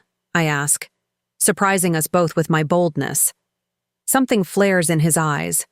Hope, desire, a hunger carefully controlled. Then I am here, he says simply. I have always been here, waiting for you to find me. I lean forward slowly, giving myself time to retreat if fear overwhelms me. It doesn't. My hand rises to touch his face, fingers tracing the scar that runs from temple to jaw. "Tell me about this," I request softly. Pain flickers briefly in his eyes, but he doesn't pull away from my touch. "The night they died," he says, voice barely audible. "My mate and son, the attack that took them. I was too late." My heart constricts at the raw grief in his voice. "I'm sorry," I whisper. His hand captures mine, pressing my palm more firmly against his cheek. "For 6 years I've ruled this pack with half a heart," he continues. "Duty without joy, protection without connection." "And now?" I ask, echoing his earlier question to me. His eyes hold mine, vulnerability and strength existing simultaneously in their blue depths. "Now I feel the first breath of spring," he says, "and it no longer terrifies me." Something shifts between us, an understanding, a recognition, the first tentative step toward something neither of us expected to find. Slowly, giving him every chance to withdraw, I lean forward until our foreheads touch. His breath catches audibly at the contact. "Lira," he whispers, my name a prayer on his lips. "I'm not ready for everything," I admit. "Not yet, but I'm ready for this. For a beginning." His hands rise to frame my face with exquisite gentleness. "A beginning," he agrees. That's more than I dared hope for. We remain like that, foreheads touching, sharing breath and possibility in the quiet of the winter morning. No demands, no rush, just the acknowledgement of something growing between us. Fragile and precious, and worth protecting. Outside the window, snow begins to fall, soft flakes drifting past glass to blanket the fortress in pristine white. Within these walls, warmth spreads, not just from fires and hearths, but from connections forged in trial, in protection, in the slow, careful building of trust. Spring will come to the mountains eventually, melting winter's grip on the land. But here, in this moment, in this room, with this man, it already begins to bloom in my heart. Spring arrives slowly in the northern mountains. Snow melts in patches, revealing tender green beneath. Sunlight strengthens, warming stone walls that held winter's chill for months. Inside Eredan Keep, another thawing unfolds. Slower, more cautious, but no less profound. I stand at the practice yard's edge, watching Finn with the other children. 3 months since his rescue from blackthorn wolves, and the change in him amazes me daily. He moves with confidence now, laughing silently as he spars with wooden swords. He improves quickly, Ronan observes, joining me at the fence. The beta's initial wariness has evolved into something like respect over the winter months. I nod, pride warming my chest. He practices constantly. "The king's influence," Ronan says, approval evident in his tone. "The boy worships him." My gaze shifts to the tall figure across the yard. King Caelan observes the training with careful attention, occasionally stepping forward to correct a stance or demonstrate a move. The children gather around him like moths to flame, even the born wolves who once viewed Finn with suspicion. "They all do," I note. Ronan glances sideways at me, something knowing in his expression. "Not just the children," he comments. Heat rises to my cheeks. The beta's perception is uncomfortably accurate. In the months since our tentative beginning in the king's study, something has grown between us. Careful, measured, but undeniable. We've shared meals and conversations, walks along fortress walls, quiet evenings by the fire with Finn. Each interaction building trust, connection, understanding. The king honors my need for slow progression, never pushing beyond what I freely offer. "Spring brings change," Ronan observes cryptically before nodding respectfully and withdrawing. I remain at the fence, watching as training concludes. Finn runs to me, face flushed with exertion and happiness. Behind him, the king approaches with unhurried strides, his expression warming as our eyes meet. He disarmed Kel twice, the king informs me, pride evident in his voice. Natural talent. Finn beams at the praise, his chest puffing slightly. I ruffle his hair affectionately. Perhaps less sparring tomorrow, I suggest. Maeve expects you for history lessons after lunch. Finn's expression falls slightly. The king chuckles, the sound still rare enough to catch me by surprise. Balance, little wolf, he tells Finn. The warrior who knows only fighting is at disadvantage against one who knows both sword and story. The wisdom satisfies Finn, who nods solemnly before darting off toward the kitchens. Lunch always takes precedence over philosophy in a growing boy's priorities. You have a way with him, I observe as we walk back toward the keep. The king glances at me, something soft in his usually stern expression. As do you, he returns. He thrives under your care. Under our care, I correct before I can reconsider the words. The king stops, surprise and pleasure flickering across his features. Ours, he repeats, testing the word as if tasting something precious. Heat rises to my face, but I don't retract the statement. It's truth, after all. These past months have created something between the three of us.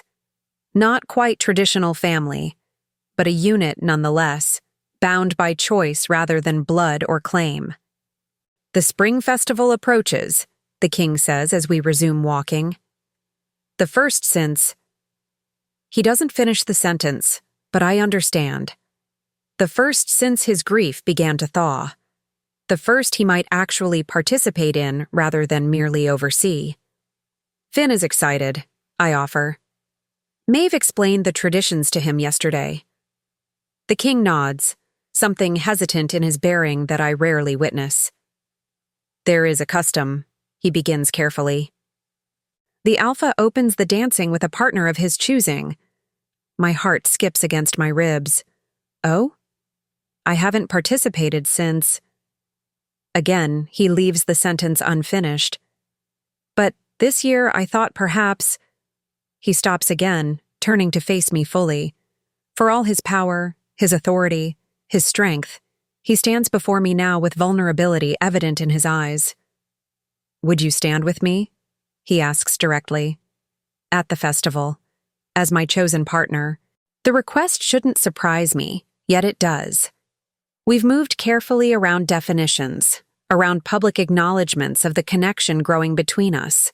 This would declare something to the entire pack, something neither of us has fully articulated even to each other. I leave the question open, needing clarity.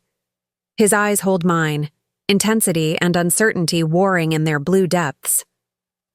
As whatever you're comfortable being, he answers honestly. I make no demands, Lira. I claim no rights over you. The freedom of his offer touches something deep inside me. After Terran's attempts at forced claiming, after months of being hunted like property, the king's patient respect feels like the rarest gift. Yes, I say simply. I'll stand with you. Something like joy flashes across his features before his usual reserve returns. He inclines his head slightly, acknowledging my acceptance with formal courtesy that doesn't match the warmth in his eyes. Thank you, he says. We continue toward the keep, not touching but walking close enough that our arms occasionally brush. Each contact sends awareness skittering across my skin. Later, I find Maeve in her workroom, grinding herbs with practiced efficiency. She looks up as I enter, her keen eyes missing nothing. So he asked you, she states, rather than questions. I blink in surprise. How did you... I've known Caelan Dreven since he was born, she interrupts with a hint of amusement. He consulted me this morning on the proper approach. The thought of the powerful Alpha King seeking advice on how to ask me to the festival brings unexpected warmth to my chest. I said yes, I admit, taking a seat across from her workbench. Maeve nods, satisfaction evident in her expression. Good, she says briskly. 6 years is long enough for winter. The metaphor isn't lost on me. The king himself used similar words. Winter inside him, the first breath of spring. How many others have seen the change in him these past months? How many attribute it to my presence? I don't know what I'm doing, I confess. The admission easier with Maeve than anyone else. In her no-nonsense way, she's become something of a mentor to me. She sets aside her mortar and pestle, fixing me with a direct gaze. None of us do, she says frankly. Love isn't something we master. It's something we surrender to, again and again. The word catches me off guard. Love. Is that what grows between the king and me? The emotion feels both too large and too simple for the complex connection we've built. I'm not sure that's what this is, I say carefully. Maeve's eyebrows rise slightly. Aren't you? She challenges. Before I can respond, she returns to her work, effectively dismissing me. You'll need a proper dress for the festival, she comments. I'll send Elia to take measurements tomorrow. The abrupt change of subject leaves me momentarily speechless. Then I recognize the gift she offers. Time to consider her words without pressure for immediate response. Thank you, I say, meaning far more than dress arrangements. Her eyes soften briefly. He deserves happiness, she says quietly. As do you. The spring festival transforms Eredan Keep. Flowers and greenery adorn stone walls. Music fills corridors. Wolves laugh and dance in courtyards usually reserved for training or formal gatherings. In our chambers, I stand before a mirror, barely recognizing the woman reflected back. The dress Maeve commissioned falls in flowing lines of silver blue, catching light with every movement. My hair, grown longer over the winter months, has been partially braided with tiny white flowers. Beautiful, Finn signs from his place on the bed. He wears new clothes as well, formal attire befitting the king's ward, black with silver accents that match the king's traditional colors. So are you, I tell him, straightening his collar. Very handsome. He grins, pleased with the compliment. A knock at our door interrupts the moment. Finn darts forward to answer it, revealing Ronan in formal attire.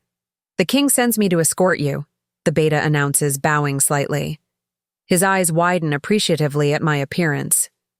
You look transformed, Lira Vale. I smooth nervous hands over the dress. Maeve's doing, I demur. Ronan offers his arm with formal courtesy. The king awaits in the great hall. We follow him through decorated corridors, wolves nodding respectfully as we pass. 3 months ago, such acknowledgement would have surprised me.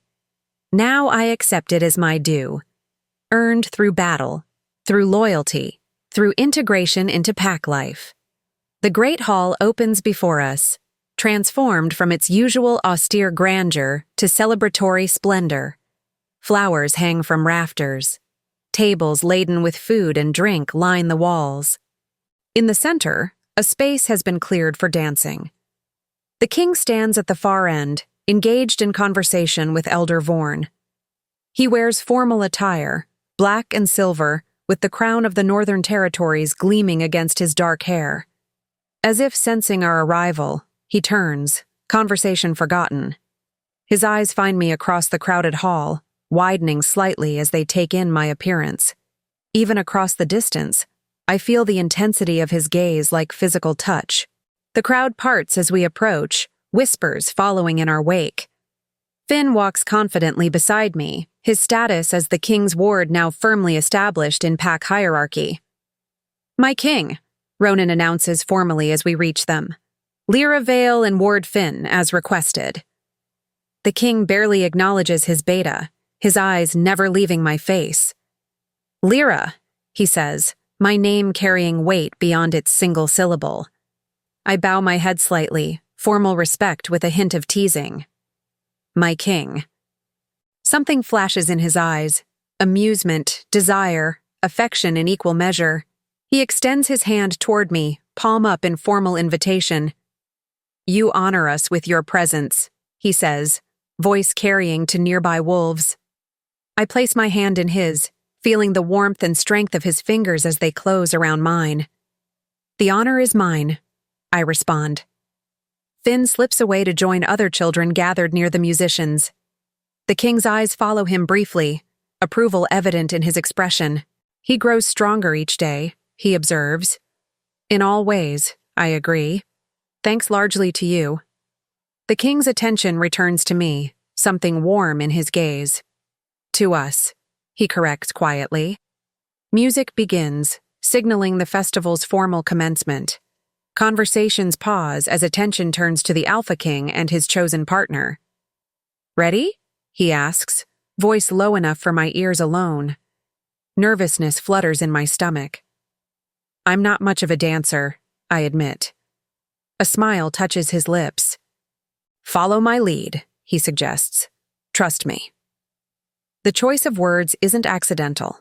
Trust. The foundation we've built these past months, brick by careful brick.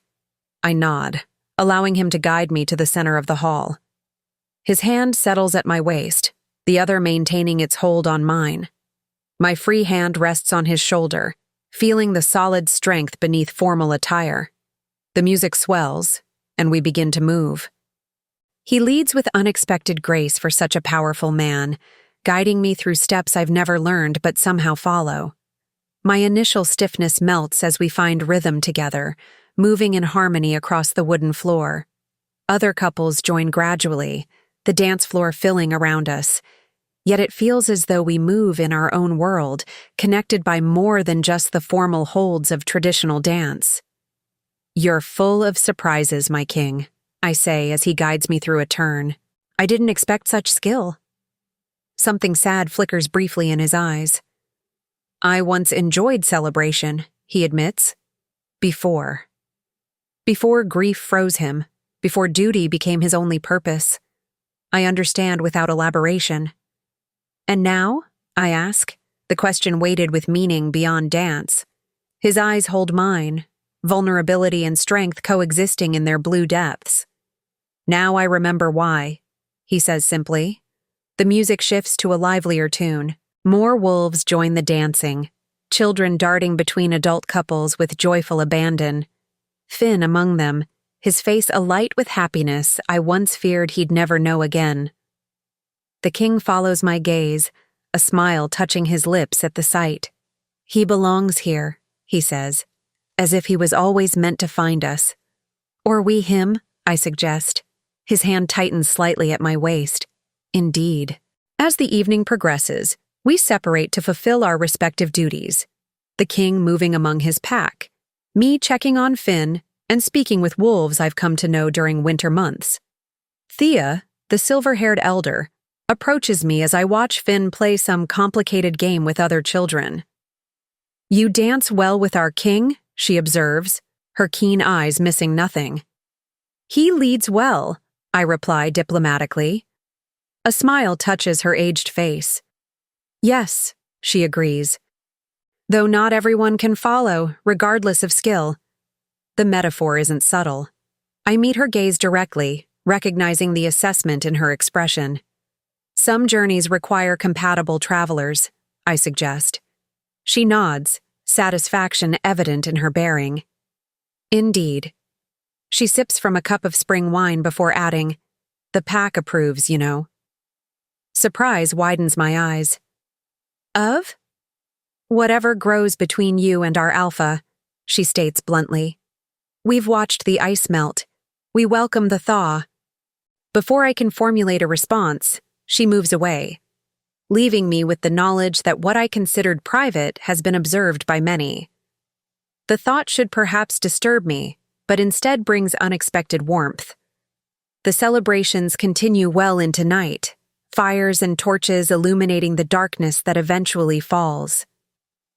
Finn finally succumbs to exhaustion, falling asleep against my side at one of the long tables. The king finds us there, his expression softening at the sight of the sleeping child.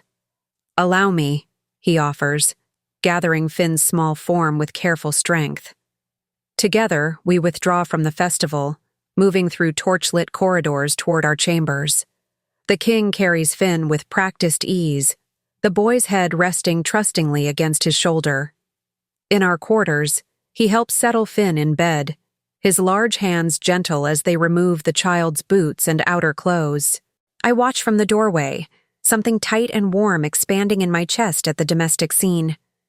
When he joins me in the sitting room, closing Finn's door softly behind him, silence stretches between us, not uncomfortable, but expectant. "Thank you for tonight," he says finally. "For standing with me." "I was honored," I reply honestly. "It was a beautiful celebration." He moves closer, moonlight from the window silvering his features. Without the crown, without the formal setting of the Great Hall, he seems both less and more, less the Alpha King, more simply Caelan. "May I show you something?" he asks unexpectedly. Curiosity piques my interest. "Of course," he offers his hand, which I take without hesitation. He leads me from our chambers, through corridors I know well by now, but then up rarely used stairs to the highest tower of Eredan Keep. The tower room is small and circular, with windows facing every direction. The king pushes open the eastern-facing shutters, revealing a view that steals my breath. Moonlight bathes the mountains in silver. Below, festival fires burn in courtyards and village squares. Above, stars crowd a clear spring sky, more numerous than I've ever seen them. "It's beautiful," I whisper. "I come here sometimes," he says, standing beside me at the window. "When decisions weigh heavily, when memory threatens to overwhelm." I glance at him, noting the vulnerability in his profile against the night sky. "And tonight?" His eyes find mine, moonlight turning them to luminous silver.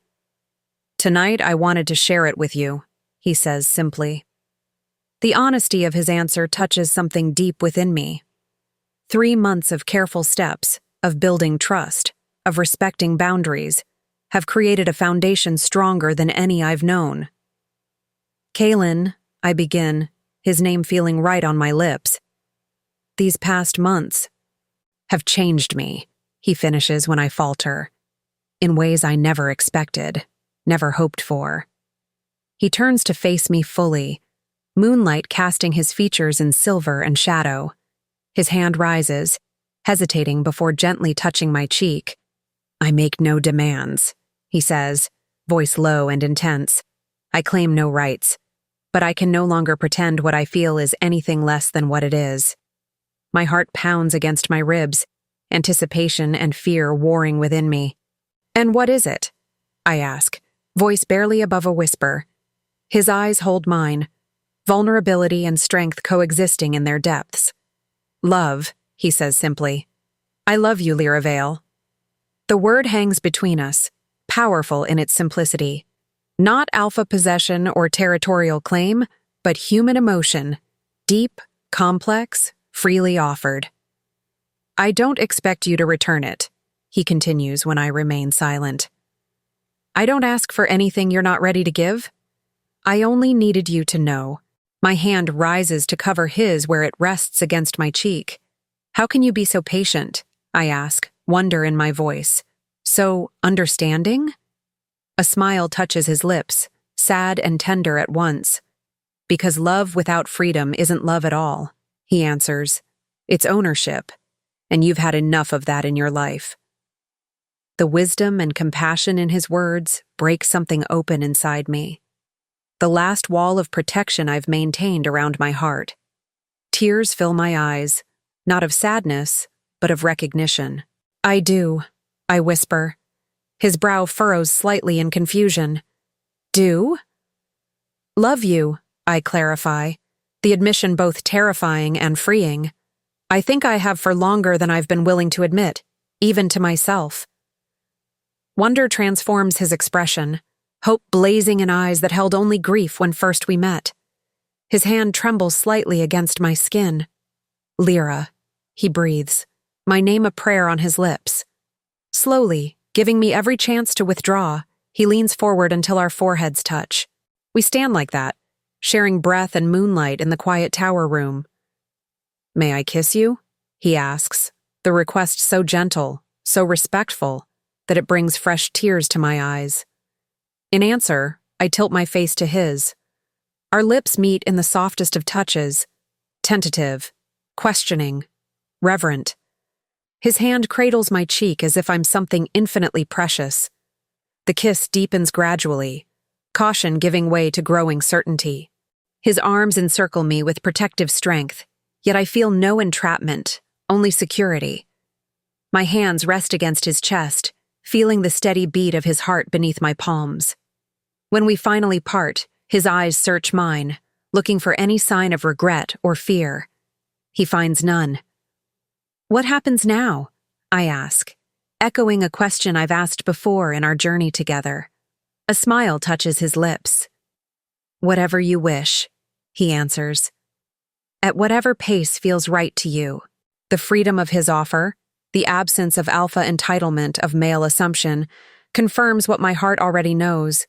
This man, this wolf, sees me not as possession but as equal. Not as omega to be claimed, but as woman to be loved. "I wish for time," I say honestly. Not distance, not separation, but time to let this grow naturally between us. He nods, understanding without offense. "Time you shall have," he promises. "As much as you need." My hand rises to trace the scar that runs from his temple to jaw, the physical reminder of loss that shaped him. "I don't want to replace what you lost," I tell him. "I couldn't if I tried." Pain flickers briefly in his eyes, but he doesn't turn away from my touch. "You don't," he assures me.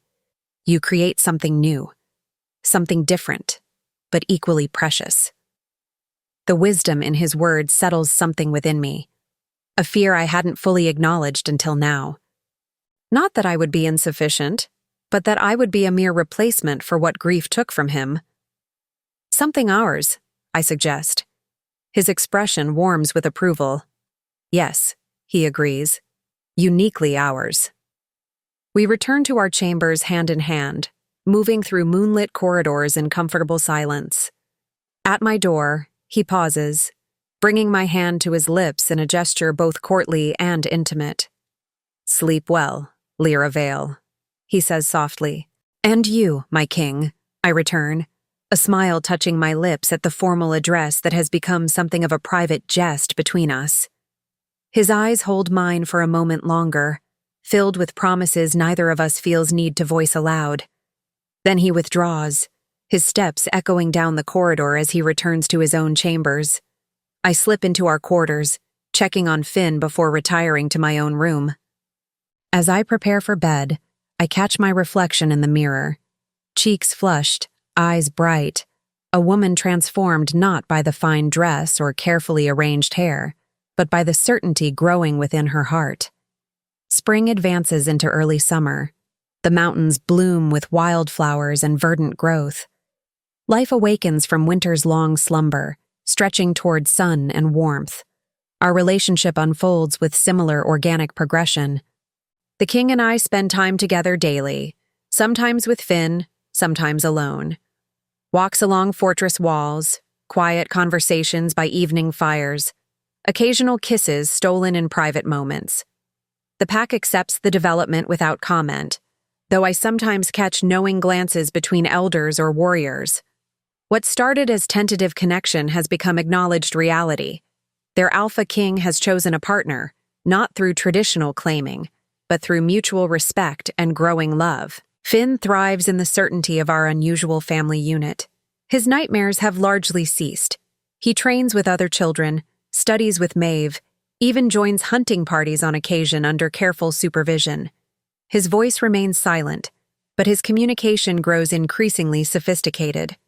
No longer limited to gestures and expressions, he now uses a complex sign language developed between the three of us, supplemented by written words when necessary. One warm evening, I find the king in his study, maps and correspondence spread across his desk. He looks up as I enter, his expression immediately warming. "Lira," he greets, rising from his chair. "Is something wrong?" I shake my head, closing the door behind me. "Nothing's wrong," I assure him. "But I need to discuss something with you." Concern furrows his brow, but he gestures to chairs near the window, where summer breeze carries the scent of mountain flowers. "Of course," he says. We sit facing each other, knees almost touching in the intimate space. For a moment, I gather my thoughts, uncertain how to begin. "It's about Finn," I finally say. The king's expression shifts to alert interest. "Is he unwell?" "No, nothing like that," I assure him quickly.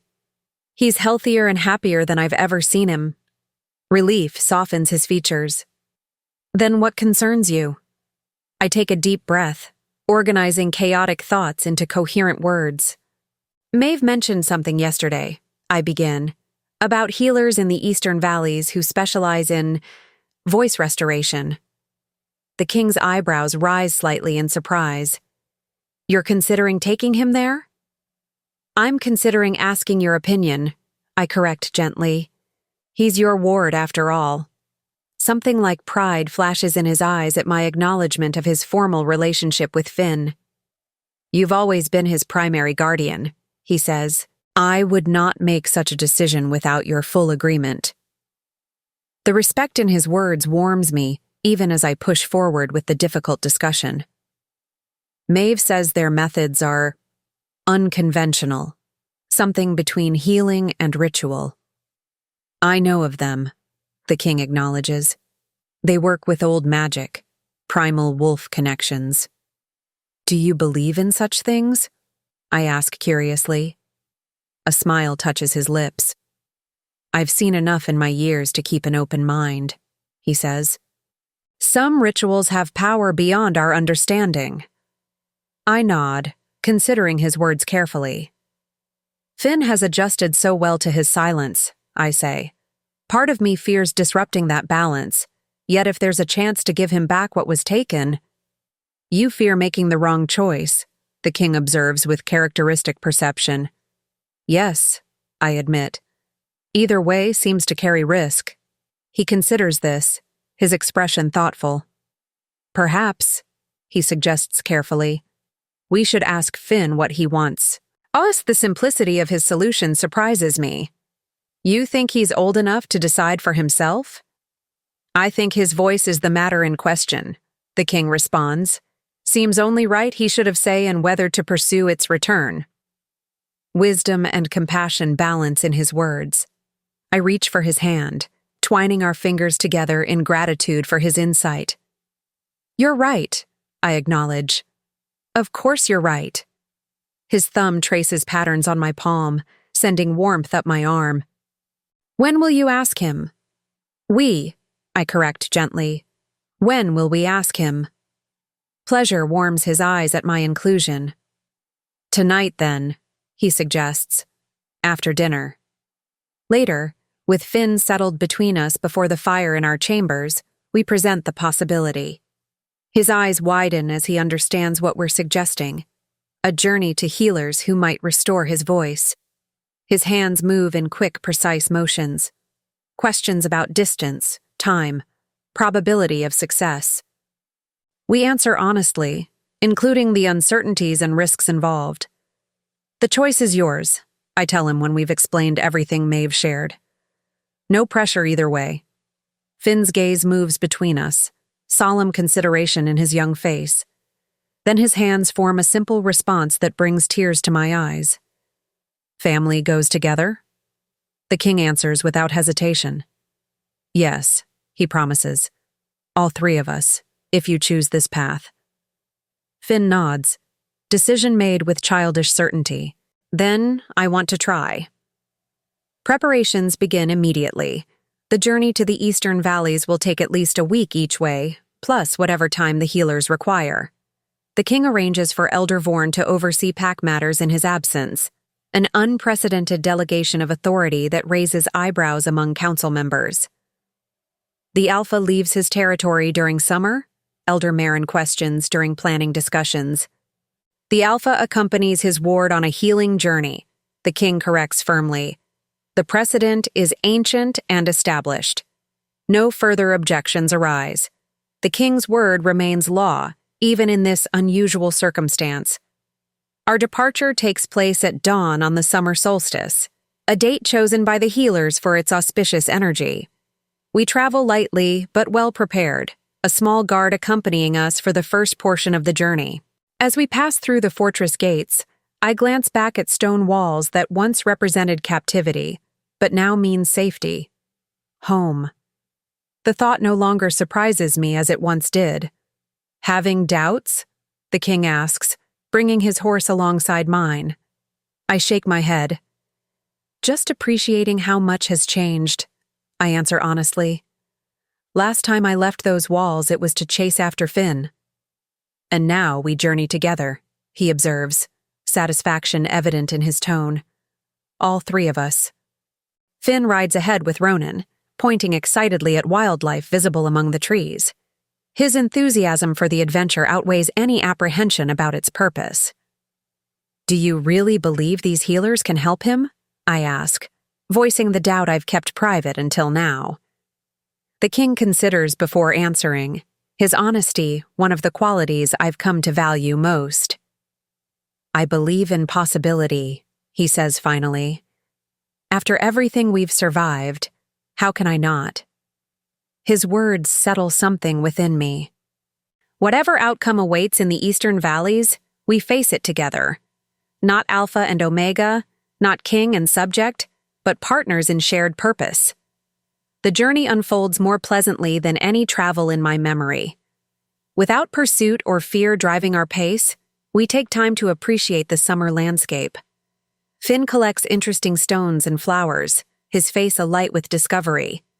At night, we camp beneath stars, the king telling stories of northern constellations until Finn falls asleep between us. Then conversation turns to quieter topics, to growing closeness, to future possibilities neither of us would have imagined months ago. On our fourth night, with Finn sleeping soundly and guards posted at discreet distance, the king builds a small fire outside our tent. We sit side by side, shoulders touching, watching flames dance in the darkness. I never thanked you, I say suddenly, the thought emerging from peaceful contemplation. He glances at me, curiosity in his expression. For what? For not claiming me? I answer honestly.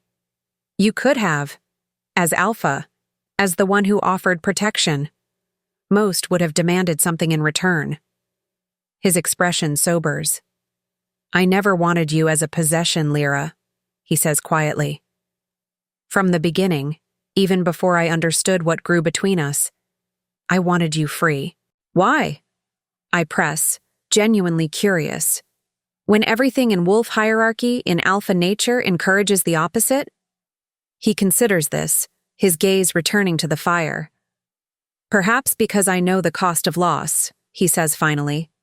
When my mate died, part of me died with her. Not because of claiming bonds, but because of love freely given, freely taken. Pain edges his words, old but still present. I reach for his hand, offering silent comfort. I couldn't bear to hold you through obligation, he continues. To wonder always if you stayed from choice or necessity. Better to risk losing you than to never truly have you at all. The wisdom and courage in his admission humble me. This powerful alpha, this king feared throughout territories, chose vulnerability over certainty, freedom over possession. You have me, I whisper, leaning against his shoulder. By choice. By love. Not by claim or obligation. His arm circles my shoulders, drawing me closer against his side. And you have me, he returns, king, alpha, man, all that I am. We sit in companionable silence until the fire burns low. When we finally retire to the tent, I curl against him, Finn sleeping peacefully at our side. For the first time since fleeing Blackthorn Pack, I feel not just safe, but complete. The eastern valleys appear suddenly as we crest a mountain pass, lush green nestled between towering peaks. Structures built into cliff faces and tree canopies create a village unlike any I've seen before. The ancients, the king explains as we descend toward it. Wolf healers who maintain traditions from before territory divisions. Finn sits before me on my horse, his body tense with nervousness now that our destination appears. I tighten my arms around him reassuringly.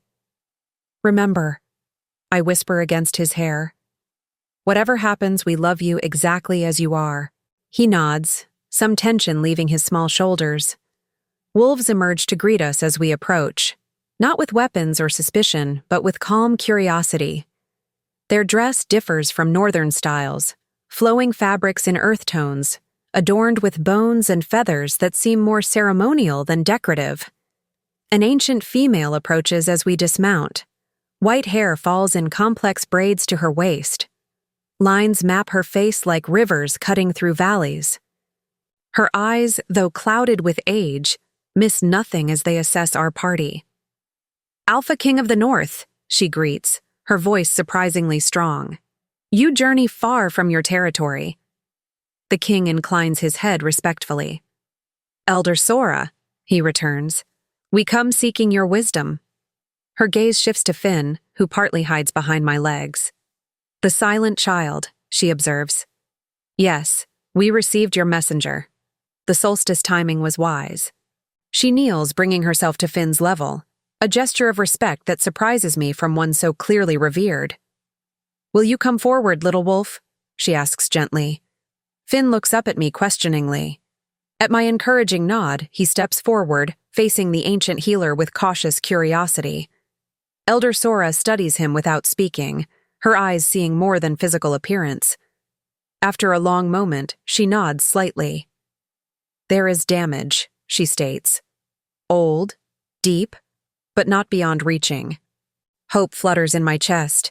The king's hand finds mine, squeezing gently. "Can you help him?" I ask. The elder rises with surprising grace for her apparent age. "Not I alone," she answers. "The ritual requires many, and time." "How much time?" the king inquires. "One full moon cycle," she responds. "From new to full and back again." A month, longer than we anticipated, but not impossibly so. I glance at the king, finding the same acceptance in his eyes that I feel. "We will stay," he decides. Elder Sora nods, satisfaction in her expression. "Good," she says simply. "Rest today. Tomorrow preparations begin." We're led to quarters prepared for our arrival, a structure built into living trees, with rooms open to mountain breezes yet somehow private. Finn explores with delighted curiosity, momentarily forgetting the purpose of our journey in the wonder of new surroundings. That night, after Finn sleeps, the king joins me on a balcony overlooking the valley. Stars crowd the sky above, mirrored by scattered fires below. "What do you think?" I ask, leaning against the wooden railing. "Do you believe they can help him?" He stands beside me, his presence comforting in the unfamiliar setting. "There is old power here," he says thoughtfully. "Different from what we know in the north. But yes, I believe they can help." His confidence steadies my uncertainty. "A month is longer than we planned," I observe. "Does that concern you?" I consider this, searching my feelings carefully. "No," I realize. "Time matters less than outcome." He nods, satisfaction evident in his bearing. "Exactly." His arm circles my waist, drawing me against his side. I go willingly, resting my head against his shoulder.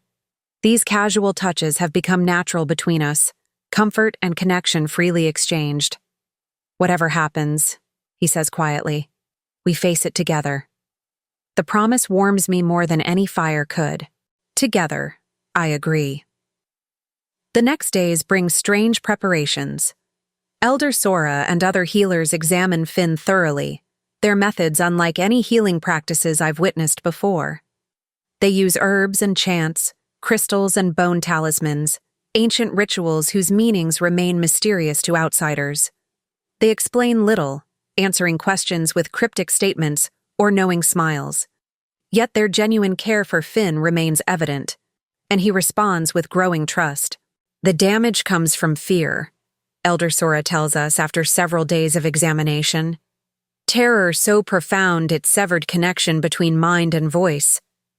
The assessment confirms what I've long suspected, that whatever Finn witnessed before I found him traumatized him beyond his ability to process. Can it be repaired? The king asks directly. The ancient healer considers before answering. Paths once closed can be reopened, she says, but the journey must be his own. What must we do? I ask. For now, allow the preparations, she instructs. When the moon wanes to darkness, the true work begins. Days pass in strange rhythm. Mornings bring healing sessions for Finn, while the king and I observe from prescribed distance. Afternoons allow for exploration of the valley and its wonders. Evenings bring stories around communal fires, tales of ancient wolf history largely forgotten in northern territories. Through it all, our unusual family unit strengthens. The king participates fully in every aspect of Finn's care, his royal status set aside in favor of fatherly concern. I watch their interactions with growing warmth, seeing the healing that occurs between them separate from any ritual or ceremony. On the night of the new moon, Elder Sora comes to our quarters after Finn sleeps, her expression more serious than usual. Tomorrow begins the true ritual, she informs us. It will not be easy for any of you. What should we expect? The king asks. The ancient healer sits across from us, her gaze direct and unflinching. The boy must confront what silenced him, she states. Relive it, move through it. Fear chills me despite the warm night. You mean he must remember the trauma? To release it, yes. Her expression softens slightly at my distress. We will guide him, protect him, but the path cannot be avoided if healing is to occur. Will it hurt him? I ask, the question that matters most to me. Elder Sora considers this with honest gravity. Not physically, she answers carefully, but pain takes many forms. The king leans forward, intensity radiating from his powerful frame. If it becomes too much, he says, voice low and dangerous, it stops. Immediately. Rather than taking offense at his implied threat, the elder nods approval. As it should be, she agrees. Protection balances healing. Always. After she leaves, silence hangs heavy between us. The king paces the small space, tension evident in every line of his body. Perhaps this was a mistake, he says finally, voicing the fear growing in my own heart. I move to join him, placing my hand on his arm to still his restless movement. Finn chose this path, I remind him gently. We promised to support his decision. He turns to me, vulnerability breaking through his usual strength. I don't want him hurt, he admits, voice rough with emotion. Even for healing. The protectiveness in his words warms me even as I share his concern. Nor do I assure him. But sometimes moving through pain is the only way beyond it. He studies my face in the dim light, finding wisdom he respects. Slowly, the tension leaves his powerful frame. You're right, he acknowledges, though it doesn't ease the worry. I smile slightly, understanding completely.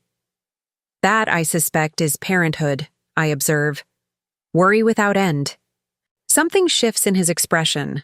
Surprise, wonder, realization. Is that what we've become to him? He asks softly. Parents? The question catches me off guard, though its truth has been building for months. Not by blood or claim or formal declaration, but by choice and love and daily devotion. Yes, I answer simply. I believe we have. The king draws me into his arms, holding me tightly against his chest. I feel his heartbeat beneath my cheek, steady and strong despite the emotions of the moment. A family, he whispers against my hair. Something I never thought to have again. Different, I remind him gently. But no less real. His arms tighten briefly before releasing me. When he steps back, determination has replaced uncertainty in his expression. Then as his parents, he states, we support him through whatever comes, together. The ritual begins at dawn. Finn, dressed in ceremonial garments provided by the healers, appears both nervous and resolute as Elder Sora leads him to a circular clearing surrounded by ancient trees. "Wait here," she instructs the king and me, indicating stone benches at the clearing's edge. "Watch. Support with your presence, but do not interfere unless I call you forward." The warning feels ominous, but we obey, taking our places at the prescribed distance. Finn glances back at us, seeking reassurance. We both smile encouragingly, though tension coils in my stomach like a physical presence. Healers enter the clearing, forming a circle around Finn. Their chanting begins low, almost subliminal, gradually building in volume and complexity. Elder Sora moves to the circle's center, placing her hands on Finn's shoulders. What follows tests the limits of my understanding, and my promise not to interfere. Finn's eyes close as the chanting intensifies. His small body trembles, then goes rigid. Expressions chase across his face: confusion, fear, growing terror. Tears stream down his cheeks, though no sound escapes his lips. The king's hand finds mine, squeezing with carefully controlled strength. His body vibrates with the effort of remaining seated, of not rushing forward to protect the child who has become ours. "Trust the process," I whisper, though my own instincts scream similarly. Trust Finn's strength. The ritual continues for hours, shifting through patterns I cannot comprehend. Sometimes Finn appears calm, almost peaceful. Other times, he collapses to his knees, body shaking with silent sobs. Through it all, the healers maintain their positions, their chanting, their focused energy. Near midday, something changes. Finn's eyes fly open, his mouth forming a silent scream. His body arches as if in pain, though no physical harm touches him. The king rises halfway before I catch his arm. "Wait," I urge, though it costs me greatly. "Look at Elder Sora." The ancient healer remains calm, her hands steady on Finn's shoulders. No alarm shows in her weathered face, only intense concentration. Gradually, Finn's posture relaxes. His breathing, ragged moments before, steadies to normal rhythm. The terror leaves his expression, replaced by something like wonder. The chanting softens, then fades entirely. Silence falls over the clearing, broken only by wind through ancient trees. Elder Sora steps back, her hands falling away from Finn's shoulders. "It is done," she announces, her voice carrying to where we wait. "For today." We rush forward then, parental concern overriding all ceremony. Finn turns at our approach, his face tear-streaked but somehow lighter than before. I kneel before him, checking for injuries, though I know they won't be physical. "Are you all right?" I ask urgently. He nods, his hands moving in our private language, tired, strange, but okay. The king crouches beside me, his large hand gentle on Finn's shoulder. "Brave," he says simply. "So brave." Elder Sora watches our reunion with knowing eyes. "The first barrier has been breached," she informs us. "There will be 6 more, one for each day until the quarter moon." 7 barriers? I ask, surprised by the specificity. She nods, ancient wisdom in her gaze. 7 silences layered upon each other, she explains, each protecting, each confining. "And after all 7? The king inquires. The elder's expression reveals nothing. "We shall see," she says enigmatically. "Rest now. Tomorrow brings new challenge." Each day follows similar pattern, yet each differs in subtle ways. Finn faces different aspects of his trauma, guided by Elder Sora and her healers through territory too painful to navigate alone. Sometimes he emerges exhausted, but calm. Other days, nightmares plague his sleep, requiring both the king and me to comfort him through darkest hours. Through it all, our bond strengthens, not just with Finn, but with each other. The king and I fall into patterns of shared care, complementing each other's strengths, supporting through weaknesses. What began as alliance becomes partnership, becomes family, in the crucible of shared concern. On the 7th day, as quarter moon rises in afternoon sky, the final ritual begins. Tension fills the clearing, healers moving with greater urgency, their chanting more intense from the first moment. Elder Sora's expression reveals nothing, but her hands on Finn's shoulders grip more tightly than in previous sessions. Something different happens today. Something culminating. Finn's reaction confirms it.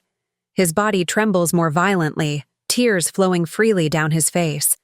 His mouth opens in that same silent scream we witnessed on the first day, but this time it continues, his face reddening with effort.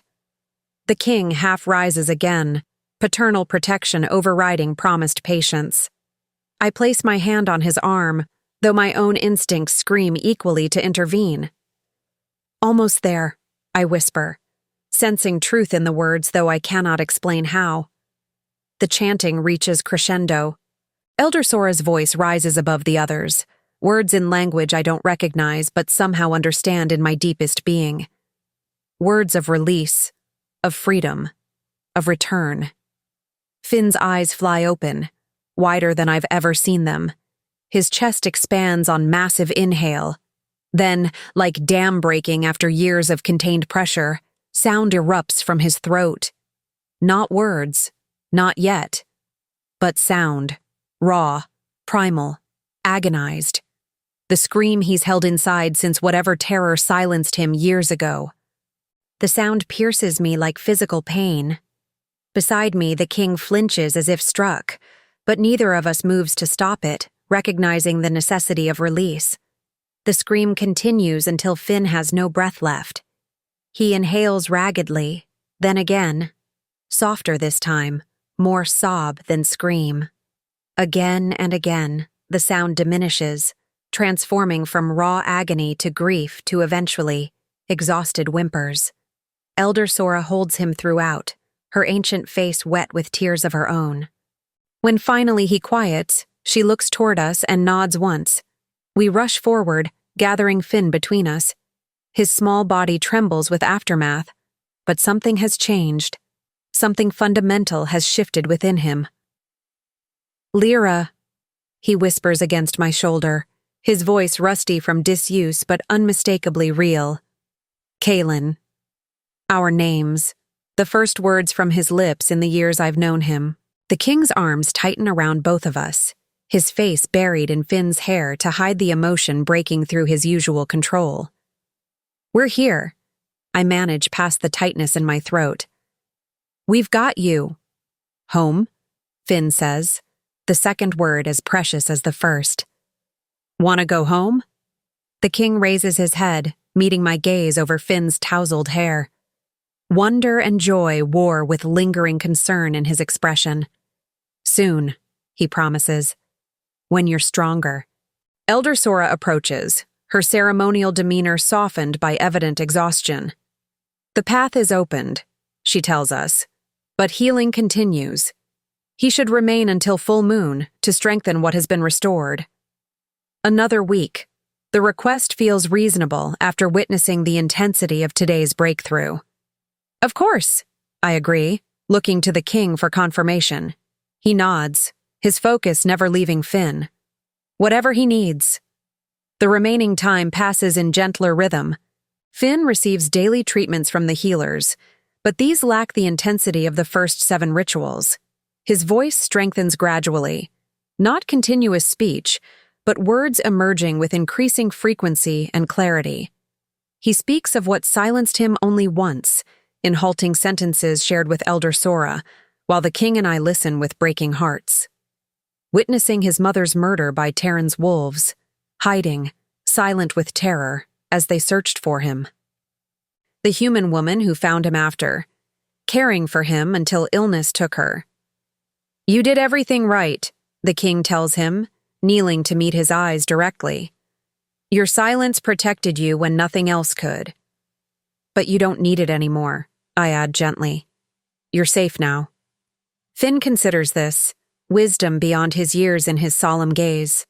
"I know," he says, the words coming more easily than days before. You keep me safe. The simple faith in his statement humbles us both. On our final evening in the valley, with departure planned for morning, Elder Sora joins us for a private meal in our quarters. Finn has already fallen asleep, exhausted by the day's activities. He heals well, she observes, sipping tea from a carved wooden cup. Faster than many I've treated. Because of your skill, the king acknowledges. The ancient healer shakes her head slightly. Because of his foundation, she corrects. The security you two provide. The love. Warmth spreads through me at her words. The king's hand finds mine beneath the low table, squeezing gently. Will his voice remain? I ask the question that has concerned me most. Or might trauma silence him again? Elder Sora considers carefully before answering. The path is permanently reopened, she says. But like any path, it can become overgrown if unused. Meaning, the king prompts. Encourage him to speak, she advises. Even when signing would be easier, especially when emotions run strong. We nod, understanding the importance of her guidance. And there is one more thing, she adds, her expression turning more serious. A final step in his healing. What is it? I ask, anxiety flickering at her tone. Elder Sora's ancient eyes hold mine steadily. He needs security beyond question, she states. A family bound by more than circumstance or temporary arrangement. Understanding dawns slowly. You mean? I glance at the king, finding similar realization in his expression.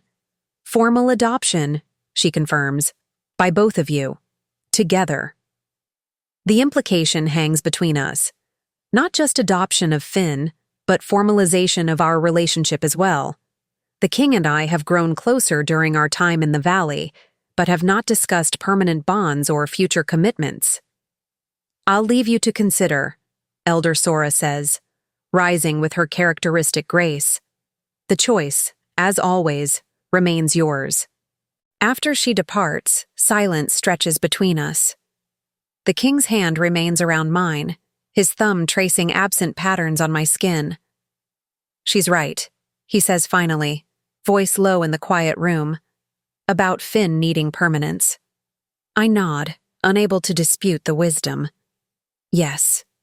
His eyes find mine, vulnerability and hope warring in their blue depths. And about us, he asks, the question gentle but direct. My heart pounds against my ribs.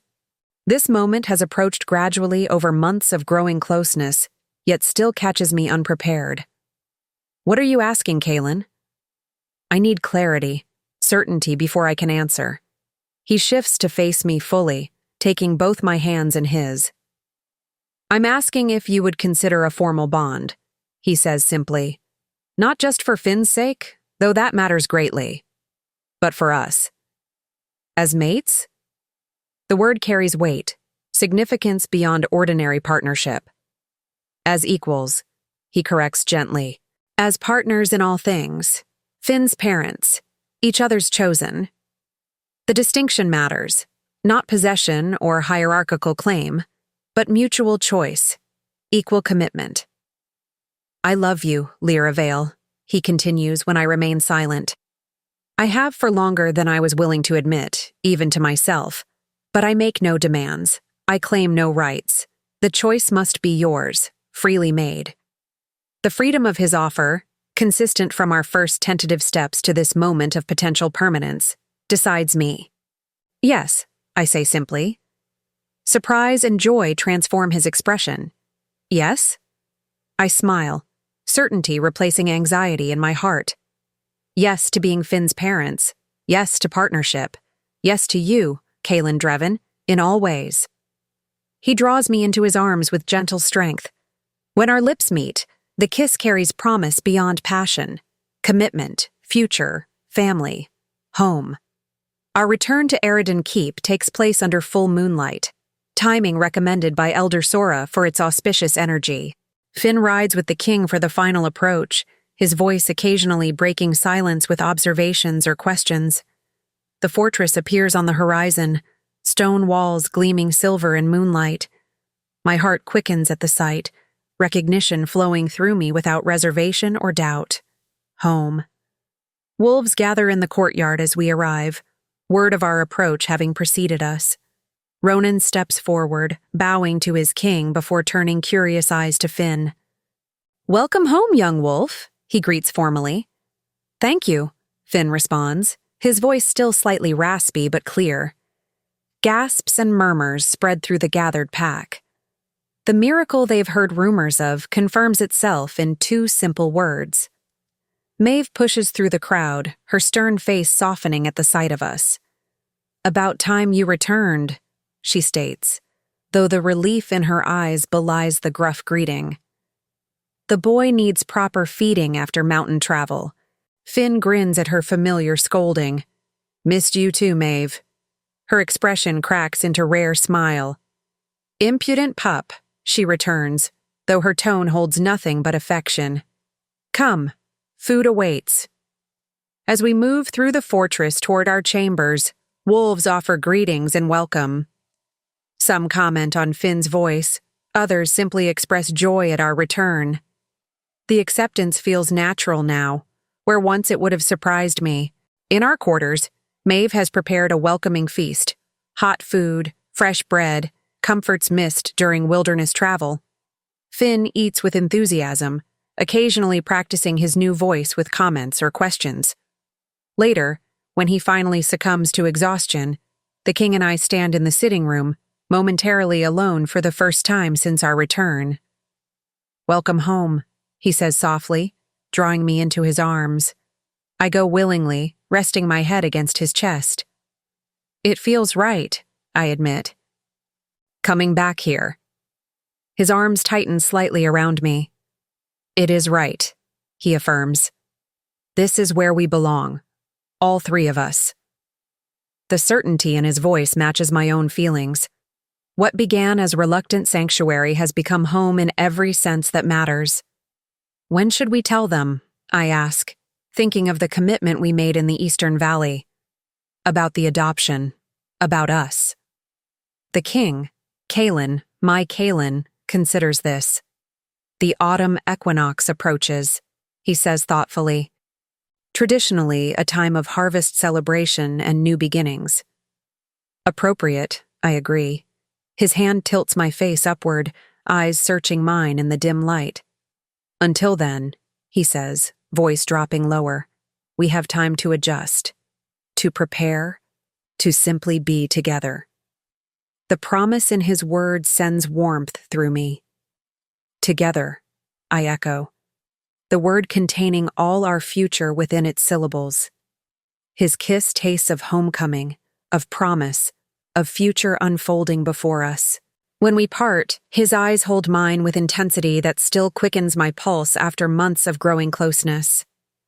"I love you, Lira Vale," he says, the words simple but profound. "And I love you," I return without hesitation. "My king, my wolf, my chosen." Outside, autumn approaches with cooling nights and subtle changes in mountain vegetation. Inside Eredan Keep, our unusual family settles into rhythms both new and familiar. Finn's voice grows stronger daily, though he still occasionally reverts to signing when emotions run high. The king's, Caelan's, presence in our chambers becomes increasingly regular, though we maintain separate sleeping arrangements until our formal commitment. Pack members adjust to the evolving relationship with minimal comment, most having anticipated this development long before we acknowledged it ourselves. The equinox arrives with perfect autumn weather, crisp air, golden sunlight, mountains ablaze with changing colors. The fortress and surrounding villages prepare for traditional celebration, unaware of the additional ceremony planned. In our chambers, I prepare with uncharacteristic nervousness. The dress laid across my bed gleams silver white in afternoon sunlight, ceremonial attire created by fortress seamstresses under Maeve's exacting supervision. "Stop fidgeting," the older woman scolds as she arranges my hair. "You face battle without flinching but tremble before celebration." I smile at her blunt assessment. Battle feels more straightforward somehow, I admit. Clearer objectives. Maeve snorts, securing another braid with practiced efficiency. Your objective seems clear enough, she observes dryly. The Alpha King of the North, formally committed as your mate. Not insignificant achievement for a once-rejected Omega. The words would sound harsh from anyone else, but from Maeve they carry approval beneath surface acerbity. It's not about status, I feel compelled to clarify. It's about him, about us, about family. Her hands pause in their work, something softening in her expression as she meets my eyes in the mirror. I know, she says, unusual gentleness in her voice. That's why it's right. And in another chamber, Caelan prepares with Finn, both dressed in ceremonial attire that matches mine. Silver-white accented with the deep blue of northern tradition. The king forgoes his crown for this occasion, emphasizing the personal nature of our commitment. The great hall fills with pack members as afternoon shadows lengthen.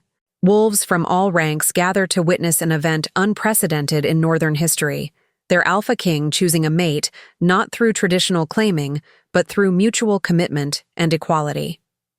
The ceremony itself contains elements both ancient and new. Elder Vorn officiates, his ancient voice carrying clearly through the hushed hall. Finn stands between us, his small hand in each of ours, physical representation of the bond that first brought us together. By choice, not claim, Caelan vows, his voice steady despite the emotion evident in his eyes.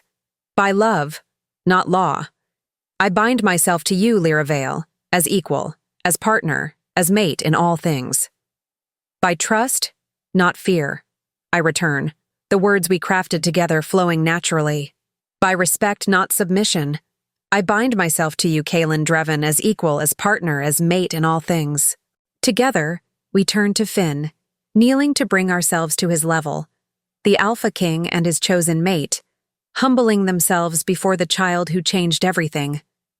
By protection, not possession, we speak in unison. By guidance, not control. We bind ourselves to you, Finn, as parents in all things. Finn's voice, clear and steady, completes the circle.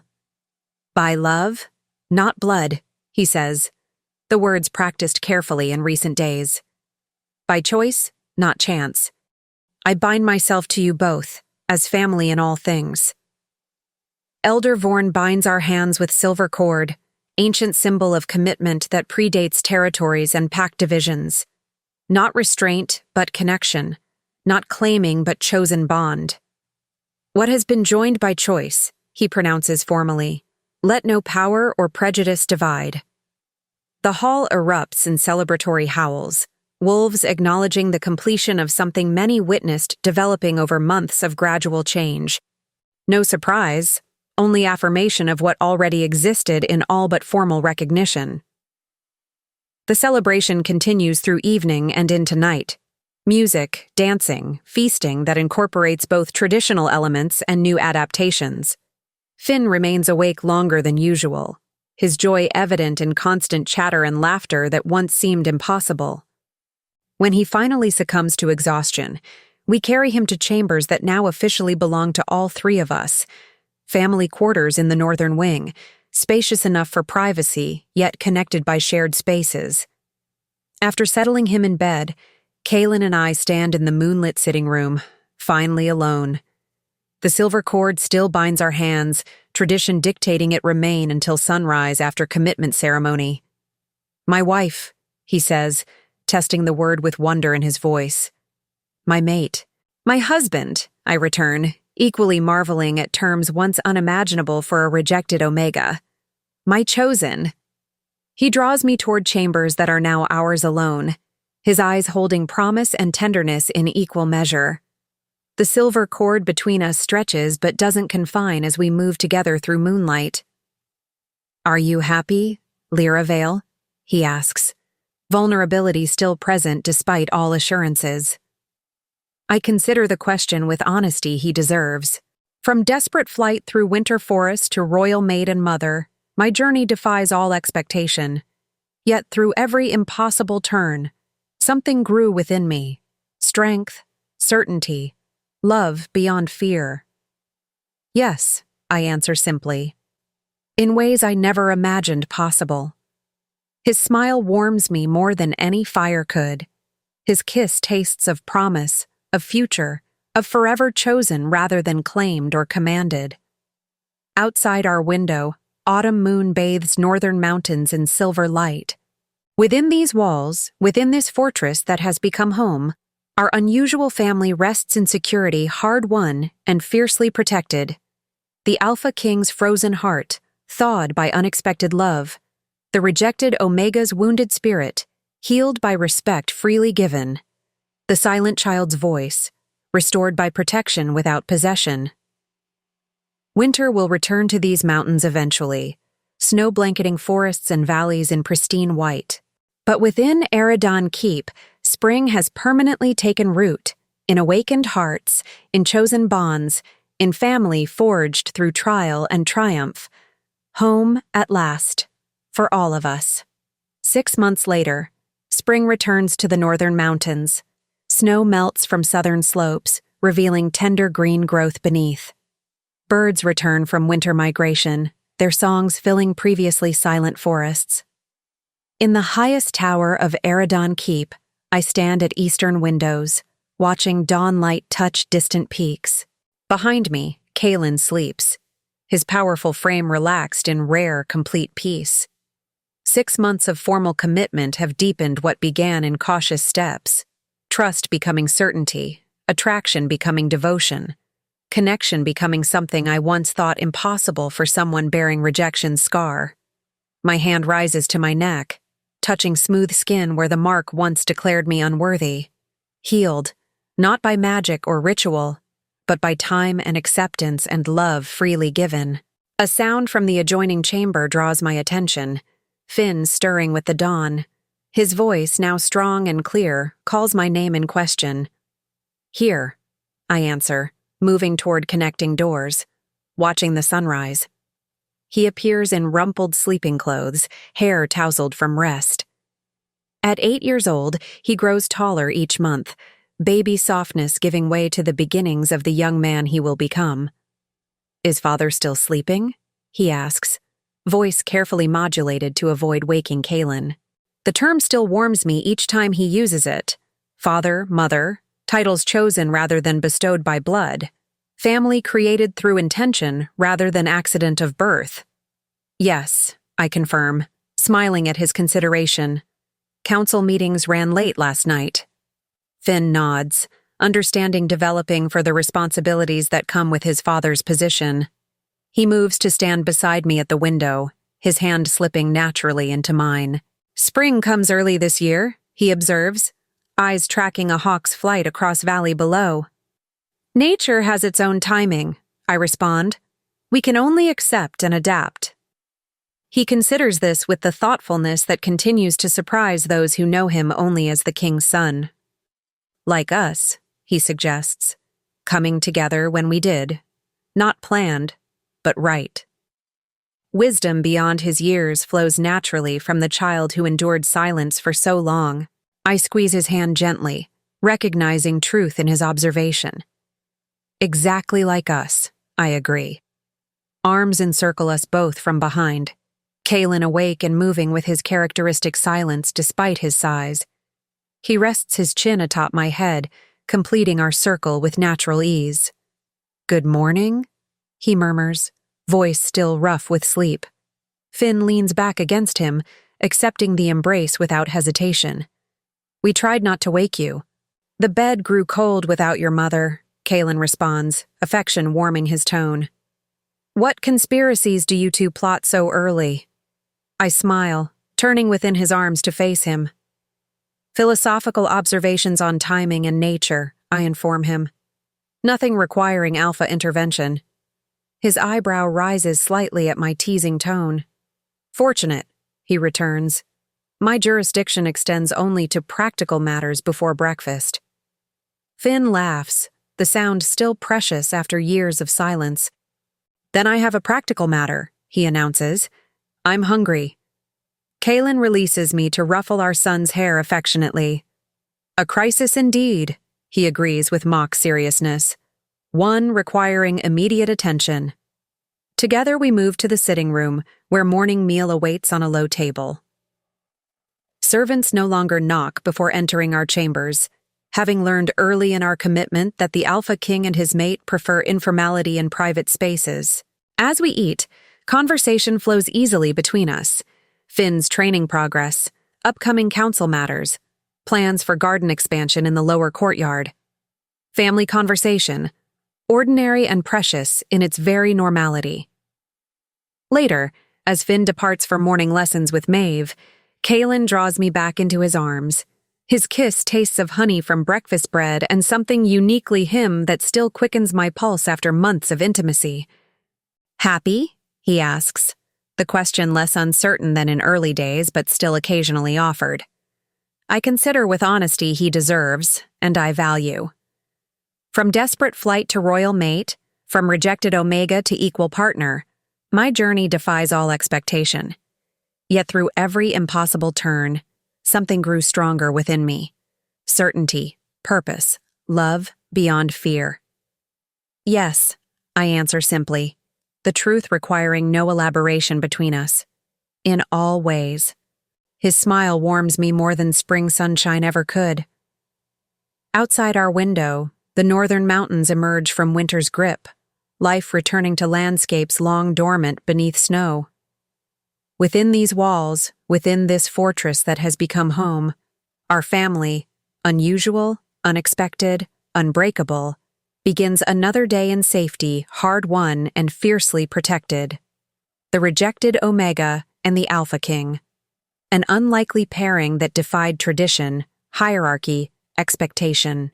Yet in that defiance, something new emerged. Partnership based on respect, family founded on choice, love offered freely rather than commanded or claimed. And in that freedom, we found home.